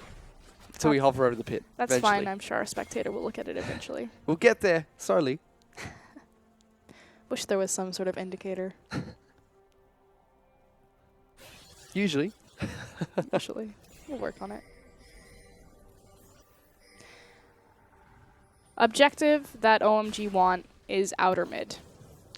They can continue to apply pressure into this bottom side of the lane, which is why they're ganking 957, just because that was cute. That was a great route, though, coming up from 957. Evades the Rabbit. He's still going to take a lot of damage, though, as the rest of OMG moving down towards the bottom side of this map. There's no turret to protect him. He has to run all the way back to base if he wants to get to safety. That's not going to be possible, as the Fizz is just going to be able to jump straight in there. And the thing that I wanted to comment on is the big reason why they can continue to apply pressure here is because it's so dangerous to move out of the mid lane to get down to assist Maokai without going the long way around.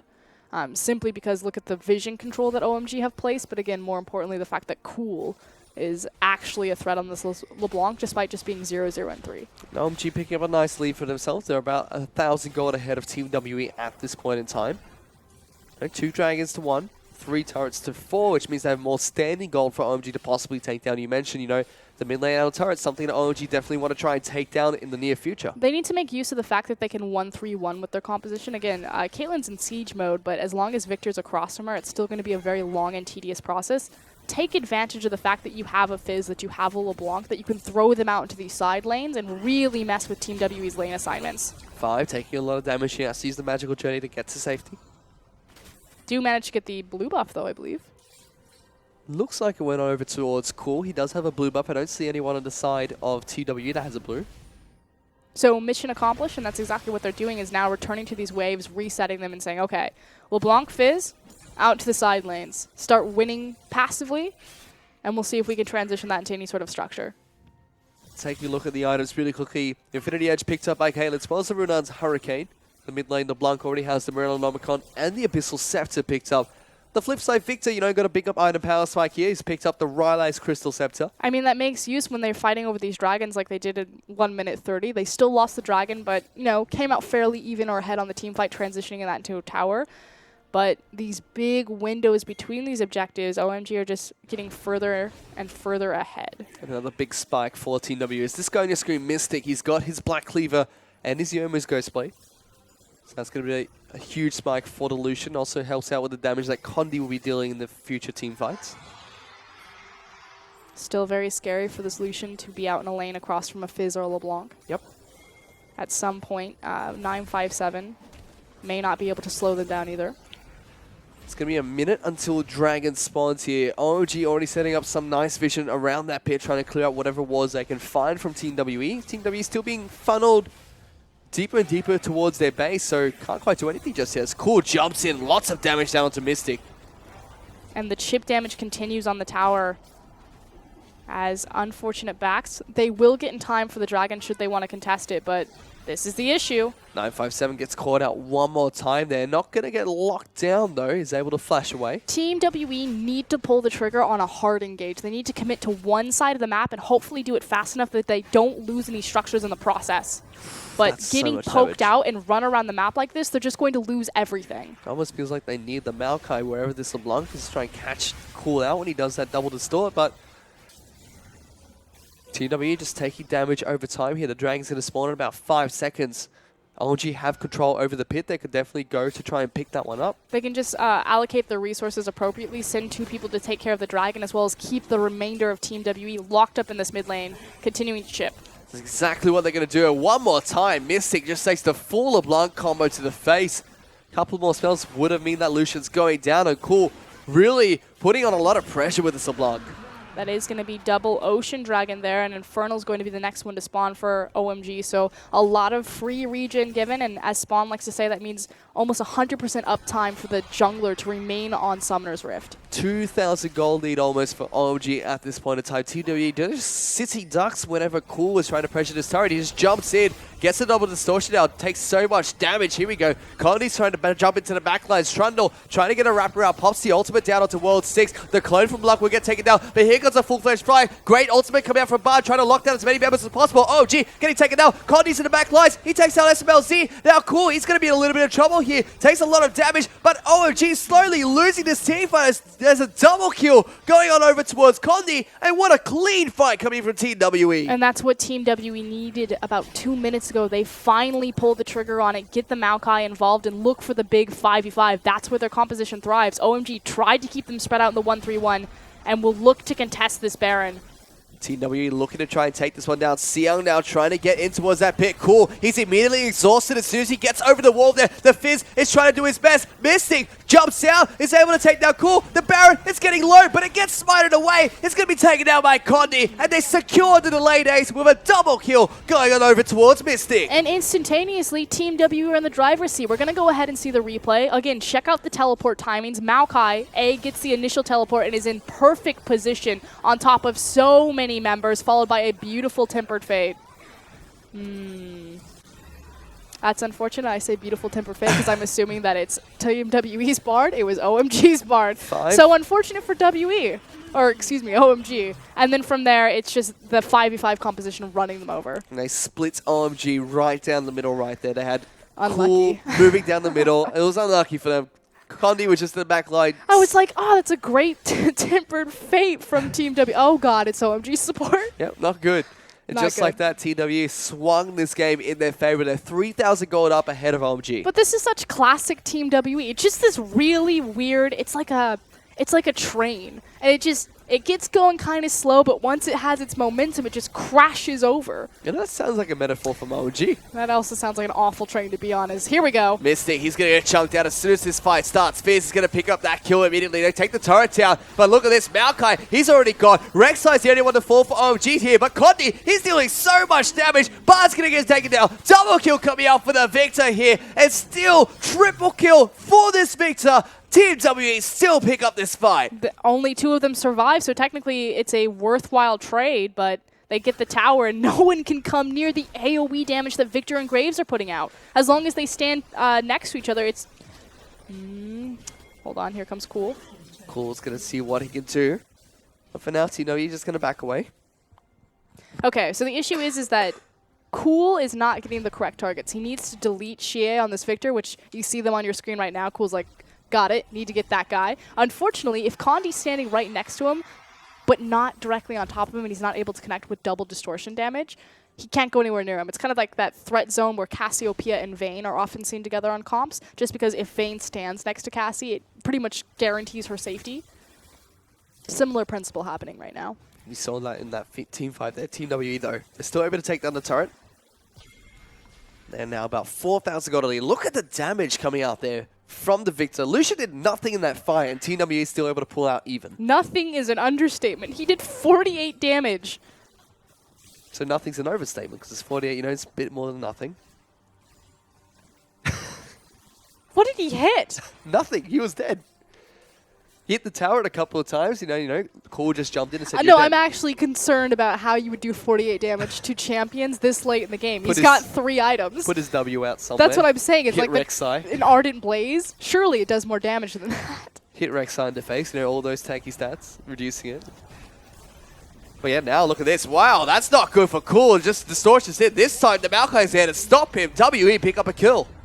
This is why Maokai is kind of considered a soft answer to LeBlanc there, able to follow up on the Distortion as long as you have the damage to delete her, and he's continuing to go. Temper Fate comes in. It's not going to be enough, though. Mystic already taking out SMLZ in the backlines. World 6, he's the next target here. TWE, they've broken the base. They're actually going to look towards the Nexus here, I feel. And OMG looked like they were in total control for the good portion of this game, but it just takes a single team fight into a Baron and Team WE come alive, proving why they are the second best team in the LPL right now. And then looking towards taking down this Nexus. First turret's going to fall down. Seoung at 5. Left to try and defend this one. It's not going to be enough. The culling onto 5. It's going to stop him from healing up in that base. Look at this Mystic. He's going to get jumped on here by Seoung. That's not going to be enough. Mystic takes him down. He's going to be able to work onto the Nexus turret as well. Nexus and the Nexus. And TW, they're going to pick up the first win in the best of 3 series against OMG. Brilliantly played from Team WE. They're just this slow and steady wins the race, although that was one of the faster games that we've had, but it's just such in a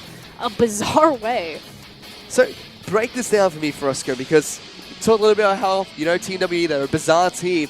OMG, they look like they were in the driver's seat for most of that mid-game. They're a bizarre team in the context that so many other LPL teams love to be like really scrappy fighters. Like even look at new teams from LSPL like IME. They're really good at these like scrappy from behind fights. And Team WE are kind of like old school QG, where they fall behind early, but they just stop and control the bleeding, and they just beat you in a team fight or in a late game decision. This was a team fight that looked good for OMG as well, where, you know, they took the Dragon down, they traded 2 for 2. They got a 2,000 gold lead for themselves, able to control the Dragon Pit, and the objectives a lot better after this, but that still wasn't enough against Team WE. They have a really good understanding about when they're strong and where their composition wants to fight. I think that's the easiest way to explain it. We talked about how, and this was finally when they decided to pull the trigger, the Maokai getting involved, and then the Tempered Fate pretty much just allowing Team WE to set up. So unfortunate for OMG there, but OMG were winning initially when they had LeBlanc and Fizz out to the side lanes and were kind of pulling Team WE around, continuing to siege and get chip damage with Caitlyn. And they needed to make sure that they were never put in a situation where Team WE could look for the full 5v5. You wanted them to pull the trigger possibly on a 4v5, get a good disengage, or keep Team WE chunked out so they could never do it, or at least trade a tower for that. But OMG baited into the 5v5 comp and lost big time. And, you know, Team WE, they're considered a team that it's all about teamwork, and that really showed here. Every time they're grouped up as 5, they know exactly what to do, when to do it. This is the fight where Lucian somehow did 48 damage, and that's it. Got taken down, but still turned down in Team WE's favor. They traded all the way down to 2 members left, took a turret for this as well.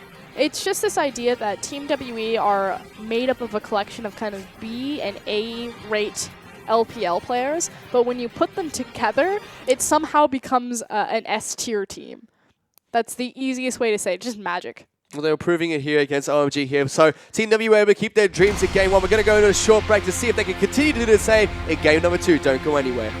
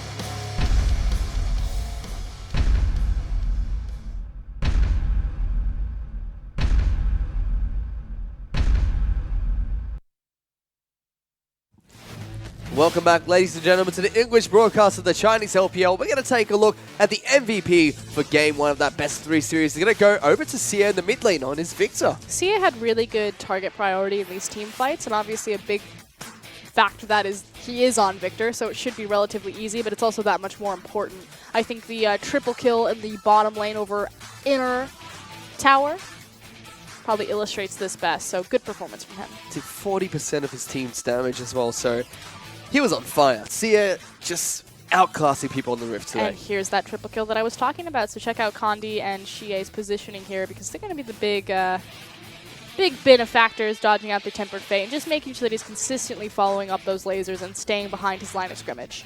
Knew exactly where to be. He was positioning nicely as well. Then he was able to protect out Condi as well once the fight was over to be able to pick up the towers as well. So good performance from him. Hopefully we can see the same thing for him coming into this next match. And that's where I want to start things off here. The mid lane, Sia up against Cool, you know, there was a bit of back and forth here. Cool looked good in the mid game, but ultimately Sia came out on top in team fights. It's going to be the same story coming to game number 2, you feel? Cool got the initial advantage in the mid lane, like you said, but it was OMG, not just player to player, but kind of team's failure to execute on the win condition that they had set up, which was playing their side lanes and making sure that they never grouped up 5v5 against that type of composition. In terms of looking at Xie and Cool going forward, I mean, you had the Assassin versus the Control Mage. The thing that Team WE do really well is they're able to survive and allocate resources where needed. So I don't really know what OMG's plan is at this point. I think you actually honestly just take another 5v5 composition, and if that's where Team W want to play, you try to get back to what OMG have always been known for, which is their 5v5 ability. Well, let's see if they're going to do that coming into this next matchup is.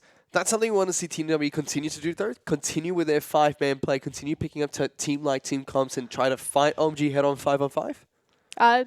Yeah, I think that's the option. The issue then, of course, is that you're looking at multiple roster adjustments and swaps. SMLZ 5 and World 6. Relatively new. I mean, only a single split with this organization, but I think you look 5v5. Well, we are into Champion Select for game number 2 between OMG and Team W. The teams have swapped sides, and the bans have started between the two lineups. Nidalee is going to be banned away by OMG. Rise is going to be banned from Team W. The two remaining 100% pick and ban champions in the LPL so far. Siva actually going to be a ban coming out from OMG as well. So trying to take away the power from picks like Maokai of the 5v5 ability. So I like that. Have to see what they decide to ban now as we move further into the picks and bans here. Azir's going to be taken away, so lots of target bans out towards Cool. I think this means that you have to look at either the LeBlanc or the Victor. So you have a very clear-cut winner in the mid lane, although we have seen some adaptation there with picks like Vigar from Dade, as well as a couple of Vigars in the LCK. But for now, teams both taking it rather slow here. Victor, it's going to be the respect ban coming out from OMG here. Wouldn't be surprised to see a LeBlanc ban coming out from Team WE, but... And that's the thing. I don't necessarily think it's so much as a respect. Yes, it was a big problem, so I'm glad that it was an issue that was addressed, but it's more so this idea, Rise and Azir all banned, might as well ban the Victor, because you don't want it as your priority. Yep, it's one of the supports that stands out the most here is Thresh. It's going to be banned out by Team WE here. They don't want OMG to pick that one up, and immediately Xiang's going to be locking in Kindred. That's a little bit questionable, just because I feel like Kindred would have been a very easy ban to throw down as opposed to the Thresh, but obviously they have something up their sleeve. Rek'Sai still available for the jungle, so Condi does have options, and it looks like it's going to be that Maokai priority. Maokai and Lucian going to be locked in here for Team W. We've seen a lot of teams on the blue side first pick Kindred, give up the Maokai, and then pick a counter pick to Maokai up at the top. They try and bully him out as much as possible. We'll have to see if OMG decides to do just that. But Lucian returning to the Rift with really strong AD carry. With Thresh banned, I would like to see 5 go for a Janna.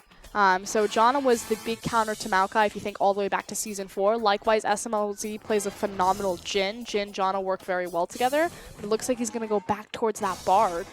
The idea is with Thresh not available there's not a lot of consistent hard damage or hard CC to get on top of a Janna and to immediately destroy her. She does well in lane swaps, she does well in standard lanes. She's easy to blind pick, but it is going to be that priority for a superior 2v2 of matching the Lucian and taking the Bard. Then lock in the Echo as well, and immediately Xiang swaps his Summoner spells over to teleport and flash up into top lane. No more playful Trickster coming out from him. So we are going to see the Echo Maokai matchup up in the top lane, something we saw a lot during MSI.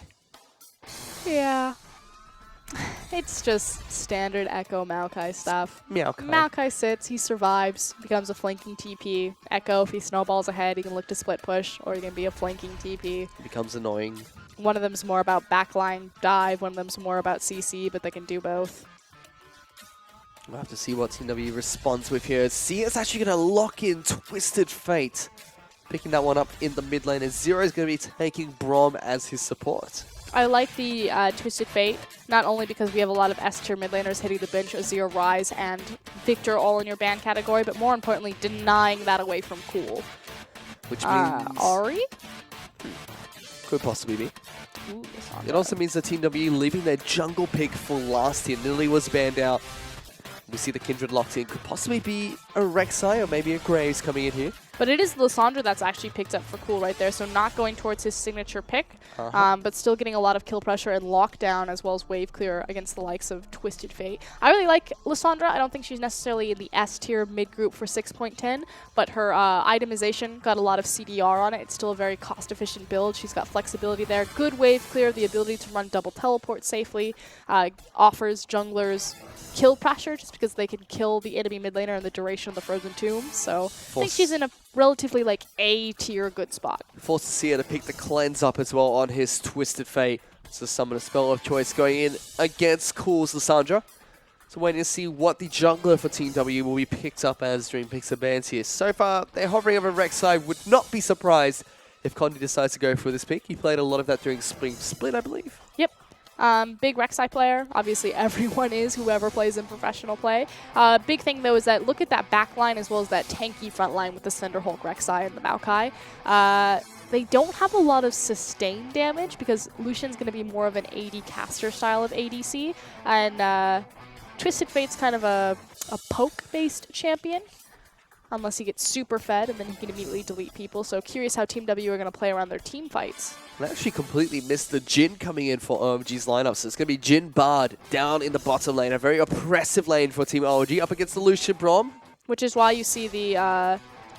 Actually, you know, he picked Jhin into Braum. But that makes sense because SMLZ's signature pick is his Jhin. It's actually just always a joy to watch. He plays it very well. Well, just to round up the team comps one more time. Echo, Kindred, Lissandra with Jhin and Bard in the bottom lane, and Maokai, Rek'Sai, Twisted Fate with Lucian and Braum in their bottom lane here. OMG and TW this time really looks like they want a 5-on-5 fight.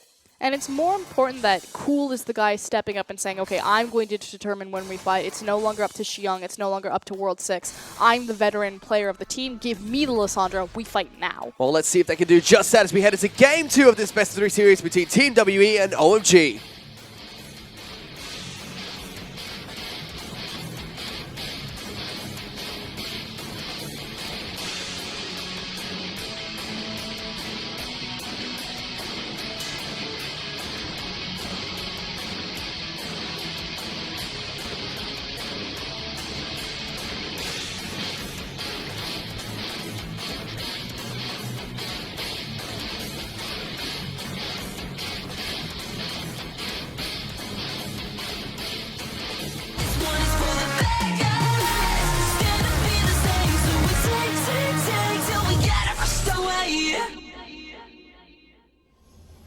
Cool still looking as cool as ever as he head on to Summoner's Rift for the second match of the final best-of-3 for tonight. He's going to have to see if his Lissandra can pull one more back for his team. You had the opportunity to make a pun like, hopefully his Lissandra stays cool, and you failed it. But I don't think he's trying to be cool there. Freak would be disappointed in me. I'm disappointed in you. I can tell. You're always disappointed in me, though. You make me out to be such a mean person, and I'm just like so nice to you all the time. Sit next to you. Yeah, and you play Gnar. I play Gnar. It's a good champion. I've got 100% win rate on him. Pretty good. Yeah, my first game with Fish as he's playing Gnar. Which buttons jump? I don't know, you've got 4 of them. It's W, right? Well, we're going to take a look at the Keystone Masters really quickly. There's nothing too surprising coming out from these two teams. Pretty standard Masters coming out from everybody. So take a look at the fan vote as well. Lots of people think that Team WE are going to be the ones that pick up this game. I don't blame them. Well, they've got the advantage as the first game went in their favor. More importantly, they had the deeper playoff run last split. It was OMG who actually had to go through the promotion tournament, although got confidently out of that. Yep. Having a giggle in the bot lane. It's cute. Bard is an amazing champion. This time around, though, no lane swap. It is going to be standard lane. So Jhin and Bard versus Lucian and Braum. See who's going to execute this one better, because there's a lot of kill pressure either way. 5 and SMLZ also opting to take the camp at level 1 instead of trying to disrupt Lucian and Braum from taking theirs. And of course, Krepo would be disappointed. His mentality is that Bard's level 1 is one of the strongest in the game, so you should always invade to try to keep everyone at level 1 and make the most out of that power spike, rather than trade camp for camp. This also means both the junglers will be starting on the top side of the map. So Condi will be taking the blue buff first, whereas Condi will be taking the red buff first, whereas Kindred will be taking his blue buff on the top side of the map. Moving down towards the bottom side, we will see Cool, Sia duke it out in the mid lane. Sia will be taking on 957 up in the top lane. No cheeky lane swaps coming in anymore from these two teams. Oh yeah, all eyes are going to be on the bottom lane, especially as the junglers will be playing over there. But cheeky level 2 from everyone. No one's going to go ahead and pull the trigger on an early all-in engage and back up. Condi now working on trying to take down his red buff. On the flip side of things, Rek'Sai yet to move on towards his second buff of the game here. It's more important that he takes control of the Scuttle Crab, simply because his lane is starting to push forward. Unfortunately for him, not the Scuttle Crab that's going to be marked up by Kindred. Oh, here we go. He's looking, has the Tremor Sense, sees Now Condi. he knows. Condi also getting spotted out now. So we talked about how all of the aggression was going to be on the bottom side between these two junglers. We actually even have 5 pulling off early. Trying to help him out. Tension fizzled out. Both junglers paying a lot of respect to one another here. Let's see how 957 up at the top lane, duke it out. Echo is just going to be a little bit more annoying than the Maokai earlier on in this game. This is so ballsy from World 6. He's spotted out. They know that he's here, but They know that he's there. It's because in the mid lane, Cool has Xie locked down and is following him now. He's still trying to go for it. Like, Xie has to go the long way around the banana brush to get into position here. So World 6 thinking that he had the space there because of his mid laner, but deciding against it. So good response from everyone on the map right there. Good wave control coming out from Cool, able to help him out with that one. So we'll take a look back down towards the bottom lane. Nothing too fancy taking place here already, though. There's a big CS difference between SMLZ and Mystic. Yep. Obviously, the big thing about Jhin is, yes, he's very fragile to all ends, but it's this idea... I thought for some reason that was going down into the bot lane. It's this idea that the only way to beat Jhin is to make sure that a trade lasts longer than 4 hits, so he doesn't just get to trade his crit on you and end it. Cheeky Sapley coming up from 957 as well. Stops Siang's back, so he has the advantage in his lane for now. Let's see if Siang can get it back in and teleport back to the lane soon. May lose some creeps to this tower. Go back down towards the bottom lane. We see the oppressiveness of this Jhin and the Bard here. But very quiet this game here. No lane swaps. We don't see any towers falling down early. No ganks coming in. You know, we saw Kindred trying to take away their blue buff, but nothing much else has happened so far. Yep, and like you said, both TPs have now been traded, so not letting that advantage go on for much longer.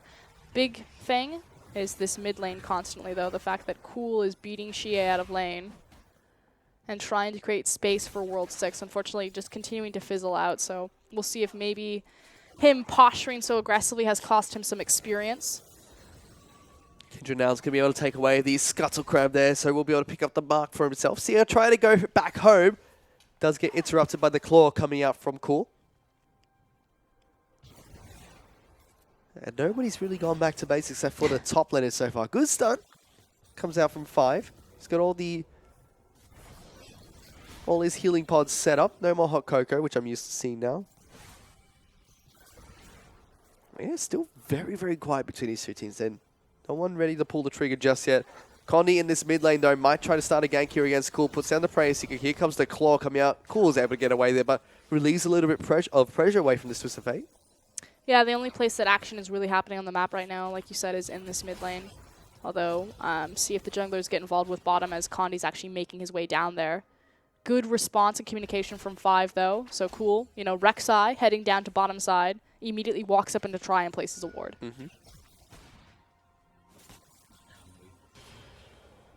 For now, though, only top laners head back to base. So 2 Doran's rings on the Maokai. We just see Echo as well picking up his null magic mantle, as well as the ring to go with his corrupting potion. But other than that, no major items coming out. Junglers picked up their jungle items as well. Important to note that the Destiny is now available for Xie. Yep.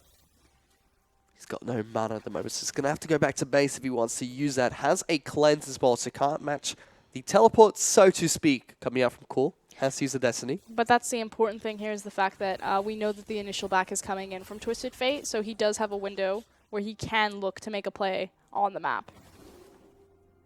It is going to be the Lucidity Boots first pickup, so really trying to make the most of that Destiny cooldown and get involved. Starting to head bottom. Nope, going to go ahead and go back mid. Got a Negatron Cloak as well, so going to reduce some of the damage that Cool will be able to dish out in this mid lane. He's actually gone and picked up a Catalyst, so he's going to be working towards his Rod of Ages as soon as possible. And still quiet on the Western Front. It's very quiet between these two teams. Nobody willing to pull the trigger just yet. 11,000 gold each, 7 minutes 30 seconds in the game. No turrets, no dragons taken either. We saw the first dragon available is the Ocean Dragon, so it might decrease the priority that these two teams have over taking that one down. Big fan of Ocean Drake. So is Spawn. Yep. I understand his reasoning. 957 just cheekily gets out of that parallel convergence. As Condi now making his way towards the top side. Here comes a Destiny as well. They're going to try and take down the Echo. Stun gun comes out. Flash from Sia as well. A nice knocker coming in from the Rex side too. Sia, he's going to get taken down. First blood goes over towards Sia. Yeah, and too little too late for Cool on the return teleport right there. Will manage to pick up some CS as well as a tunnel for his troubles. But otherwise, commanding lead for Team WE. Essentially using the Destiny wisely, and now with the Iron Boots of Lucidity as well. They'll be back up quite shortly too. And the fact that Xie was actually able to get out of that lane without any sort of communication from OMG is a big concern there. Cool was doing such a great job keeping him locked down, so good job on Xie. Take a look back down towards this bottom lane one more time here. Mystic still slightly behind in CS, but nothing to be worried about at the moment. You expect Jin to come out a little bit ahead during the laning phase. Being able to be a little bit more aggressive down here though. It's relatively difficult actually to farm sometimes on Jin if you have to consider trading your crit for a cannon or a trade. The gold has swung quite significantly though in Team WE's favor. It's completely even now. They've got 1,000 gold lead for themselves, which is not bad to have just 9 minutes into the game.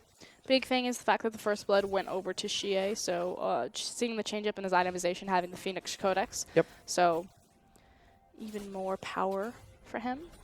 With that Lucidity Boots, his Destiny is about halfway through. See where he's going to go next with it.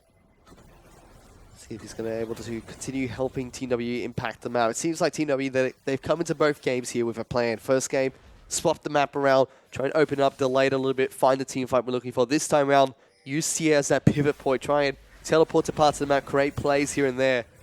They've already started step one of their second tactic here. See if they can continue doing that with him. Likewise, OMG have changed it up. We talked about how we wanted them to go towards more of a 5v5 based composition. They've certainly done that this time around.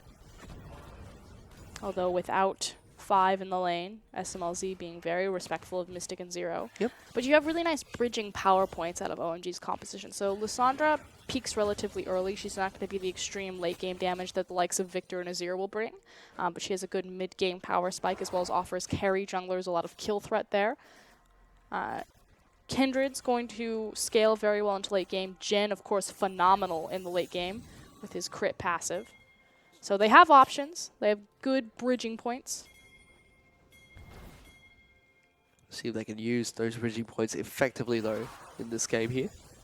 Claw's actually being put out there. Cool. Looked like he wanted to be a little bit aggressive towards Sia there. Not opting to pull the trigger, though. His jungler wasn't in position, but with so much aggression on the mid and bot lane, so taking advantage over Team WE's backs, it will be a free dragon for OMG. World 6 should be able to pick this one up. If it is the magical journey, we'll get them out to safety as well. Opting not even to use Smite here, so easy picker coming in for Team OMG. And it will be a Cloud Dragon next. Again, we talk about how the Ocean Drake is just nice, especially in these early games, because the region effectively gives your support and your jungler the ability to have 100% uptime. with that time, opening up more space for ganks, roams, and placing vision. Especially when you have games as quiet as this one, means that not much fighting taking place, more time for the Ocean Drake to use and be effective here. Cloud Drake will be the next dragon here, one of the dragons that a lot of teams don't like to really contest for. They don't really like picking it up. Would much prefer a Mountain or an Inferno or even an Ocean Drake. But we have to see if OMG continue their trend with picking up dragons here, or if TWE can take the wheel at any point in time. I just think Cloud Drake takes a bit more time to ramp up into being really useful. It's still relatively cost efficient for stats that it's giving you. Obviously, you get a lot out of it if you have all three as well as Swifties. If I'm not mistaken, all 3 Cloud Drakes gives you the 45. same movement speed upgrade as Tier 2 boots that are not Swifties or mobility. It's second. Cloud Drake will give you that one. Oh, wow. But if you have Swifties and all 3, then you get mobility boots effectively. It's 105 to 115. That is pretty sweet. Yep. But the problem is you need 3 Cloud Drakes before you're like, yeah, man, this is sweet. Whereas if I'm sitting on like 2 Ocean Drakes, I'm like, damn, I feel it. We'll sit on 3 mountains. Jung- Take Baron at 20 minutes. Jungler takes a camp, stands out of combat for I think it's like 8 seconds, and he's just like, do, especially if he's red buff. There was a Health Pokemon regenerate. sound there. That was a Pokemon sound? Do, do, do. I know Richard Chow's sitting in production, you're just shaking his head right now. That was it, right? Close. Okay. But for Gank. now, Team WE, Condi waiting inside the brushes behind Fog of War as well. Siang is already... He knows this has happened before. It's happened to him once, now he's going to stand up one more time in the Maokai, but just trading back and forth for now. Maoka's, hello? Rek'Sai, please respond. I started the fight. Do something, please. Hello. Yeah, but choosing not to pull the trigger right there. Teleport is available for the mid lane, so Yep. possibly being cautious there. Yes. Or Xiong not committing as hard as they would have liked. Destiny is up and available though. Sian needs to make use of that if he likes to. He's already gone back to base, picked up the Abyssal Scepter for himself. Meanwhile, we see the Youmuu's Ghostblade being picked up by the Lucian. It looks like Essence Reaver is going to be the first item for SMLZ. With Rod of Ages already completed on the Slandra. I'm not actually a big fan of Essence Reaver first on Jhin versus the Infinity Edge, just because of how the... Oh, hold on, though. 5, going to get locked down here. Is able to take the magical journey to safety, though. Just because of how much more the Infinity Edge passive means for Jin's passive in terms of his damage output. Yep. Although I will say that by going Essence Reaver first, you open up more slots for just kind of flat AD damage. Which if you want to go into sieging, like I actually think that Essence Reaver on Jhin first as opposed to Infinity Edge when you're in a lane swap is superior. Just because, again, you get more slots for flat damage for taking down towers a little bit faster. Or a little bit earlier in the game. Can't crit a tower. Instead, no Infinity Edge here means a little bit less damage to champions, a little bit more cooldown reduction once he gets his Zeal item up. Bit more safety than... Meanwhile, we just see the Lucian. He's picking up the Youmuu's Ghostblade, probably going to the Black Cleaver build as well. So, it doesn't really have anyone really to shred for here. You could argue Condi does a little bit more extra physical damage. But still a very popular build on Lucian right now. Take a look at the top lane as well. Balmi's in the picked up by the Echo. He's gone for the Spectre's Skull as well. Maokai, on the other hand, he's got 2 rings and that Spectre's Skull, probably going for a Spirit Passage first. Which would... He's got the ring power. Mm-hmm. Just so quiet. Yep, No going- one just making a peep. They're just totally fine. Going back into a very quiet game. We saw this game 1, but it was a lane swap. So, towers were falling here and there. We saw them rotating around the map. But now game 2, just standard lanes, but nobody ready to pull the trigger. I have a feeling that the trigger is about to be pulled, though. So Xie made his back, and he picked up a Sheen. Uh-huh. Definitely has a lot of power on this Twisted Fate right now. Like you said, having that completed Abyssal. So... Sitting pretty high and mighty, Dragon will be spawning in 1 minute and 14 seconds. So I have a sneaking suspicion that Team WE are about to pull off something so they can rotate quickly into that Cloud Drake. They've got a minute to do just that, so we'll have to see if that's the objective they have in mind to pick up. We'll have to see how they execute it. But for now, it's 0-1, 1 kill over to Team WE so far. No turrets taken down just yet. A single Dragon has gone over towards OMG. But Team WE, they're still the ones in the lead at the moment, about 1,500 gold in their favor. OMG also being much more responsive than they have been proactive despite running the double TP. I understand picking up the TP against the likes of Twisted Fate so you can continually follow the Destiny.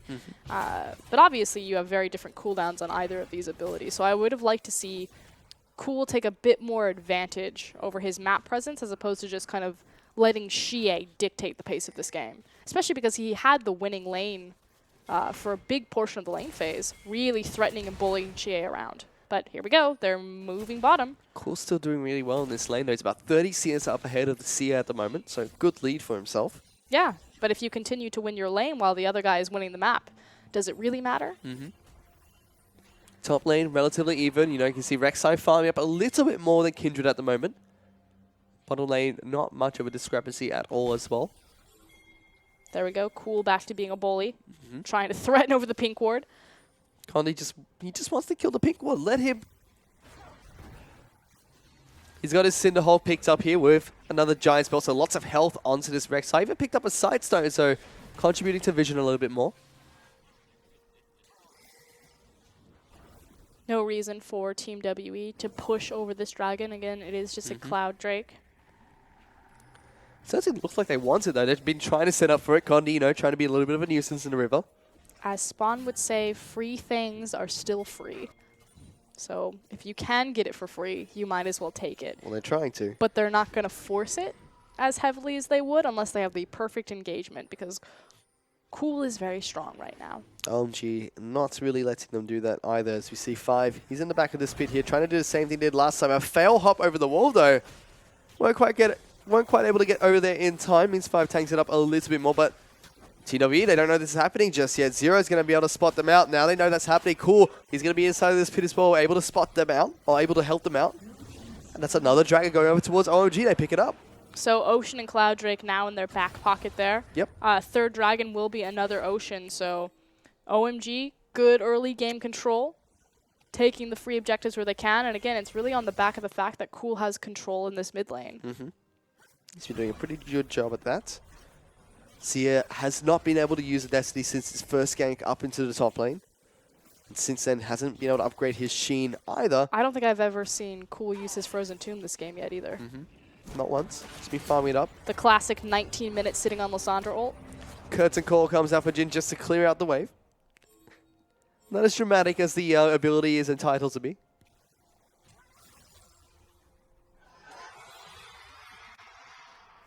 But yeah, still very quiet game between the two teams. We have lots of time to check in with the items for the players here. 957, he's gone back, picked up a Balmy Cinder after his Spirit Visage for himself.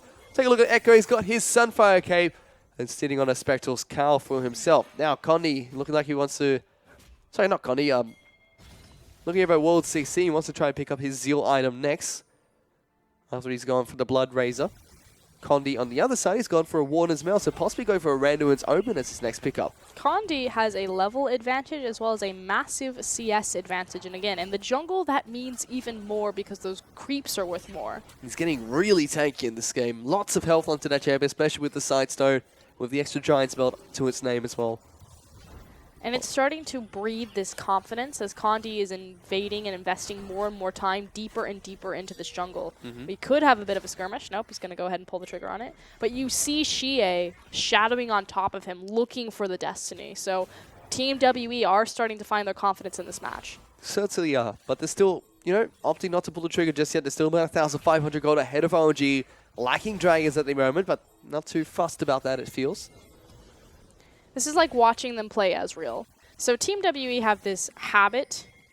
As I say this, though, we might actually get... Oh, TP! Yes, we got one! They're going in for the fight here. OMG want to be the ones to start this one off. Cool, didn't opt to take the claw to go in there. In fact, all the damage went on to Brob. Now, WE looking to try and see if they can turn things around. Maokai's here as well. 957 trying to create a zoning distance. Pops his ultimate, looking to try and see if he can get a twisted advance there, but they're just backing off for now. It's a 5-man showing up into the bottom lane, but nobody really wants to start a fight here. Fight!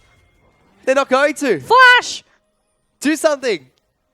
No, that's it. That's all they get. Just teleport there and, you know, say hi. We had 2 teleports and no one died. They want this tower. They're like, we're not wasting the teleport. Something is falling. His Destiny as well. Nobody wants to fight just yet, Frosco. Calm down. Press R!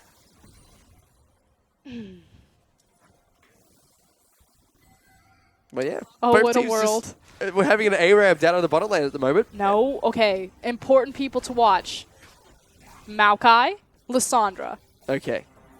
Curtain call though is going to be popped out here. Gets one tag onto Twisted Fate. The door's been put up by Brom, so he's going to be able to block out a lot of the damage. 957 takes that crit shot to the face. So else he doesn't find what he was looking for, but still, W is slowly getting poked out here. Healing up wherever they possibly can. We're actually having an extended ARAM in the spot lane. Yep.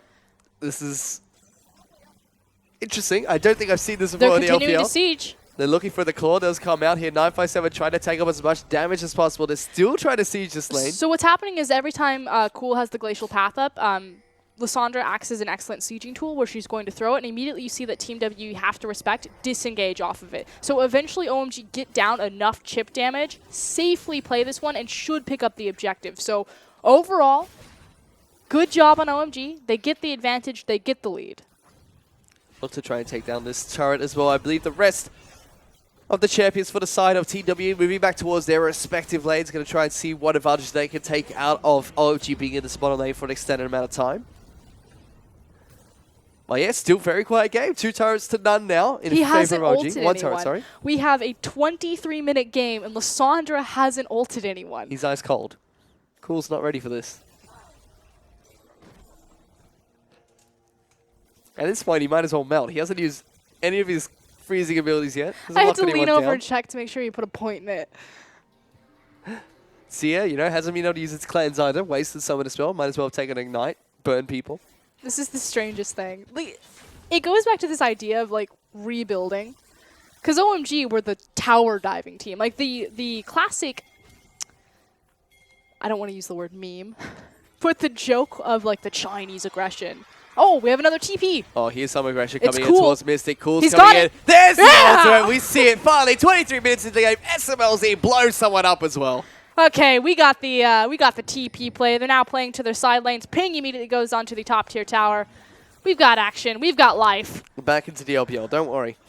We didn't go anywhere. Well, we did for a bit. Well, we're back. Meanwhile, in response, though, Team WE collapsed down onto this tower with that empowered Lich Bane. Blue card, Twisted Fate, it is going to shred. So TP is immediately punished, and we're now looking for a fight. Let's see if the Destiny can do anything here. It's Cool. He's been locked out. Good Temper Fate is going to stop the Destiny in his tracks. Here comes the Kindred as well. Pops down the ledge to Spy. Going to keep lots of WE members alive for longer, though. Zero now. He's going to be one that gets taken down. 957. He's trying to stay alive. Not going to be enough. OMG just turn on their team fighting capabilities and pick up 2 more kills. Much better play this time around from Five's Bard right there. The Tempered Fate buying enough time for the rest of OMG to get in position and clean up that fight. It should be a counter push on the outer mid tower.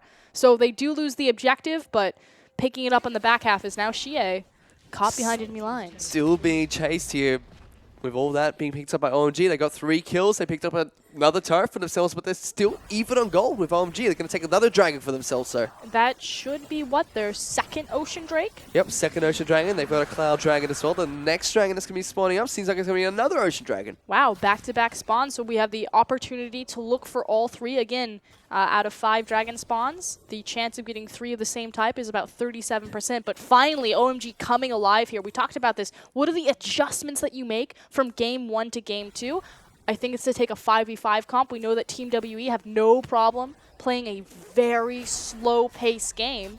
So just meet them late game in that 5v5 and take the free farm lanes. I think scary thing for me, though, is it's still dead even. WE are 41,000 gold to 41,000 gold of OMG as well. It's a little bit scary that OMG, you know, they've been playing these team fights, they've been taking more structures, but they're still behind, or still even, so to speak. But you also have to think about what are the win conditions for these teams in a team fight.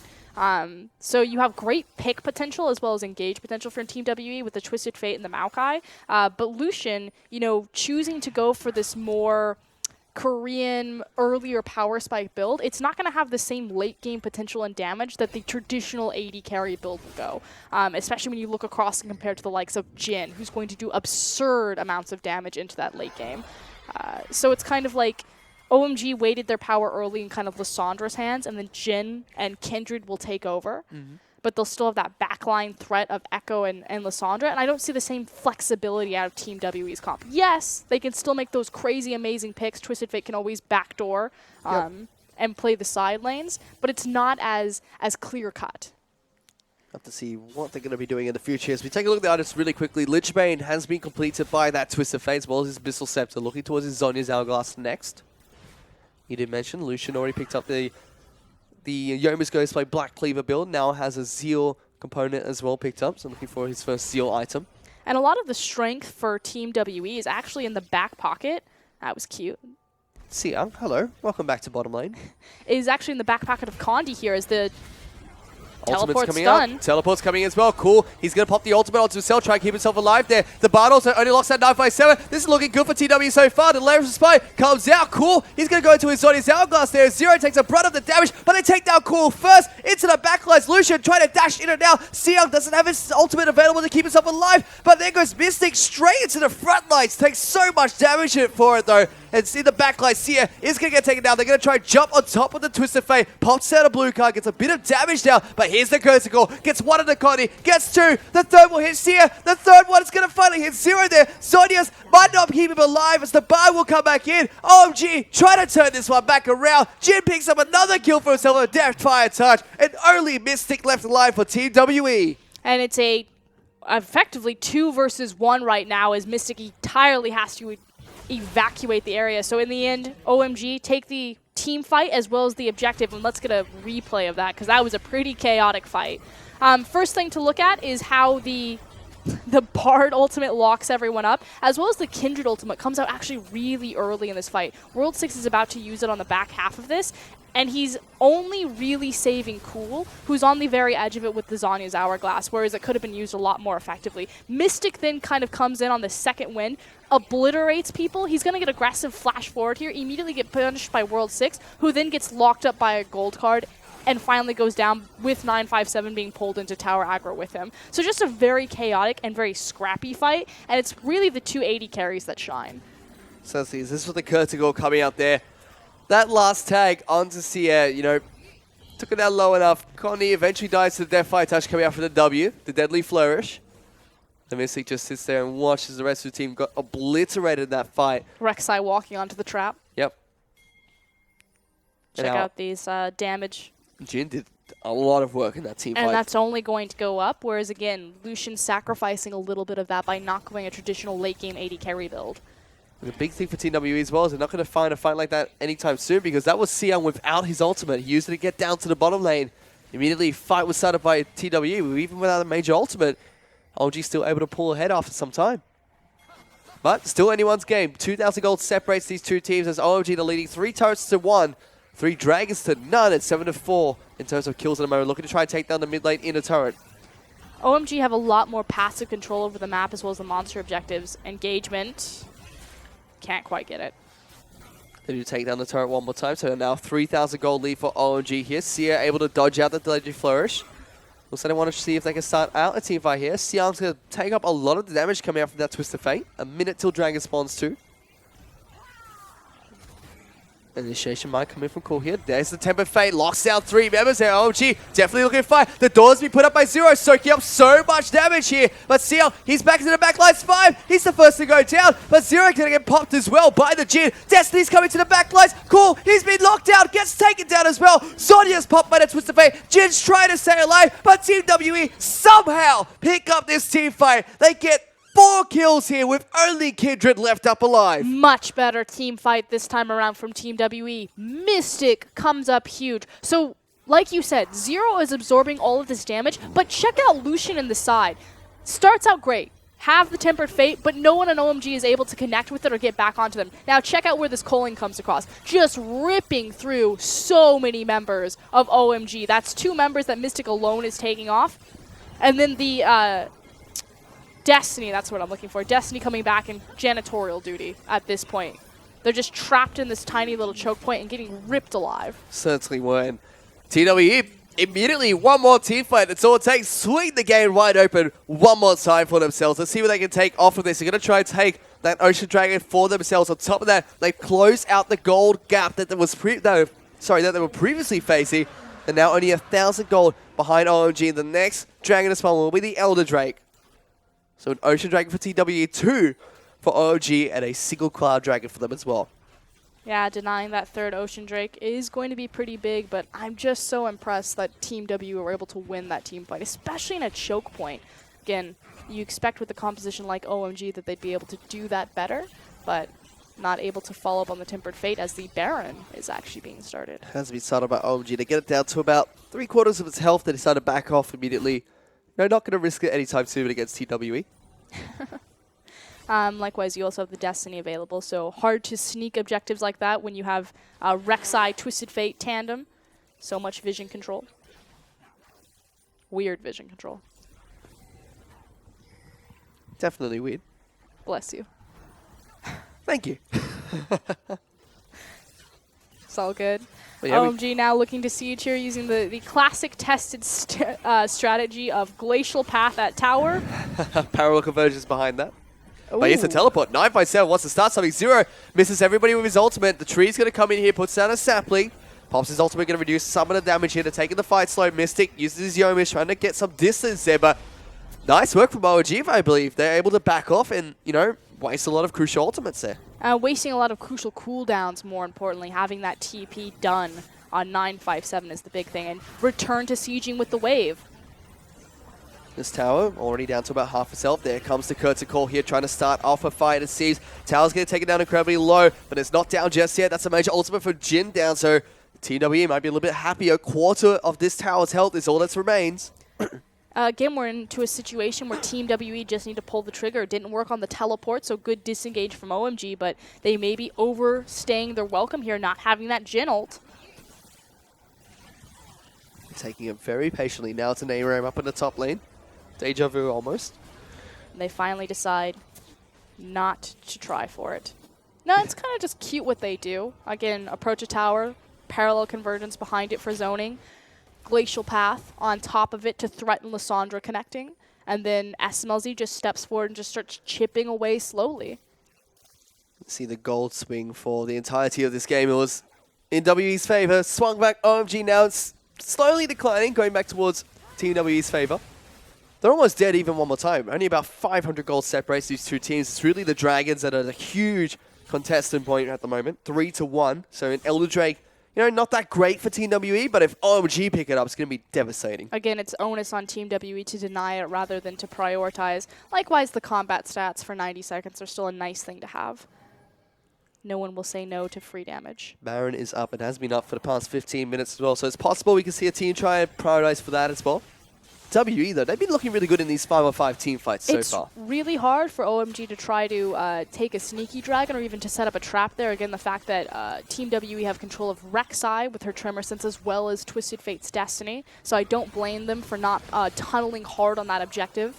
Now they're moving in towards the bottom lane inner turret, seeing if OMG can put on their ARAM show one more time here. It's all random, all bot. It's not even ARAM. Gonna see what they can do right here now. Oh, So look at this. 957, he wants to go in. Zero's gonna try and follow up with the initiation. Glacial 2 be put on top of Lissandra there. There's the Laris Hype being put out very early coming from the Kindred here. OMG, they're looking to have to retreat here as 957's taken down cool. They're looking for more. 5-speed lockdown. He's gonna get taken down. OMG are running for the heals and the Destiny comes out as well. SMLZ tries to kite backwards, but that's a double kill for the Lucian. The Glacial Tap is not gonna come out from the Braum there, but they still pick up 3 kills. Curtin Cole though, looking for Mystic. He hits one. Condy body blocks the second. The team jumps us down to the third. The fourth one's not going to connect. Deadly Flourish not going to be enough, but low health was the WE. They're trying to run away. Xian can still continue to chase this, though. Now he can't. Now that he's tagged with the slow, but the gold card was about to expire in SMLZ. Ooh, okay. Big team fight for TWE, though. They pick up 3 kills ahead of OMG. And like you said, these Kindred ultimates, the Lamb's Respite not used as optimally as they need to, but it's really the SMLZ versus Mystic show. And the primary difference is that it's so much easier for Lucian to utilize his ultimate over the course of a team fight than it is for Jin. That's 2 times back-to-back that we've seen the curtain call come out as a chasing maneuver. We see the damage dealt during that team fight as well. Jin, so much damage coming out from him, but just nobody getting taken down. His front line's completely dead, and he's ready to fight. So good positioning. Again, it comes down to this issue that Lucian's able to put out so much more damage during the fight, and SMLZ is kind of either has to put it out before, like have the poke laid down, or he's got his chasing execution. And unfortunately, just really unlucky draws of not being able to execute to finish out all these blinking health bars. So these fights are very close in both instances. Saving grace again, you could say, is the fact that it's still dead even in gold. So 61,500 gold each for both these teams. 4 turrets to 1 in favor of OMG, which means if WE find a good team fight where some of their members are not low and they can actually contest Jin once his ultimate is down, they're going to be able to take so many standing objectives and just boost up that gold deficit. OMG just need to create a front line for SMLZ and to stay alive long enough for this guy. Obviously, he's outputting the damage, but he's so much healthier than anyone else on his team. Certainly is. Taking a look at his items really quickly. He's got his Infinity Edge, also has the SS3 with the Rapid Fire Cannon, has picked up Lord Dominic's Regards, and also the Cleanse, the QSS coming out. Taking a look at the side of Lucian. He's got 5 items picked up already. Bloodthirster, as well the Phantom Dance to add to the Yoma's Ghostway Black Cleaver build. As Sia and Xiang just going to trade it back and forth up at the top lane. Speaking of Sia, he's got his Zony's Hourglass now, the Void Staff, as well as a needlessly large rod. So almost 6 items onto this Twisted Fate, sorry. He's, I mean, the most important thing is that he can A, pick successfully, pull a Messiah by starting a team fight with an Hourglass, or he's got side lane, backdoor threat pressure, as long as he has a creep wave. Their front line for TWE look really strong at the moment. You can see the likes of Rek'Sai has that random wins, also the Dead Man's Plate and the Spectre Skull. But you also have a lot of pseudo-tankiness on the side of OMG. So yeah, you have just like the Cinderhulk Rek'Sai build as well as the big frontline Maokai. But Echo's his ability to reposition his health bar with his ultimate, Kindred with the Lamb's Respite, Cool with Stania's Hourglass as well as Frozen Tomb. You still have a lot of tankiness and survivability there. It's just not being utilized as cleanly as it could be in these team fights. OMG really want this Elder Dragon. They're trying to take it down. It's already at half its health. Nobody from the side of TWE is here to react to this. Destiny's been popped here. They know what they're doing. WE going to rush towards the Baron. Elder Dragon actually resets here. That might give them a little bit more time to try and take down this Baron. They're on top of it, looking to try and take it down. That's at half health already. They're just going to trade these major objectives. That's going to be 2 Ocean Drakes as well as a Cloud Drake being augmented for Team OMG, and then the 90-second battle stats off of the Elder Dragon versus the Baroned up creeps. But OMG are going to be able to push down for the bottom lane inner turret as well, taking it down with relative ease. I think the Observer is showing us which dragons are being augmented. Thank you, Observer. Thank you.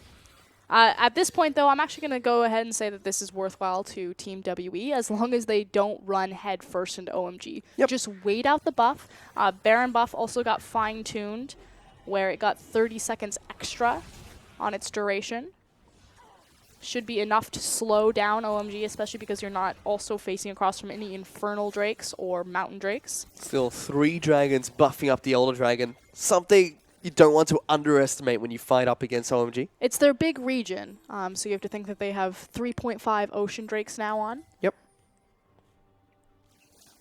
And we've now gone into Xie trying to create another split pushing point.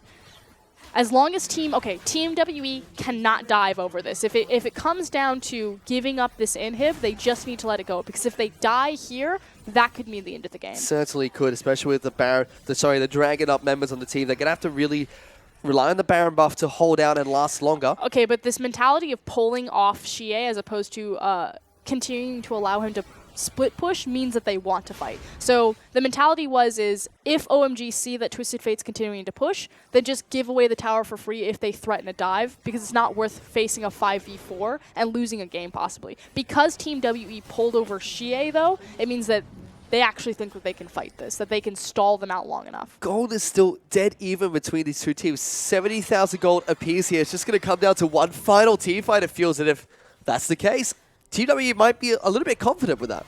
Well, they've definitely been winning the last few team fights, so I would say yes. Big thing as well is that TWE, they only have 2 turrets to 6 of OMG, so if they pick up that fight, they've got a lot of structures they've got to eventually take down here. This is such a classic Team WE game. just spiking back and forth like, oh. Just a very...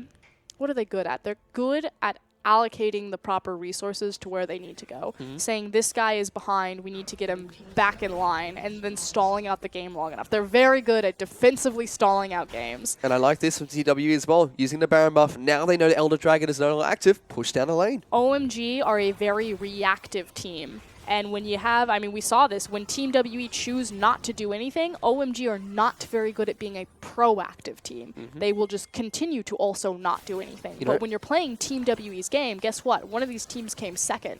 The other one faced into promotion. Well, let's see what Team WE are going to do now as they're trying to push out this wave. Door comes up from 0. Temper Fate actually coming down, trying to lock down Mystic. He's not going to get caught up. The Claw is going to come out from Lissandra as well. Not going to follow, but that's a big ultimate down from Bard. Likewise, Xie on the hunt here, looking for lone towers and free creep waves. Immediately matched up by Cool here. So once again, still very quiet. We're 42 minutes into this game. Just neither team really wants to pull the trigger just yet. It's not neither team. It's literally the pace of this game has been entirely dictated by Team WE, and they are playing a Team WE game. It's like Team WE is like, okay, OMG, you can come siege us, and then we fight you. If you don't siege us, we're not going to fight you. It's like that awkward moment when you hold open a door for someone who's like 15 meters away. And you have to wait there smiling, you know, hello, take your time. Yep. That's OMG. They're holding the door awkwardly, and they're waiting for Team WE, and WE's like, no, it's cool. It's all right, I can get it. Mystic, they're going to be really happy with farming up all these minions down in the bottom lane. Has his own Quicksilver Sash now, looking to try and pick up his Mercurial Scimitar. It's already been picked up by SMLZ. He's at 6 items already. Scimitar? Scimitar. 6 items is also online for Sia as well. He has his Rabadon's Death Cap as well as the Void Staff now in that Twisted Fate. He's going to pack a punch. Cool still waiting on his final item here. Condi also technically at 6 items if you count the Sightstone. Everyone's got everything, Fish. They've all got everything. They're ready for one final fight. But We've seen a 43-minute game with, I think, 2 Frozen Tombs in it. People are always like, LPL, it's so aggressive. Everyone fights all the time. you watch this game. It's just so weird. OMG, they were the tower diving team. They were the freight Bash trains. Brothers. The 3v3, the 5v5. Not this game. They're playing as Team WE to like settle down. Look, we do things civilized in these games. SMLZ and Mystic are just very similar AD carries, especially in how they're treated. So Team W, it makes a little bit of sense because if you think back to their Wei Xiao days, obviously Wei Xiao was their captain and shot caller, and so they wouldn't fight unless the AD carry was ready to fight. Historically, it's always been kind of a 3-item power spike. So back when Team WE were World Elite,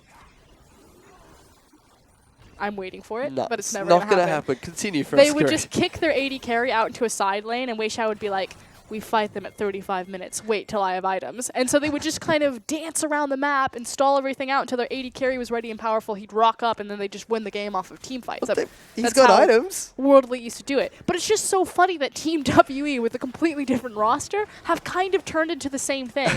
Especially when Mystic plays Ezreal, which he's a phenomenal Ezreal player, but it's just this cute thing where, oh, I fell behind in lane. I'm 80 CS down. It's totally cool, guys. I'll just get kicked out into the Side lane, the farm side it up. lane, farm it up. 45-minute victory. I mean, what else could he buy, though? He's got 4 items. Why does he need to farm anymore? Give it over to Condi or give it over to 957 now. They need it more. I mean, at this point, you're just making sure, because it comes down to a single team fight, that you get the perfect team fight. They have a lot of pick potential. Again, it's not as punishing late game when you aren't able to place as many wards, simply because there's no available slots in the majority of your team, because you have Rek'Sai and Twisted Fate. So a little bit of an advantage there for Team WE, but it's still trying to orchestrate finding these picks. We'll have to see if they can find any of those now, because we're approaching 46 minutes into the game. Baron's actually coming up the next 20 seconds. They even smartly did this beautiful thing where they retained 2 trinkets as opposed to just 1. So Xiong still has his trinket, but you still have it on Mystic as well as 957, and you're able to do that. Like an AD carry who doesn't have blue trinket? What? Well, again, you have Destiny, you have Tremor Sense. You don't need that to check Baron, especially not from red side. Speaking of Rek'Sai, he's actually sold that side stone and picked up a Thorn Mail for himself. So he's done. He's got all his items. He's also not warding. That's okay. 46 minutes when it's a single team fight. Yeah, just use Destiny. You said it yourself. Sia's like, pop! Oh, we can see everyone. No any wards anymore. That was an interesting claw interaction. Going through all the minions there. You know, we've seen so many claws come up from, but nothing going down. But here comes a Tempered Fate here. It's going on to 957, though. Not the person he wanted to go on to. Destiny has been popped already, though. Now, Team W looking to see if they can start a fight here. See, I'm going to take a little bit of damage. The claw comes in one more time, decides not to take it, and, you know, gentleman's handshake, back off. Still holding the door. Yep. Hello, it's okay. Take your time. Yeah, and it was really just because, like you said, the Tempered Fate hit the least likely target. Well, cool now. He's been caught out here. Has to pop his Zodia's Hourglass. Probably have to use the ultimate on himself as well. He's not going to get stunned up, though. Mystic now in the back lines, occupied by Sia. Has to dash left and right. Team W, though, they're losing their front line. Condi's going down. 957 should be getting out shortly as well. There's the ultimate coming in from the Kindred. As now Sia going to dash it forward. 957, he should be going down. Nice twisted and fast to keep himself alive there. They only lose Condi, but this is Baron, and that's 3 Ocean Dragons. They're just going to keep regenerating health. Great escape from 957, but more importantly, OMG win the team fight. And like you said, they're on the Dragon. They have the Ocean Drakes. Excuse me, they're on the Baron. They have the Ocean Drakes, and this is going to be a free epic monster for OMG. Kindred picks up that one. Magical Journey comes out here. They're looking for the nice ultimate coming up from Bard there. They're able to lock down Twisted Fate. Cool comes here, but they fancy a fight here. Cool gets taken down. Sia gets the kill there. They're going to continue. 957, he's full health. Destiny into the backlines. Here comes Twisted Fate, but it's going to be him getting taken down by SMLZ. He's going down to Mystic here. They're chasing onto Condi. He's got no ultimate. Here comes a relentless pursuit from the Pollution. Uses the skip itself for more movement speed. Takes him down. They get the Ace. Team WE fight a 4-on-5 against OMG. Are you kidding me? Cool died without using his ultimate. He's gone. He didn't use it all game. He removed that button. This should Look be game. at the death timers. They're going to be able to end this. This is a Twisted Fate with a blue card at 6 items. They have a creep wave behind them. This is game. OMG just got Baron, didn't use Frozen Tomb, died, and lost the game. Well, it's nothing too different because Frozen 2 was only used about twice in that entire match there. But after a long 15-minute battle between OMG and Team WE pull it off after a 4-on-5 team fight. They keep their dreams and pick up the 2-0 win against OMG. In classic Team WE fashion, this is the most...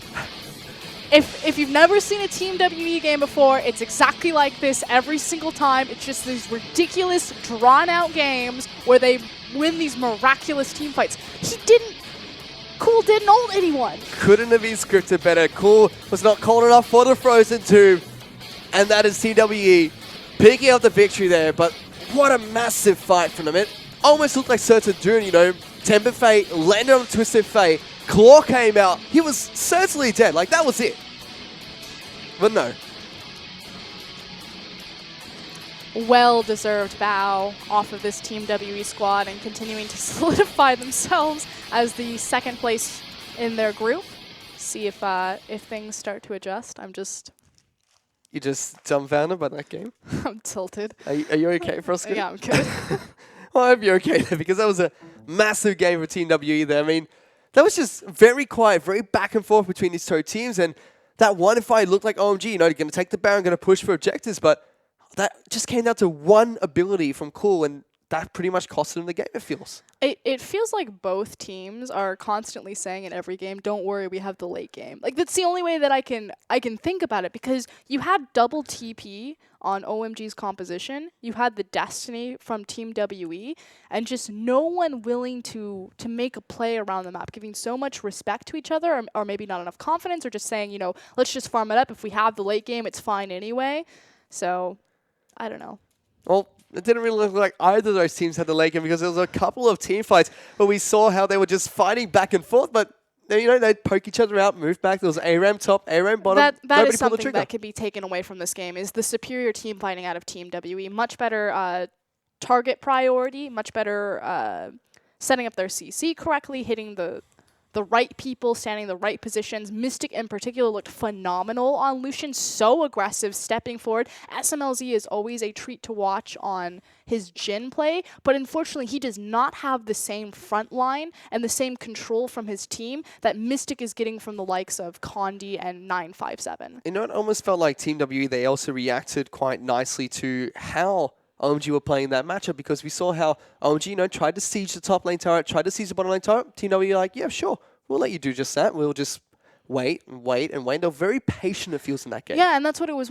Even in the smaller team fights, like you would see the Kindred ultimate go down, and Team W were so good at just consistently waiting that one out, and suddenly you'd see like the Lucian ultimate on the very back half of it, because obviously he doesn't want to burn that into the Kindred ult, but just making sure that there's never a point where the Kindred ult is being used to counter any of that damage output. Well, let's take a look at the results for today. In the first match, it was IMA, the LPL team, taking down LGD in a 2-0. Very quick victory for them. In the second match of the night, it was RNG taking on Vici. We saw a 2-0 going to RNG. They still look very dominant coming into the LPL here. And the final match of the night, it was another 2-0, but a very long 2-0 coming in from Team WE and OMG there. It was a gruesome second game between these two teams, all the way down to 50 minutes to 1 on side today. Sorry, 2 final team fights. It is brutal to lose like that too, especially after taking a team fight and a Baron, and then to lose the game in one single mistake. So they were just all stunned looking at their screens, but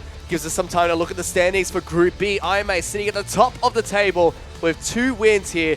They've got, and just right behind them is RNG with 2 wins as well, but they did drop a single game. Yeah, it's the difference between the 2-0s versus the 2-1 that RNG had against Team WE. And of course, following, it's going to be Team WE and Vici, and then LGD and OMG bringing up the rear. And that sums up Group B at the moment. You know, IMA, they look at the top right now. You think that Team WE, they're going to be the second place team here. They have only dropped a game to RNG. You know, after that match, they still look great. Still look like Team WE. Nothing's changed. Yeah, the bigger question is kind of where IMA really fit in the scheme of things. Obviously, we've only seen them face kind of the bottom 2 teams, OMG and LGD sitting down there.